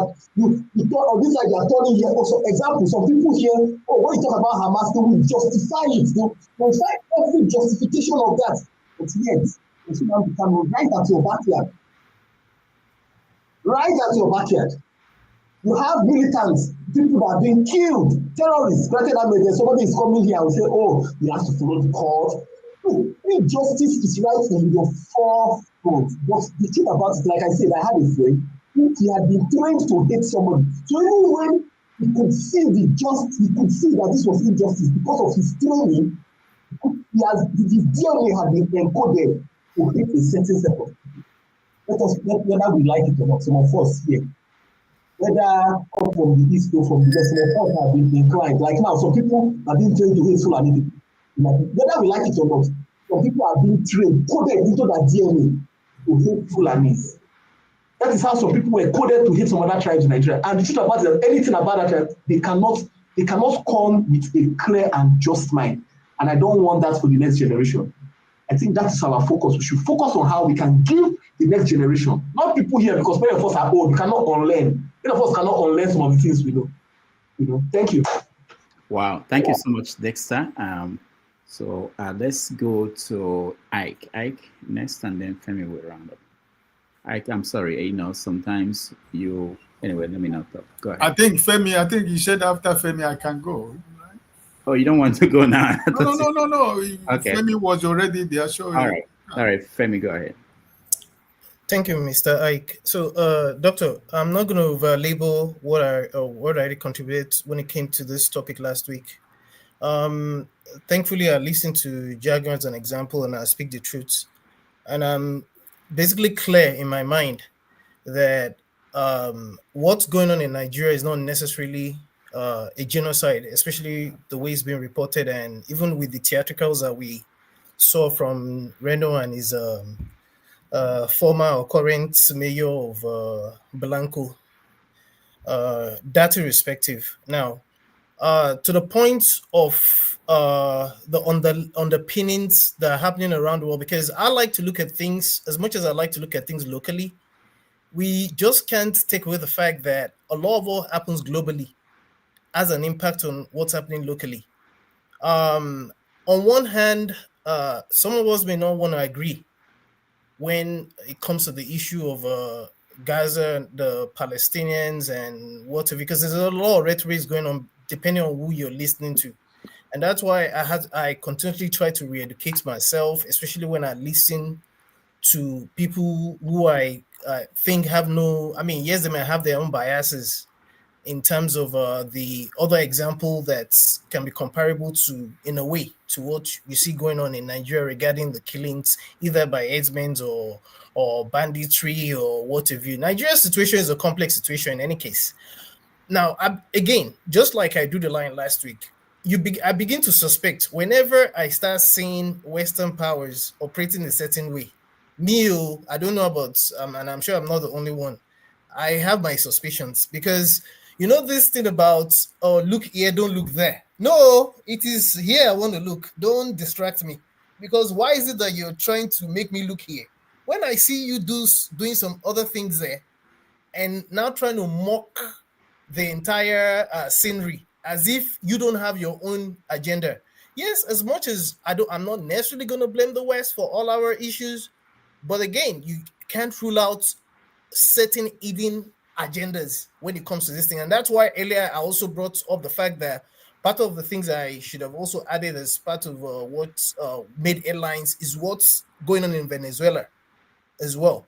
Because a lot of things I begin to see being interconnected, whether one likes it or not, from listening to, again, people who are invested in these things and do not give a damn whether you're sentimental about it or not. And people I just respect that I listen to on a constant basis.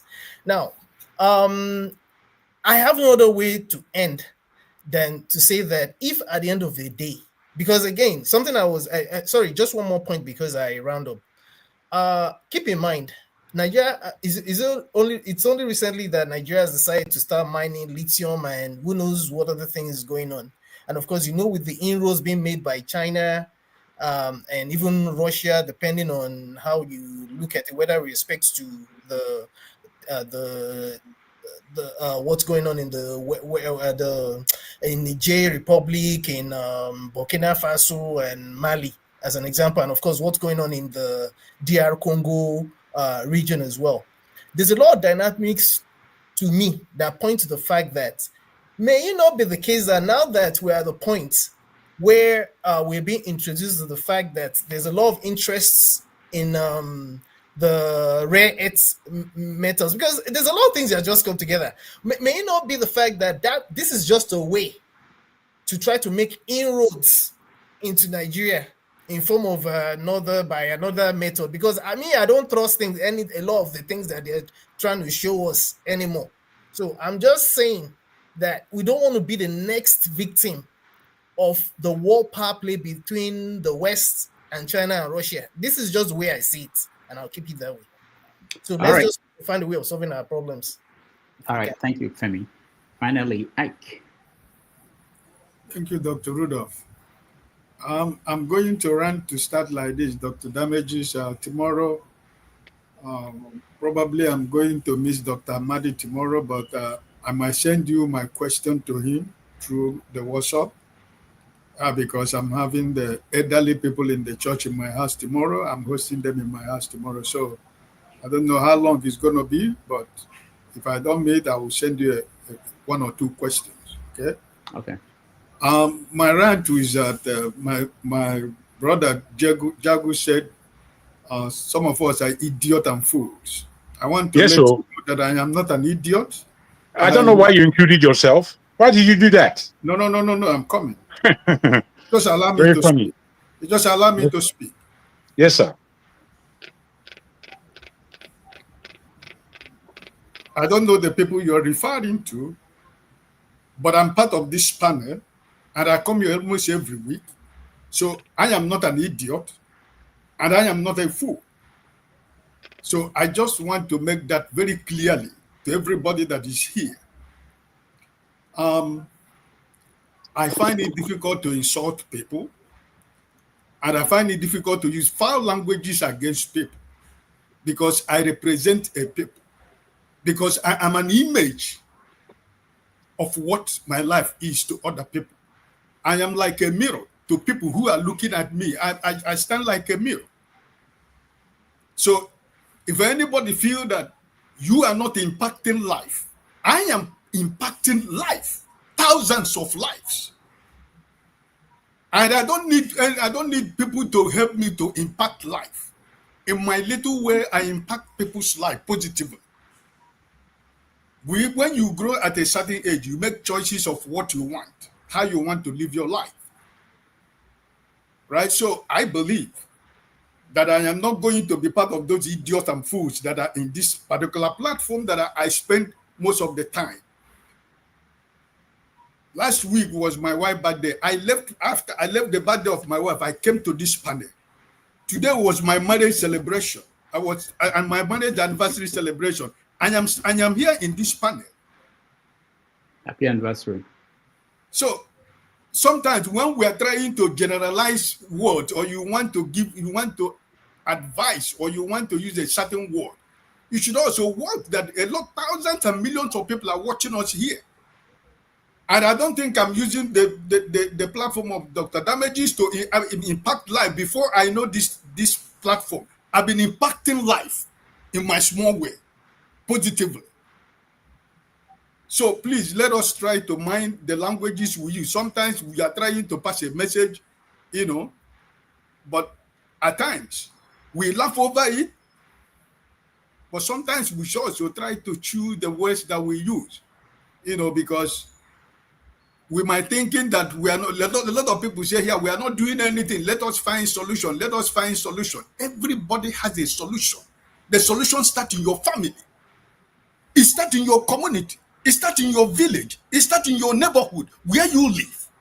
That's where you start changing people's life and mindset. You cannot go into the country and begin to change people. You begin to change people in your small way of impacting life and trying to change people to do better things and live a better life. And not only by speaking, but practically showing them the way you can be able to live that good life. It is from the family to the kindred, to the village, to town, to local government, to state, to nation. Nigeria is a very big country. That is not everything we are saying here. It's just like you're throwing one stone into a very big ocean. But we can do it in our own little way to change people's mindset so that our children and our grandchildren and the generation that are coming before us don't fall into the situation we find ourselves right now, because we are in a situation of no return. We don't even know the solution to Nigerian problem, because at the end of the day, if I don't put tribal sentiment into it, I put religious sentiment into it. If I don't put, is my brother, is my uncle, is my sister into it, there are so many things we put. And that's why we can't solve problems. That's why the problem is almost compounding every day. So my final rant is going to be funny. But it's a point, I don't know. Dr. Damages, when Paul was saying something before he left, he talked about our brother forefathers, which everybody said here. We don't know where he come from. We don't know which is here in Nigeria. We don't know where he is. If it is only you that know I don't think it's fair to the people that come to this platform, because we don't know who he is. We don't know where he comes from. I've told him here plainly in this place. I didn't hide it. I told him that if I come to London and see him on the street, I am going to stay far away because I don't know who he is. I don't know what he represents. But he comes here to handle this program as one of the people that handles the program. Paul said it jokingly, but it's real. Everybody know that you are from Nobi here. So if somebody that is moderating your program, we don't know who he is. We don't know where he comes from. And when we come here, we talk about Nigeria. We talk about everything that has to do with family and everything. And somebody that is moderating that, I don't know who the person is. Who is he representing? Who does he speak for? So people might not tell, it doesn't matter. It's his personal choice. It's his fundamental human right not to say. But you're speaking to people. You're a journalist. When they invite you at Arise, if they don't know you, they first of all introduce yourself. That's what people do. So I am trying to say that if he doesn't want to tell us his town or his village or his state, he can tell us that he's a Nigerian, because I don't know if he's a Nigerian. Maybe you know. All right. Thank you. Thank you so much, Ike, for that. Thank everybody.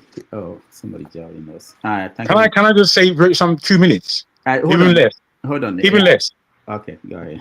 All I want to say is that two people on the panel, they ranted in answer to a rant. It's almost as though they had nothing to say until somebody said something of pertinence. And I think that's to be poor. Thank you. All right. Thank you so much. Forefathers, welcome. I will let you rant, but we have to round up. We've taken over an hour from your show. I know. Let me just make this comment as a final comment from me. Based on some of the things I heard, I don't normally do this, but I want to remind everybody this is a marketplace of ideas. The whole idea really is for people to exchange ideas. People are hearing us. It may not be millions, it may not be hundreds of thousands that people are talking about, but people hear us. People go back and watch these things, and people talk to me when I see them out there, and they remember what each and every one of you said. Most of you are stars on this platform. You may not know that. If you travel around, you hear people tell it. The ideas are going around.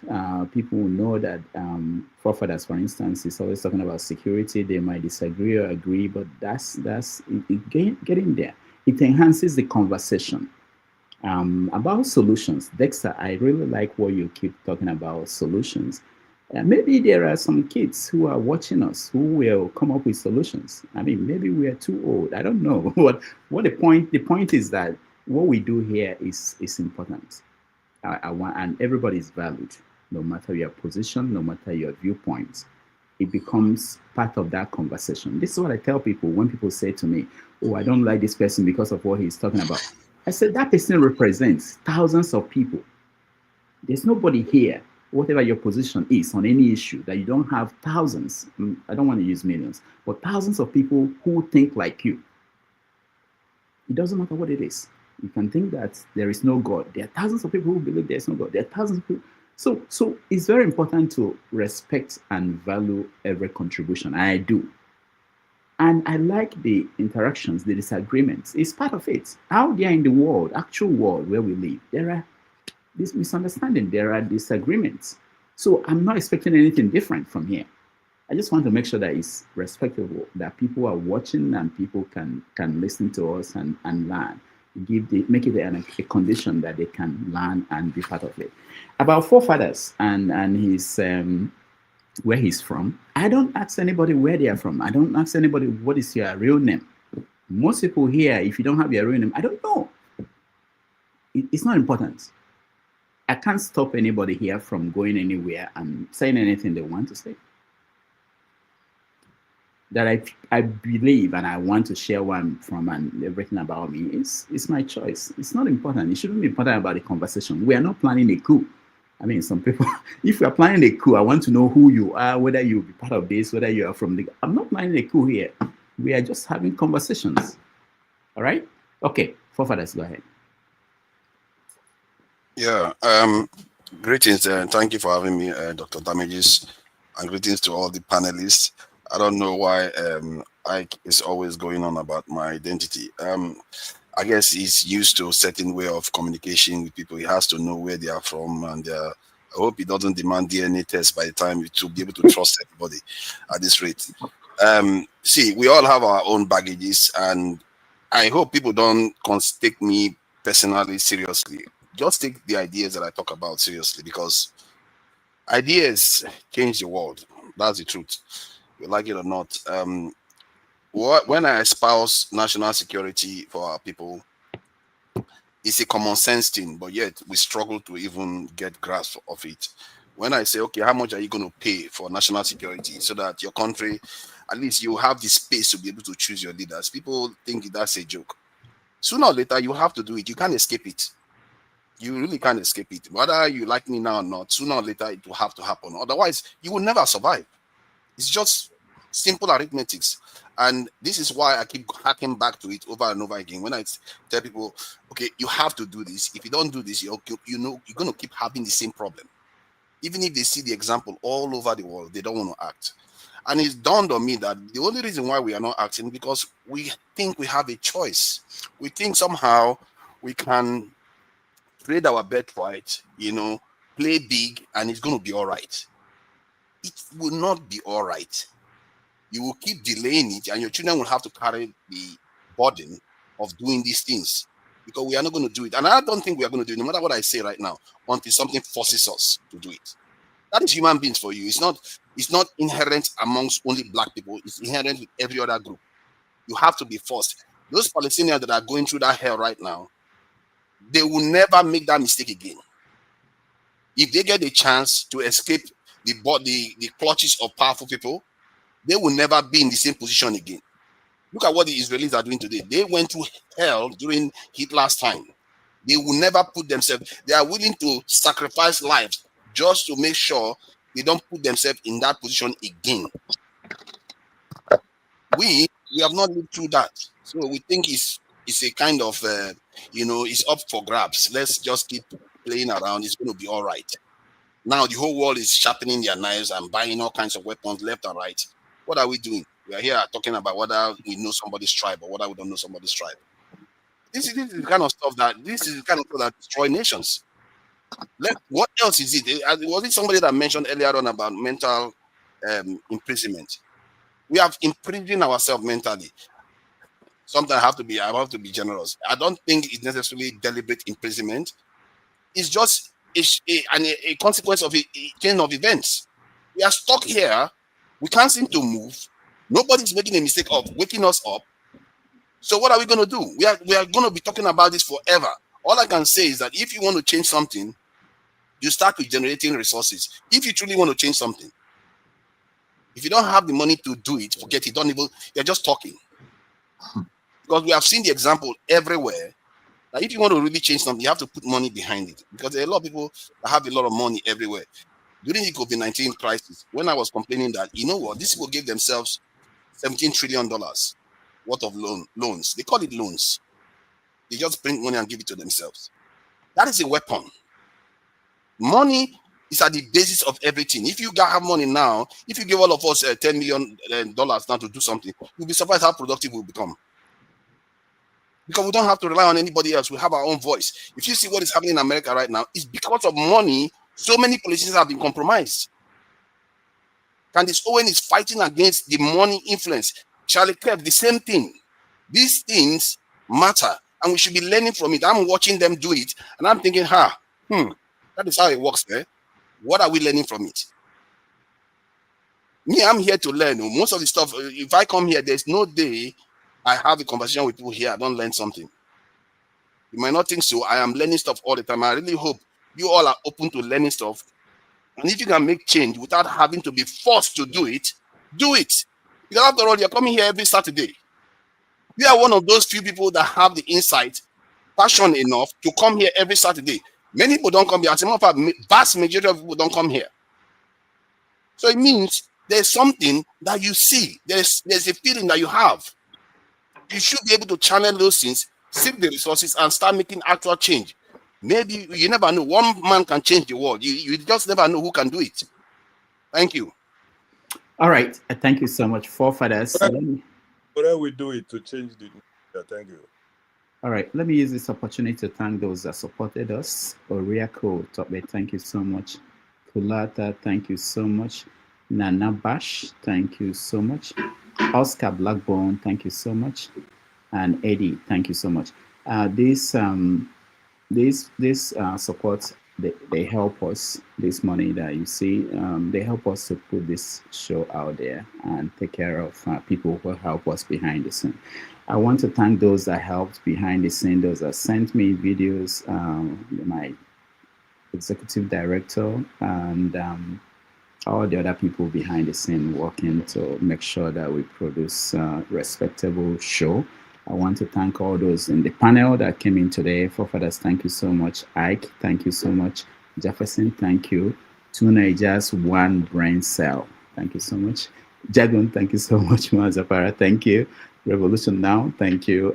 Dexter, thank you. Femi, thank you. And all those Rudolph, you should call me the FIFA analyst now. From now yeah, on. yeah. When it comes to soccer, I will call you. You are Thank you. Forefather, you're sharing your brain with your the other man is taking your name.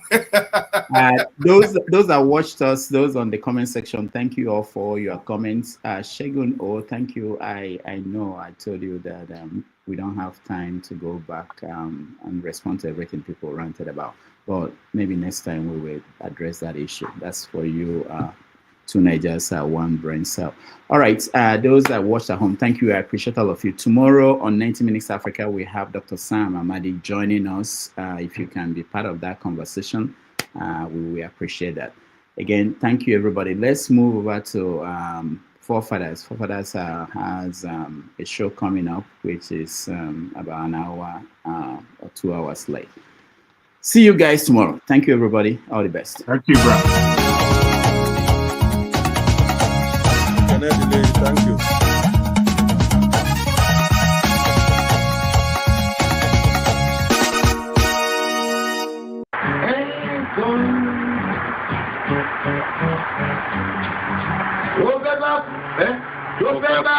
Tó fẹ́ kú torí ẹ̀ o.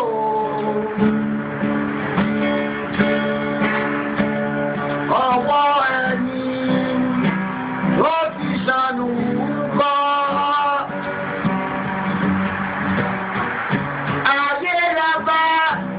Ayé la fi sílẹ̀ sí. Lọ́nà èèyàn. Thank you so much for watching. Thank you. Have you subscribed? Yes, you. Have you subscribed? You. Yeah, before you go, click. It's free. Click. Just that's it. Have you subscribed? You are laughing. Have you subscribed? Have you subscribed? Thank you. Thank you. Thank you. Hey, madam. Thank you so much. I can see you. We have to get to 100,000 subscribers. By the end of the year, how are we going to do that if you don't subscribe? Yes, you. Yes, you're about to click off. Why? Have you subscribed? It's free. If you don't, ask your son, ask your daughter how to. Just one click. Thank you. Thank you. I see you. Aha. Thank you very much. Thank you very much. I'll see you tomorrow.